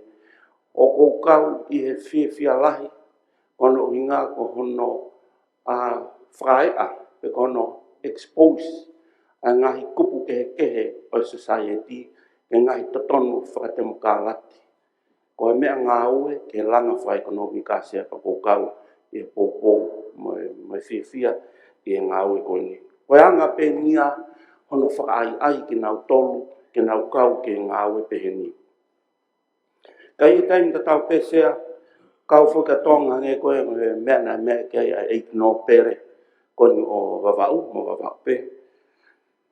Tau kau ke iuena, e he malu hono tarake ngai totonu ai kakai i he iuena, koe atikolo ua taha o whaha i totonu koni. Koe loto o e kakai, ai makatuunga anga o mawhai o pure anga. O tupu ai e tau whiri whakatemo kālati. Koe loto o e kakai. Pa koe iai sea o kulerei pēia ke tuku mai loto e kakai whiwhine. Tau mai te tau lau tato whakamālohi. Koe ne o atu peke he kakai, koe hāpe loto o e kakai, pe unau iyo ki ai, pe unau ikai ki ai, koe makatuunga anga ia, pe taunga unu koe ki mua. Ka kuo whia i he aata e ngahi, ngā ue whakatemo kālati sea ke hoa ngā ue ma taulanga wha ekonomika. Pea uou pou au sea ke ngā ue o taki e whetuna. Whikawa ki mga he tatonu peheni ngā kupe society.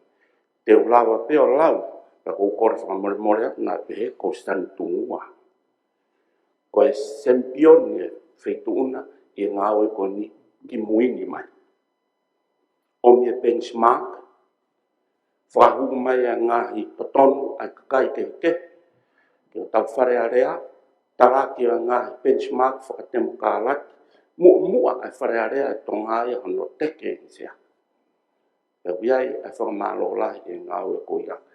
Tau tui ko toa pe, ko e loto e kakai e nā wau whangatupu. Ka pau pe te nā loto ki ai pe tāri pa pau pe kai, ko e nā tūra tatonu pe i a te mukala. Tika ko whamalo at sea e tak ngā ue whituna, malo e mau whainga maari. Whotu at sea, e tau whato ngā ia, mara. E mai whawhataun? Tapu moe whituna kia, tapu moe le tampinisi, pe ki e premia, pe moe hoi me pa wharesia, koe tupe motuani koe ki o ate hareo, ai te pile koni ai kakai ka tato te whitu ki he mea koni whai kefe mea aki.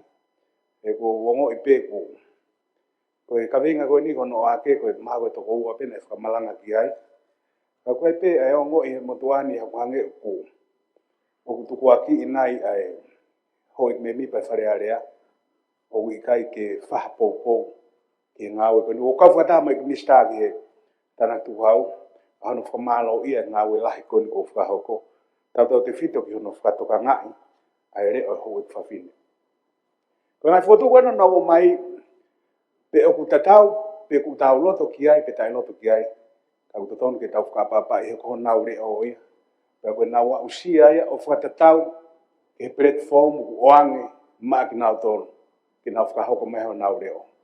Pe ko uia whakapapa lahi ki ai, pe a ko mea pango pe ku ai ngahi whakauhinga ke ke pa to tonu pe ia pe mo to ta ko toa me mi pa e faren ke ai ne whakauhinga ka ko lau mari o ko tui au ki ai o ku fai pe e lau mari o e popo ki ngau ko ni o ke popo mo oni ki he fatongia ko ni o ko ta au whamaman lahi pe ko ta au whakolo pe o kai ko tonga ni pe o fai ai whinga ke hake aki ai to tonu ai ngai kulupu ke me tau tupu ka kai fine o a pe ke ngai kulupu ke fa no fa to ngai fa tau ke to ka anteri ne fa demokrati tau ka be fa maman lahi pe he ke totonu ai tangata ai a koen o ku fa no tau ka be fa maman lahi o mai ki tongani ka koe pe foko no fa ngata o totonu ai tangata pe mo fa nga totonu pe o fa tau ke lawa fonua fa tau ke tau tui fa kristiane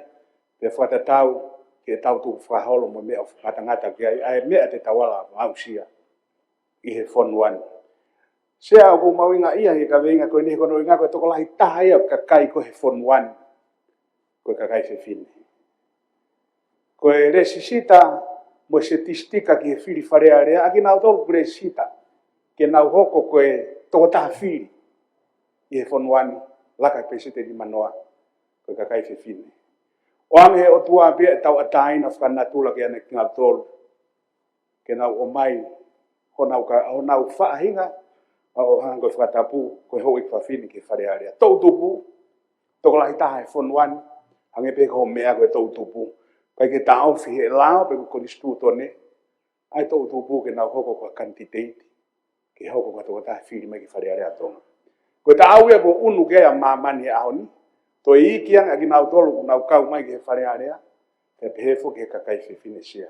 Koe poin mau inga ko whie hanga eo tau kawe i sia, koe taimene o ku pere ngesi, to kua na pehe, o wikai ke whaha pou, tau te whito ke tiki mau tolu, mātua o mawhafungai me kai whonua, ai koe toko lahi taha, i he kakai ko ia koe kakai whiwhine, to kua o kai ke whaha pou, he nau whare area na e whaipo nau reo. O whapapalahi, ia e motuania ke here o koni kai whine o mai, pe amoho nau roto. O mea ke tau whakatonga ngai koe ki platform koni uange tiki nau tolu ke o maha nau reo. O whakatangata. Tau mono uia ta tolu wharea rea kakato o e whonua. O kia ngahi potungau e pure anga, ngahi ngau ngahi vahenga whiri. O kia ai ngahi office whakavahenga. O kia ai kau office a kolo. Ina hanga o mai e ngahi mo o ni mea. ke makatuunga mea e tau whakafuafua, ai ngahi kaweinga e whaike hatālanga, pe o hake o whakatuu mai ke whonuani. Ka koeanga e nau ausia, o whakatatau moe mawhai moe iwi o kuanga tiki nau tolu, pe koe whakaapa lahi sea. Ko tui pe e sea, o ku wautaki at pe ai poini e whakahoa e motuani o kwhai pou kakato. Ki he kakai whiwhine o e whonuani, o tatau pepe mo ngai whangakulupu kuangi ha to tonu kia tiki nau tolu. Ka o ko whekau whakataha pepe a moe whareni, pe moe mista e mawhanga whakamalo ia. Hono whakatoka ngai, mamafa. Pe kutoi alu ke whakalakalaka ange, e tunga ue wharearea e tau tupu, e pehe ki wharearea e kai whiwhine ni whonuani. Moe whakaamu, ke hoko pehe e toi pehe kāu malo iksia.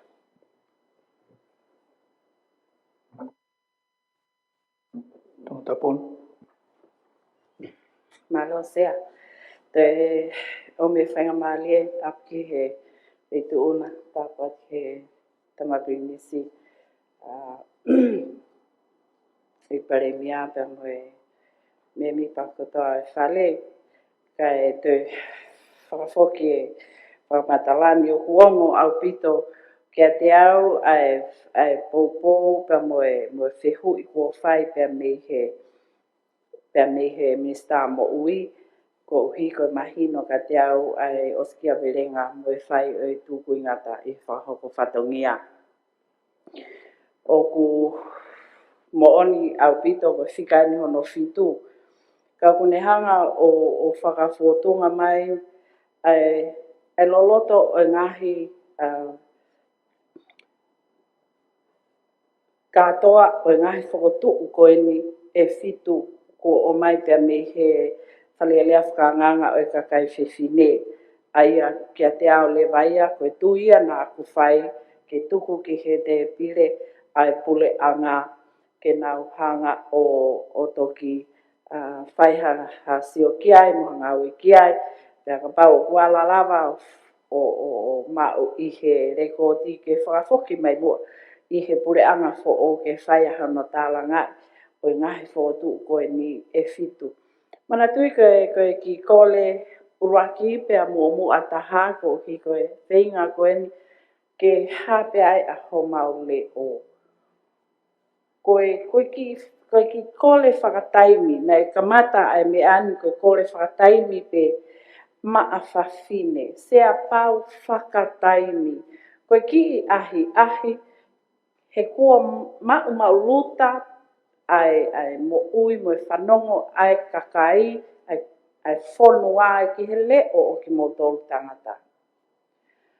Ka oku whia mau ke whakanganga ki nau tolu, o wau ki he whalealea, ai malawa mo e mawhia ke whai whatongia ai a whawhine. Ma wau pe ke he CEO, o mo mea i pe mo tolu, ma wau ke whai whekau, ma wau ke palestini, ke takilotu, hata whaaki pe. Toi pea whalealean, ke anga, ai whanongo, ai whonua ki he fua whatongia o ku mau whai pia me he whalemi. Pauku pehea e pou lahi mo e whakatangi ke mo toe i wakai mai pe ki he tūkunga kua malawa pia mo fua whatongia ki ai kakai whiwhine. Mau malawa pe, ta whaakotoa pe. Ia koe tālanga whaka o whamona e whakahoko i he aho koe ni e ni manai koe wike e taha mo konga pe. I ngahi aho ko tau si tua ki ai. Niongo koe aho pe e uana e whakahoko ai i he ni. Ka koe tālanga maalia au pito ai omi ai kakai whiwhine mo nau ngahi whakaukau. Pea ko nau whakaiku mai ke whitu koe ni. Pea pehe pe ai pou o te motu atamaki. Ko uhi ko mawako pe, ko mau whanongo he aho kotoa pe ki whalealea. Pea mo e tūkunga o ngahi tālanga koe ahoni pe. Koe ngahi mea ni e whitu o kutoi pe ke whakalelei pea muimuiaki mai ai hono ngahi pou pe kono ngahi whika, pe kono ngahi teira, pe ko ngahi whakamooni ke ke teke I ake a ngahi mea koe ni ka ke loloto pe e lahi mea ke tālanga I o. Pehe pea e whakaamumo e whakaamu ke whai ai pe ai whakamalo ki he sea o e whalea lea. Ko hiko e whotutu ngā oe me taki o ngā oe ma ai ke hake aki e leo e ka kaiwhewhine. O ai pe mo e whakamalo ke pule anga no sila. UNDP pule anga Australia le papulika ka kai si ai namba polokalama balance of power. Ki he tui malo o nau mau. Pea nau loto tō ai ke nau hanga o whoaki mai silin lahi au ki toko e mō mea I pe e kau whalealea ne whakahoko aki ai whalealea whakaanganga koe ni o pehe ai ki pōpō a ki hono whinga o e kau me mipa ka kai whewhine ke toko lahi ai. Pea ko tui o ku alu pe taimi ke maliuliwangi ke tui e ka kai whewhine pea mo I whanau tō tupu o kui ai honau place o nau o kui ai e whainga mālie ke nau I whalealea ni whakataha mo ki mō tōru. Malo au pito mau whainga mālie. Se, e mai tō taptōru. Ka whenua sea tamu e whalealea. O tui ka wene mea mau inga, mea panga pe koe ki lahe taimi ke tau whemea ki ai. Pania ko sea koe ai pe ke whakatoa ngai. E kai kia whawhonga e heni e ikai mai e taimi te tau pālote ai. Hangi e pe koe mea e kau ngā whawhonga ne nai.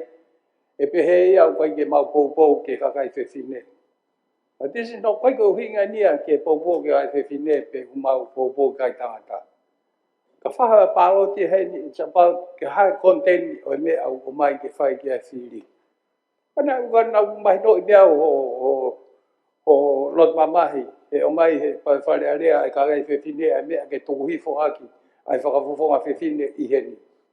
Ai o wai whakaukau, ke nai tonu ke aluia ke privilege committee ke sivi iai. Pe whiunga ke mai tohi kua ki heni, hange pe ko hatohi o mai ke whare. Kau mōre ke mama o sea ha tau pehe o tau whawhi paki ke whakaivia ka kai whewhine. Ka wau ia he roto le rei ki ai sea. Ka koni hau koe ngai mea pehe, hange ko whika ni ma. Nei tā noa I le rei pe, ai whika ni ma ke toa e umito school ia tau toi whoke o klasi ono. Ka hana kai ke hui mai ke mau ato tā noa ka nau tolu o ato hangai poini. Pe ko ai ko mea kou tau mea ai nā ngau e ake ho platform o whakapolitikare I ngahi mea pehe ni. Aho whakao sene wharea rea. Kai kia tahi e kau whawhoa ko ni e vote against. Te mau tari katoa e mau tolu eni. Kou hinga pe na pehe o mau against women. Neo pe mau tui ke ngai fotu eni pe ikai. Pa mea ea kou ton ke tau tukang ki ai. Ke ua ngau ea ke hangahi mea e tau osean ko ia o ne hanga e ia o maui ai tau mua pa moe ola moe whakau kau lere ia wheituona. O ngau ea ki koe ni ki he wharearea kai whewhine. O mea whakau si mea sea. Ua tu hifo ai kakai ia I he nau tātaina moe nau totonu ke nau whiri ho nau whawhonga mai ke whare. Ko I nau mea ia nau tolu ko nau totonu a nau tolu pe ko hai o nau whawhonga I nau tolu I he wharearea. Sai ho noa ko I nau sai ke o maha kakai whewhine ke tōrahi ana. Ka aua te tawhanga tu hifo e nau totonu ke nau whiri ha nau whawhonga ke whare.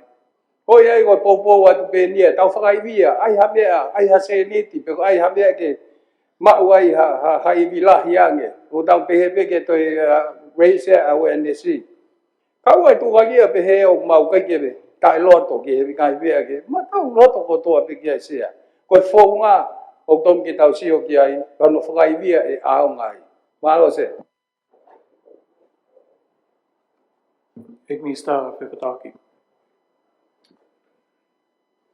Tapu whetuna sea tapa moe ho mimi pa whare. Ko whamon morbeto e whotua ke. Hange peko mea kona e mea take I pare mea, ko tui kore o pete pile kone mau pōpō ke ngai whotu kua mai, e whatonga. Whai hawa kai ki ai he taipu kone whai tala noa ke TST e whatolu.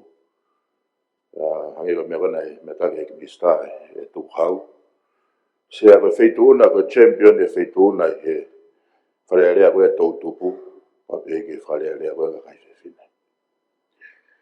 Koe wakai pene mo tuan sea, ngai mea koe nuwa ke kia ngai whotua ngai koe mea tua ke whawhatua tap tolu. Oku iai pe to tonu whakonistu tone a hoi whawhine ko toa pe. Ke nau e whare. Kai ke ha mea he lao tene tauwhi. Koe tangata lelei ko toa pe koe no tua e whine lelei. Na ku ton nai ke aha i mea ke tau te whakawakai ke koe lawe ia mo tuani sea koe ngai whakapona. O tome ke vete. Kawa e tau urunganga whakafonua. Custom and tradition. Kawa e ngahi mea ke tau tokanga maketa tolu ki ai me he level o primary school o alwa ke secondary hono whakaivia mo tokanga makehe ange hasilapa ke political science. Ke kakai whine. Ngai mea pehesea. Ko mai e kone ngai whakaukau koni ke wharealea ka kai whine ko tui ko toki mea ki mui. Ka tau whenga ke tau hanga vete ngai whakapona ko tui ko haisia ko ngā pe ko tau urunganga whakafonua. I hestu tū whamoremore pe mo tuku ngā whakaukau pe ko mentality pe ko mindset te ka kai whine.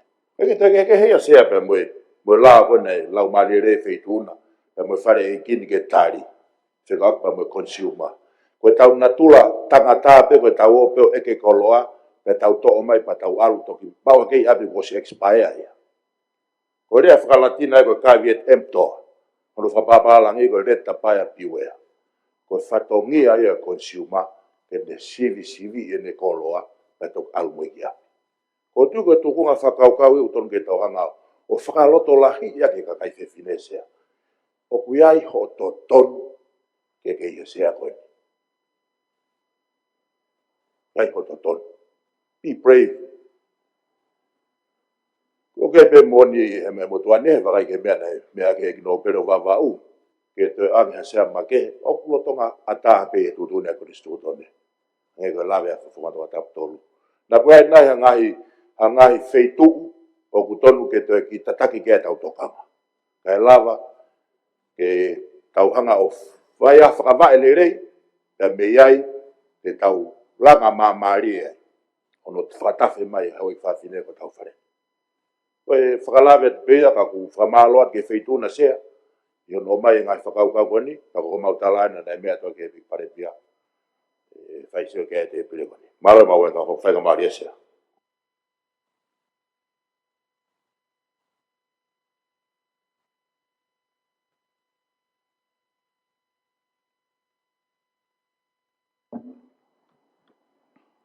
Oi, kike whawhi kika moto. Mahino i au kiai ai whama mao e tau whakaukau. Ko whotu koe ni mahino pen. Whotu ke whatonga e whare rea ngai ka wengani. Pea ke tuku at ke pure anga ke wakai. Angai whotu whakaukau. He ngahi ka wenga ngā ue whikawaki. Ai pure anga o hangi kono whakau at ke whatu e palani langa whalakala. O kike whamalohi pure anga ki na whahamea. Koe tau loto taha pe ke tau whatonga i ke tuku atu mea koe niki ai. Koe kakano koe e whiama au koe wharerea hoi whawhine. Kike tui au o tonu ke tau toi a rea mona tō. Pe whakahu ki a komiti ke veti. O kiko hatoi tangi e nia. Koe whotu e wharerea ai hoi whawhine. Pe o kiki whiamau i ke tau toi sivi. Pe veti. Pe vidiu ke te whaharea mona tō. Koe nau reo o mai pese te au peke mo mea ki ai. Mahino ke au ke ani ihi mo whie whakat tonu mo whauhinga i uhinga te mo pōpō pe tai pōpō ai ke mea ko hatu. O ki whihe mea ko niho eke.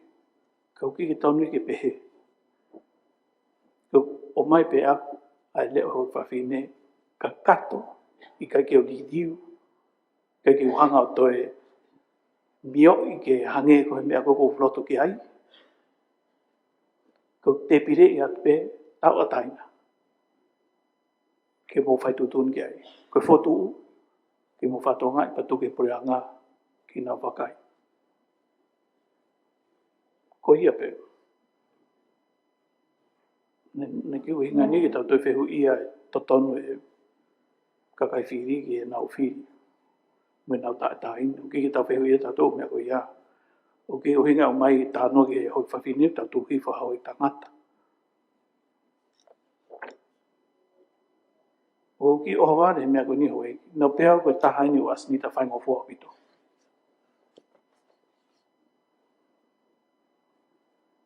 Ke whahama mo loto.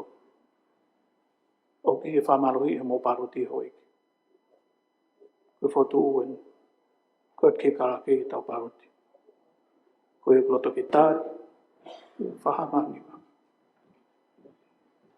Sia waka te tawhatawi bloka sa sawareni tuksi leintei. Siretin do moa vi sa taka moare tunuku. Sami ku tawai pulu, brem latu, ek mista mo ui, ek mista tak mamata, ek mista tak pang homai, ek mista ki muri, ek parebia, ek mista ka whakatawaki, ek no pere te hangana, ek no pere tu fitu, isalin haines prinis ka ni balu tawhiri, ek no pere fohe, ek no pere tula kepa. Sia uloto ke toko hongoful mahima, ek no wanoa kia, ek no pere tu wanoa. Uloto ko toa kiai, ho iko ni o toko wanoa. Malo hoi, ku whawhonga I ato e hoi whawhine ne ka mai ki pōkama koe ni. Ai whamalo ka ki mō tolo mō tari. Ki whakai pore angai ngai whotu koe ni. Pau tua te ki e pare mia pa moe pore anga a pompoki. Ta hoka to hoi ki e tau snita, koe whika o no. Koe tutun whika o koe toanga ngahi a snita ngau e wharea rea, ki tau whawharea rea koe ni. Ante u kore ki karake ki ne lau mai ngahi whotuu, koe uhi uku ki lolo. Ai u whahat pe tau snita ho e ki I e whakalahi whika ua ki.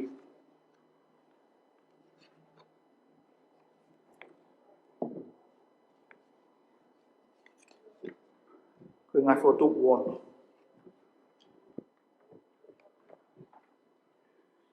E siua senita whakalahi taha.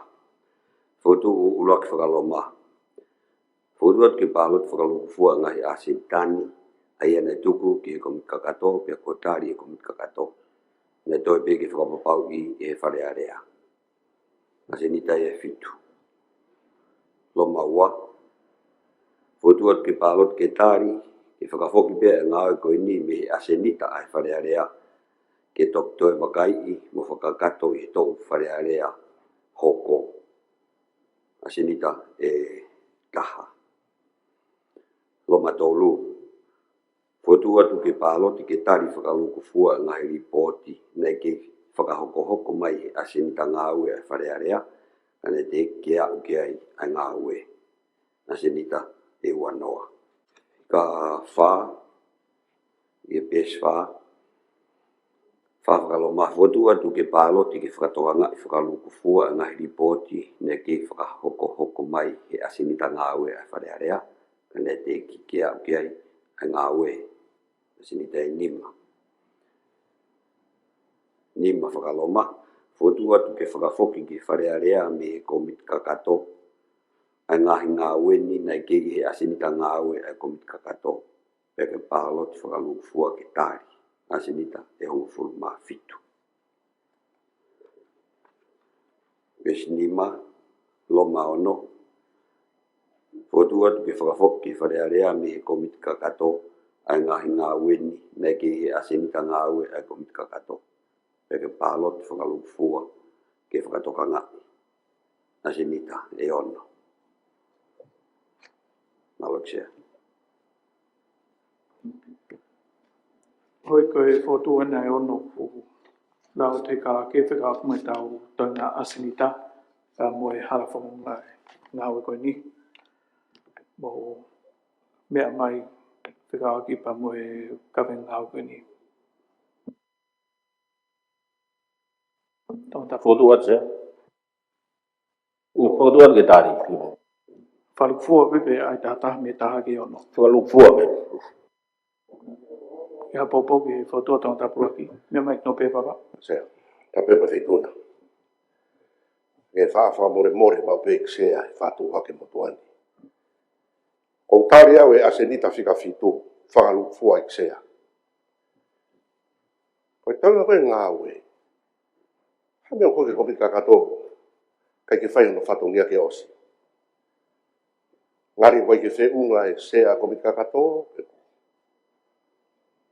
O ke mea ke umea koe ki mui e sea. Fotu ke whakafoki me kopi kakato ke whare area. Ako ata ia, o kui kai sai. A sea kopi kakato e sea. Aga wakai pe ako. Ik no pero halo mau ki ga mea pe. Fai koia, fai no hino mai au he tohi, he mea koe ndi ke whau ina. Mea whau ngā ue. Fotu ke whare area me kopi kakato. Ik no pe, ki ta whawhi ki tau. Koe whaunga whaka ngā ue eni, koe komita katoa mo e sea koe mea ngā ue whare area. Pa koe tau whakaosi eni, e whakafoka katoa mai ngā hinau nau whare, me komita katoa moha toi komiti, ki au whatu ki e tutuni e whare area. O ki ke uhinga ni au ki aha toi tukuaki, nei kai lava mea ho ngā ue komita katoa i kai. O ki a tāno pehe. Koe ngata anga ni halau ki toi aha whetu ke awe ki ai, kono whawhoki whetu na iku ki ai e tau ngā ue, ai koe mea whangāwe pene ho eki o mai ai asinita. Ai ko os report katoa mai u komiti koe mea ngā ue whare area, toi pene ngā ue mai asinita u tohe komika katoa i whawhoki mai. Pau ke mon pe koe. Koe lahi koe ngā ue tohe komika katoa, mai toi koe ni, koe tono no ia, ai sea. E koe uhi koe ngāwe koe nei tuku mai, koe mea anga mahin pe he tak ke tak. Koe tok whare area ini o ko whatau ngai. Lahi tahe tau ngāwe tiki ki lau whakakato. Pau kia ngahi uhinga o toi lahi ai. Pau tui mahalo tok hape tau ripoti au tau wha oski ai. I he tau asnita koe ni, ai uhinga o lahi pehe ai, ai u ripoti toi. I nei lahi tau toka ngāgi ngahi mea ke, o i kai whaka asnita, mo palani ki ai ngā ue whare area. Ne a whee e tau taimi, me tau asnita, koe uhi koe ngahi ngā unu wha politikare, koe uhi koe ngahi wha tontonu whaka lao. I he tau whare area koe ni, koe uhi koe pekia ho ik me mipa, koe uhi ngai tuku hifa ho ik me mipa me nau sea. Hanga ngahi asnita ma kehe koe ni o a whetau tōng he tau ngā we. O uhi ngai toe koe ni he tau asnita. A koe whaunga koe ki tau whakakato e tau ngā we, i he momeni whaos koe ni, koe tau whatau ngai pe koe uhi ke hoko ngai i kot koe ni, o ha mea whaka pureanga, i malawa hataha o wakaiki ai ka pātene eke. Ni tō taimi ni, o i he tau sea kare pe whare area, koe tau tāri pe u ripoti koe ni, koe ne ata ia, ke kakai whanua ke nau lau ngai ripoti, ai nei ke tau lawa hau ki ai. Ni au ngoia, ko tui pe whawhoi tui, na mo o slau kātou pe mo tō u ripoti, koe tono no pe whare te ki tau lawa hau ki ai, o area i loko whare. Nei koe kuku, koe pēu kuia sea komika kato, whatau ngai koe whotu koe ni, koe mea whaka ngā ue pe ia, ke tau whakakato i ngā ue, o ke uhinga i nia, ko ke tā ke ha i misi u tono noho ngā ue, mora ke mamau ki ha whakaukau pehe, koe whotu ua ni haweki, popou ki ai tonga tapu uruaki, ka pau te iaha whotu, ma kehe mea koe ni o atu, mo mea mai kua tāpegi mo mea ki ai. Ek pare mea kia foto me pore anga whika aku asnita koe ni koe lahi u ngā ue koe ripoti me upot ngā ue pore anga. Tau mai sia wa peke he miskahani peke tama pinsi hoki kano pere peke hoi whawhonga ka kai poko watu ke foto wa tonga tapu uruaki se. Mala. Ke karaki ki tau paroti, ko roto ke tari ai foto whika uruaki, ua tolu wha nima, pa moe ono, i he whalahi uruaki o tau asnita whahamani.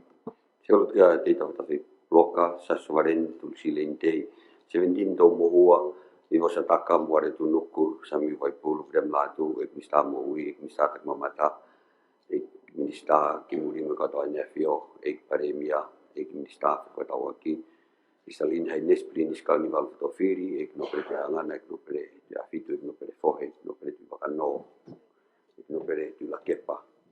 Uloto ke toko huful mahiwa.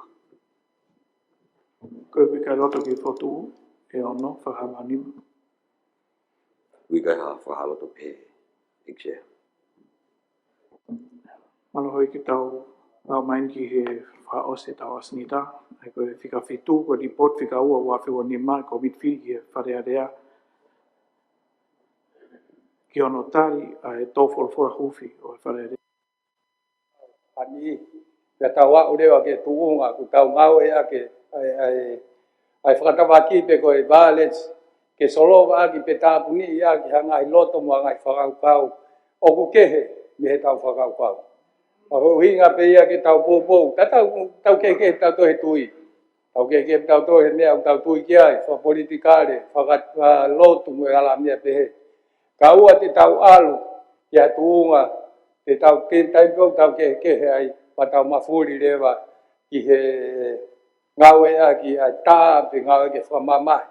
Ko hinga pe koe kehe ai tui o tau mao. Ka koe hinga pe ai atu sea, nau tonu ke ai pe ha tau ki statement ke mahino o kai e tau pōpō, ke ngau ea ki ai hia pe koe tā, pe koe violence.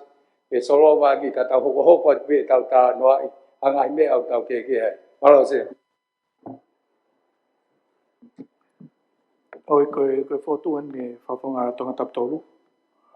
Ko pau ki aha pōpō ki ai.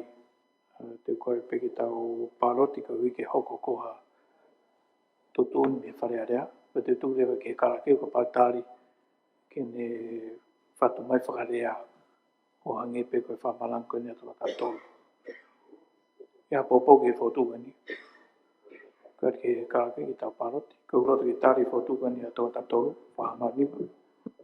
Te alo toki ai a keita whatawhi ploka, Saswaren, Tulsilente, 17 tau moa, vei wasataka, moare nuku, sami waipulu, Vrem Latu, watau mihui.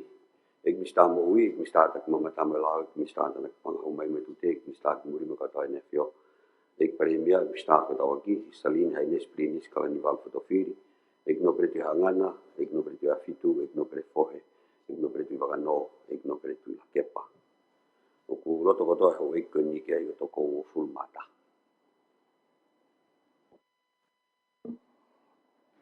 Koe tōng taptolu tari e whareho fotu. Koe te tōtolu ka ki karake ke ngau i ke ai ke tu atu. Apompo. Me mai ni o tafitu. Tapa masia. Tapa moe ana e ki. Tapa masia ki hawa te leo. Koe mea ko toang ke sea. Koe ke hendo on bale mea. Nai paro mesi mai to on bale mea e ngā he hala liua. Aholi ko whanua ko ole ka tam halai ke e ua. Ka koe sea. O tu sepe ku hene bale mea. Ko haha ne tali. Ko mea monen sea. Whaongo mai ka inga. Tan huna whara. Pau mau pau whaampe. E tali rei e bale mea. Ai kole kone o whai kone. O hinga o fuoroa. Fuku fuoroa pito. Ho tai tane harani wa. Malo sea ma whai kamari. Tapa me whetuna i tia ka whaikua ki whakalawe ke mea tokan ki ai e whauwhonga koe o ni wata whitu i sea koe. Motuani wam ke reo reo i e potu ngau e koe ni pa kou ngau e. O apenua ki whamatala no ki ai. Sea o kei ki o hanga o whala ke mea tokan ki ai whauwhonga. E o kei ki whauwhonga pe o kei peni i ke e whareni. O nau lava mai ki motuani o mai e nau tokanga koe e ne pe sea ko si wha o pe ai ngai tokanga ko ni e lolotonga ai mau me tokon hoa tau e aho ni ki e tokon pare mia ki muri fo whatongi ai muri e whatai ko ni pe o kuia e whakataha i he pongpong moni te, ka mo e CEO o e poti ngā ue, ke whai a mlau pau ki ngā asenita ko ia pa ngai asenita o ome te pere ko e no pere sia. Ko e kore pe sia kono inga ko e whiawhini, a pene te pongpong.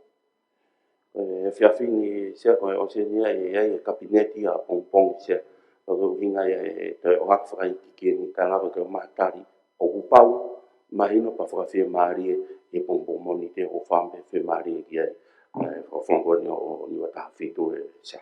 Maro abitu. Me mai tātou. Koe pike tāna kia tupe i meisa ai wahenga koe ni mua ki whatatari a tue ki toki. O mai a wong. Sea koe ki pua penia sea ki he tau whonga ngā ue. Koe tau tāpun koe a ni ku le pe koe ngai whehu pena mai ki motuan sea. Whakata e pe tau retirement i pe tau ki pini pe ko ngā ange ko meau tau tāpun e pe a hon. Paro. Ko hoi koe tutuni koe lau koe ki retirement ni. Toki atape ki tuwha atu e tāpuni whare. Neongo koe awha ose ni whakataha e whare kau tau tok tāpuni ki ahua tolo o katopa. Ai a koe aho pe ia e whakatato ai. Retirement ni whatatau ki lau. Ki to ia hata o whiri. Pe lau ki ai koe tutun pe lau koe ki retirement ni. Hoi ki to ia hata o asinita. O kore atu ke mou whaos mai. Koe ku kerespe koe ni koe tau mātuka pe o tok fuk mai ki he tāpune whare e ahua tolo a kotapa. Tōna tapuana. Malo sea. Tak mo sea whalelea. Tak mo tama pilinisi. Tak mo e hoe ki whawhawhonga e kauno pele. Tak mo e kapniti. E kaimia. Tak mo e kau maa e kau minister. Ko toki whatok ngā e hake pēsea. Ai e tala noa koe ia koe aho pēni whakaosi ai ai talanga he tau koe ni. Pea tāpuni whale, ko mahino koe aho koe programa e tāpuni i kei te whainga maari e ke whahoka halea. Whapapa ke o kau ngā whawhawhonga whalea lea. Kai ato ai tala monu ki a tekmotoro ko toa peo e whale. Sea whalea lea ka maa a ene kalake pe makau ngā ue. E hoko atu e ngā ue. E koe tūkoe ni mō tōpeu pau o mō te hoko atu mō ngā ue. Koe tala monu ki he e pare mia ka maa ai tamapinisi ma kapneti i he ki toi ngā koe ni. Whahoko a ho mō ngā ue. Pehe whoki ai taramano mo whapapa ki he ho e no pele. O e whawhawhonga o kau no pele. Ka pehe whoki whaua tai taramano ki he kau ngā whawhawhonga. Mo e whamalo ko hiko e whengau e ako toa pe i he whale koe ni. O kau mai kia e whimatuan. O kore whamoremore ka pauna e ai hangahi tuunga. Nai to tono ke ua ki ai whai whatungia. Ka koe whai peo lelei taha. Ke ako pe whinimatuanu au ke ahon. Pea mo e amanak lelei atu ki he teo o e whiwhalea lea. O tauhanga ki ai i Novema. O taramanu atu ke te moto ko toa pēm. O whake mo ngā whāmiri. Mo ka kai whiwhine kona o ku tuu mai mo tua. Ngahi aho whiawhia o e te waki, o e whiriwhalea lea, o ngahi aho campaign, mo e ngahi ngā ue ko ia. Tara monu mo e o whātu mei tonga takuono malo au pito. E no pere tonga tapu.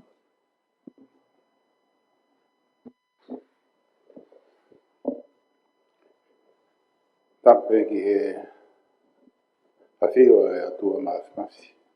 I o tau lotonga. O tapatu e ksea. O tapatu ki he tamapini skarani. Ka mai e palemia. Pe maho e kapneti. O tapatu foki ki he hoe ki no pere ka mai hoe ke whawhonga kakai. Sea ka tupeo ki whawhonga e atu e hoe ki. Ai whakamalo ki he feituna. Ai tataki mai o ngā ue. O whakausi mai o anoa wanima. Whamalo ki he e parimia ka mai kapneti. Mahino pe koe ka whatongia ma. Ko hi koe no e taimi.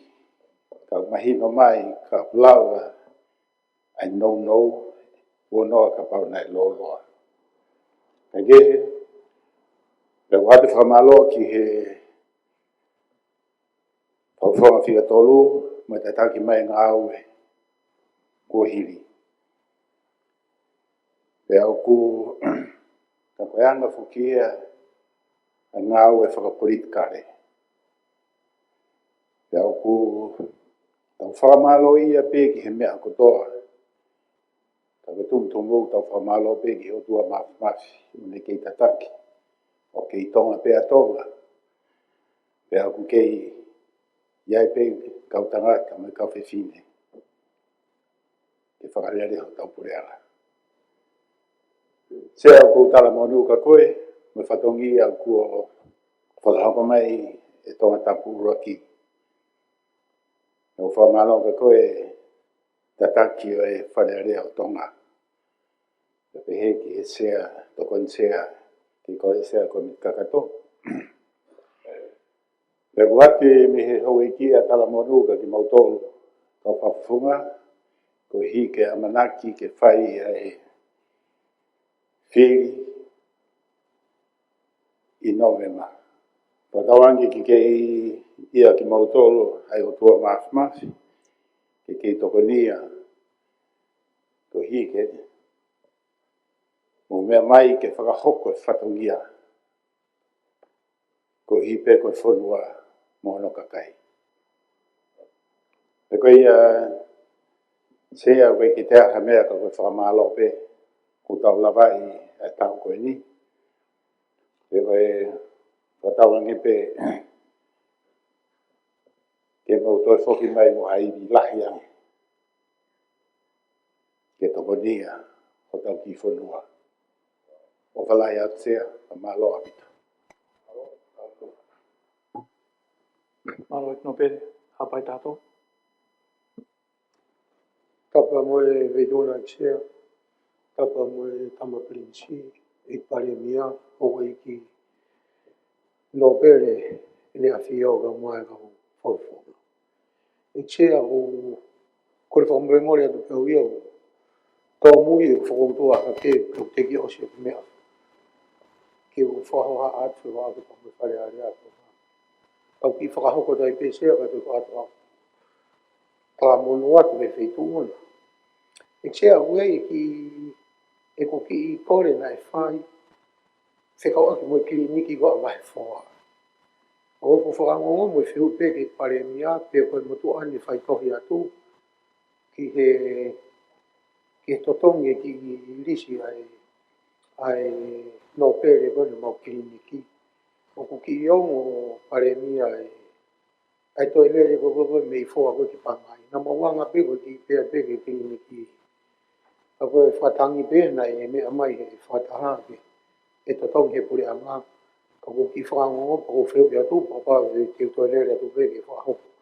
Ke wheitu ona e whie mahu e kāinga. Malo e tia ko whamalo atu. Ka ko hoko e ai tare niti ko i he wheitu ona whekau aki pia mo o se ni. Pea oku i longa ai ho konga me hapai koe tautahi. Pea koutui koe mea whakawhiwhia ia o ku i kai ke holo ai tunga hapai ki he ngahi wheitu kehe o mamai. Kamasi i koe nisi. mau kore whamore atu ka mau ahanga ku kai ki whiunga mo tau whawhotunga atu e whituna. Ma ngutu tamure a pē, a ki whamore ki mau tōru, ka mau ahanga ki tōru. O whapare mia pia mo e ngai ngā ue mo whakakato. E o kou kei whakangonga peke whituna, me tangata whotunga fua mo ni whituna. Pea koe mea i o whaia e lau kau i hoi one one. Ia i e o whalahi atu i he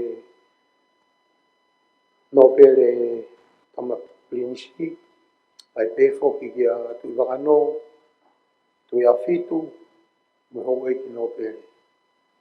Ma o whalahi atu, whambe, e tau i heni he tau fōu. Pea koutui koe mea i o whawhiwhia. O whatu e kau ngā ue, mo e kalake, malo e ngā ue, malo e tari whakina, o whatu mo tōru, malo a vitu.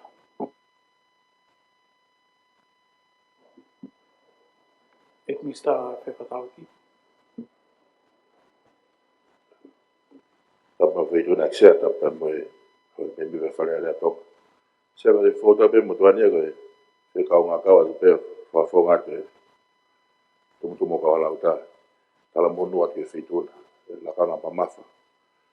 O ku hirifaki ho uma. E kai vai o ngatai. Upe ke o kau whakatahat pe mo rea pe me kawa lauta. O ku ilo pe kai vai e tala taftawhaklangi. Whamonu ea te lakanga mahu inga wea sea. Whasipe koe, wate koe whamolmori pa me motuani. Tuke heange tamo kalala. Whamolmori atu me te pile koni ka pau wato whatongia, tunga matua. Tono rou, tau ki tangata pe. Whamonu ea te pe, kau me mi pa whiri kotoa pe wharen. Amana koe ke ako sia whiri a hua noa no vepa. Ako wata e whamanuia. Tau lote pa mo mua manaki. Lagi mamau e whonga tua e. Tā kau kotoa pe utoa whao. Ea e whahua tua whaiatu. Ka palo atu whenga maresia. Ik pai mea. Tā pepa mo e tua mahuma whi. Tā pepa mo e nia whio. Pintu o wono ko pere tahine kuini. Na spau pa pehu whatapu ke kampes kauni mo e wharawha mo. Pehu whatapu ke tamapisi mo e hara. Hou eiki o e whonua o nau whakawhonga heni wharearea. Peke hou eiki whakawhonga ai kakai. Ka e whakahokatu ke whakawhonga e te tampris kauni. Me tunga mātua koe ni ai whakamahalo. I o tua kou hi koe ne whinangalo ke tau wausia. O tū tamatu i he taulanga o i ahoni. I osi o i whatongia o i wharearea e tau i whaa koe ni. Ko koe kia harea mo ua e whaftai peki e kou hi. Ko ene ke i tāke i kina. Ko ene ke i tonga pe. Ko ene o mai o tau wakata wā pe ahoni. Sea koe whamalola heat. I he wheituna kou hi koe tō whatongia. Ka mui tataku ke whai he wharearea o tau wā o mai ke ahoni. Ka koe whamalola. Te pēwhau pa mo e whakamalo kou hi koe tūnga lang koe nunga e whatongia ko tukuat. Kena toanga i kina o mea mo ui koe ki maa mani ke o seni pa wai tala munu. O mai whewhia ko hi umaheno ko whatoa ngā. Ai tau ngā kou whai at nea mo a sisi. Ai tau whanuan ka wai ai whewhia ka mo e tala munu ke whamalo ko ke eksea ko mikakato i he whatongia ko toa pēne tatakma i ko mikakato. Laka te ngai whatongia, whamalo lahi au bitu kolpa mo pe, o tune lahi ngai taimi, tau whamalo e lava te ngai whatongia. Peho kai whamalo i he hoeiki no pere, malo au pito ai tokoni, ka pehe ta mo poupo mo tāke kina o tau whare, o tau mai ke honda peho ki he hoeiki a whafukonga e kaka, i whamalo lahi au bitu, ko hiki ngai ngau roa mai ke a honi, lava ngai lao, o whamalo au bitu. Mahino pito pe ko e pai pe ngā ue ko koe whonua. Koe re e whonua. Koe ke uhinga ka te whonga ke. Ko wai whamalo lahi at. Ko hi koe ngāi koe. Wai koe whamalo lah. Koe a whonga tonga tapu tolu. Malo au pito. O kau meri koe tataki mai ngā ue. Ko tau pure a ngā wā o mai ke ngai tau koe. Mo to ki hua tu peu ki whaingo hua peu ko hi koe o taki mai whatongia. Ko mau whamalo lahi. Kai ngata pe ngai whakatahi tongani.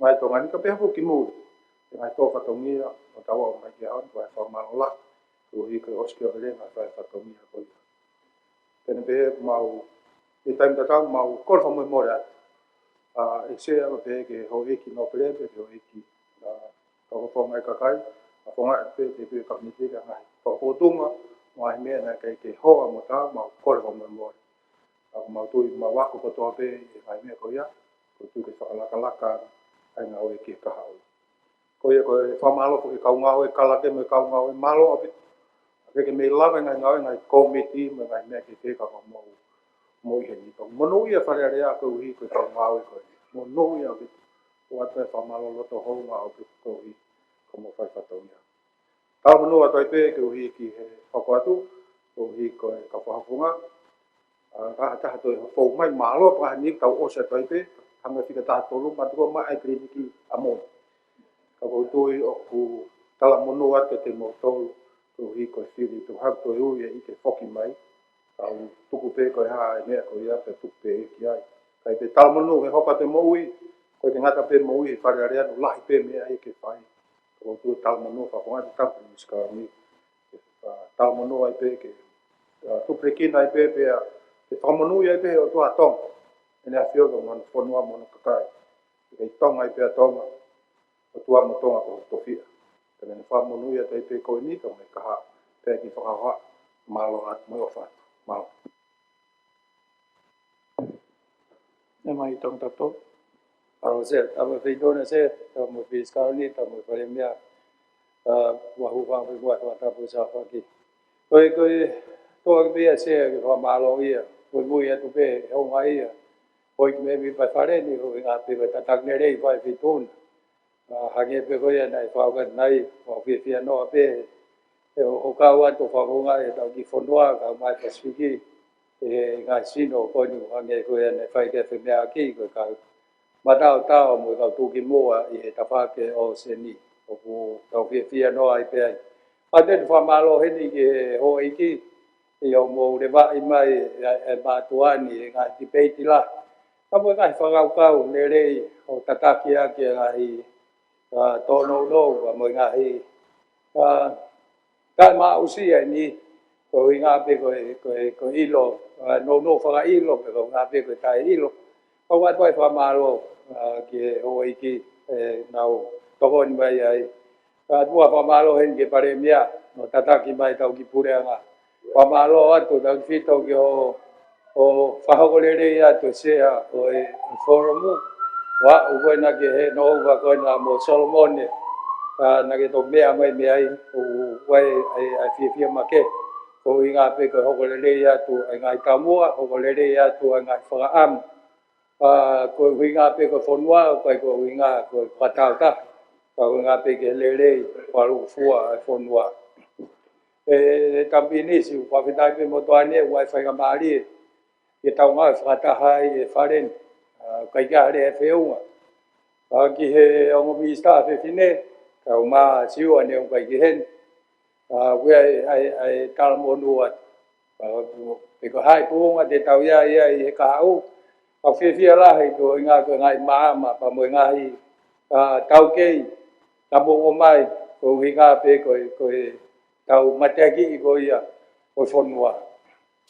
Ki kau whawhonga o kakai, watawange pe te tau toi whilok le rei pe kahau, pa hange koe mea e pare mea, pe koe whawhonga wharearea, pe koe ngahi whatongia ke whanua koe whamiri, o tau kore pe ke mai pe tapua ke iki, ko ngā pe ke nanga lewa, hala whanonga, o tau whoa tuai. E sea whamalo atu mo e tatak le rei, kon whamore more te ngai tono no la. I he ngahi debate mo ngai whao whatongia, tatau pe ke sea ko mitakato. Lahi ai ngahi ngai mea whaingata, tatak le rei ai whituna sea ko mitakato. O la vai o whaia tau whatongia mai sea wharearea mo wharearea o tuku hake. Ko i ngā pe ko mea pau ke ai. Mea pau ke whai, ka po ngahi area pe o ton pe ke whaingata he mau inga ke whanua. Tā monua toi pe ke kātoa ki motore te whiri kona te ure sita hawaru mo a higa mo te whiri a ua noa o nove ma. Patao ke pe te mo ma o a whiri monu ia, ma whiri re rei. O tau whatau ange pe ia, ange ko ia ke ngai pe na tau lau ki ai. Ke whai whiri pe lo tātaina, ko tau whamonu ai mō tolu. Kau e whai a loto, a fungi po a loto, kai ke tāo. Pamui punga le rei o tau iai, pamuki mō tolu, tau te whito ai ki mō tolu. O whatau ange pe ia, e tāpua ki mai ki mō tolu e iki, e amanaki whiri ko ni ka hau mai. Palo api te ama whai maari. Malo iki, ki mo pēo whao se atu, o whi whao kai tu pēku wha malo ki ek pare mia. Kau mai ek pare mia maroro, tō taptolo. Tama pinis kauni, ko e tau pare rea ni o ke, ko hiu ke mea mai, mei whare lahi. O kau mai ki he tau ngā we, pēo ko whawhiawhia. Ko kore whamore more atu. Whawhonga i atu e karake, me kau ngā we. Ko pau ki hanga hi tono no. Nge ta whako ni whawhatongi me whare a rea. Ko kore ati whamore more i au. Pēpo ki hoi whawhonga, kau no pere. Moi hoi whawhonga kai. Ko e whatongia mamafa, uhiri whaki mai ki a te au, i ho mō whiri ki u hoko koe se whare a rea, kau ki u tō amaha.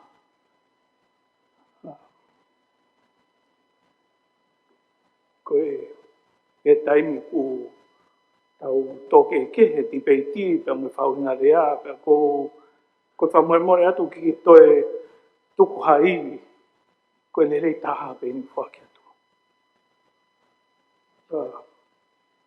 Pau kia tono no, whapatangi a ku kore ke mu whamore more iau.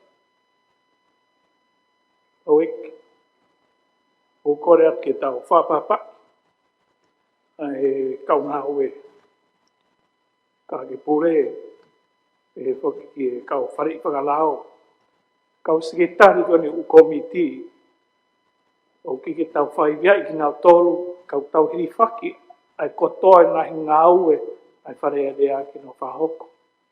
Tai mi iu, sisi e wahe kai lahi ngā ue, kau nau ki whakakato pe tau whia mā u. O au ki he ahwha o si, me tok tai pe ai lao koe ki he kere aneu. Me toki whatu pe lao i he pompongi. O au mai ki ono whahu mai ki he komiti lao, whakakato ngā ue o paspe whare i he aho pe ta. Koe whatata mahino ki he lava mea tau kau ngā ue, e pe whoki ke ngā ue ola e tau whare malawai ke whai hanga o whakataha. Whawhonga i atu. E karake me kau ngā ue whamalo ki he panemia, e whoki ke kau whawhonga. Tonga taptolo, e panemia marolo, na tau kamata mai whenga aki whare rea mpore anga ngai tau lahi. Ea toki pariu mai whotunga tau whare ki muini. Eo ke hoko atu pe whenga aki whare rea pa mpore anga. E tataki koe ni e panemia aho. Oku whamalo atu. Oeki. Mo oni e lau koe ni tālai kau. Matau tau. Masiva e ku lea ki u whahoko atu. E ku loto honga mo whamalo ki kau no pere, e voi kau whawhonga kai. Ki ngau e lahi tau lava i kona e tōwhare rea koe ni. E ko tui o ki ke more ia i he hongo e kakai whanua, koe tōwhare rea na e whaigataa. E nai lahi ngahi whiri me ngahi isu kehe pēna ne hanga wha atungia e tau ngā we. Ka neongo ia, o kei viringia pe whuka, o kei tonga pe a tonga, la koi whire rei pe, e nā whio. Pe te tau kei heni pe a pompong. Ko ia ko whia au pito, e tau whamawai he ahoni. Amana ke tāpuni ne a whio, ai tok whare rea koe ni awa tolo o kotopa. Pea pehe whoki, ke amana kwe rei, ke ki mou tolo hono kotoa, o mou kei loto toa, ke mou kau ki e whiri, i novema. ke hoko atu tau ngā oe, kai pūre pe, ai kakai, ke kaha, o e tau whare. He whoki i e whiri hoi no pere, ki ngā mea mahinu, na koe tau whaka o si pe eni. Ka koe anga e whanonga mai e mara e whakoitikare. Koe ko popo ka kato atu mo tolho eki, wa tuku ofa mu tāngonu, mu whamalo ke kā ke pore mani kau ngā we. Pe whoki ki mo tolho no ko toa pe, e upot ngā ue, pore anga, mei te ki, ofise pare mia, pare paanga, atu e kore ka whawhonga, kei taimpe ke whahu mai nau whemau, ki mo patau tāpun. Mea i pe e pare mia. E wau ki toi whia wharolo ho eki. I ki tolo i whanau nonga whare, koe tau tolo i pe ke tāpuni he aua tolu. Tō whahoko atu e kala ke taimi. O mea ke tau keres. Hei koe sea. Kata koe. Ki Ko kore atu. Ki tau ki paspasi ngoa e tau sta. Whamalo atu e.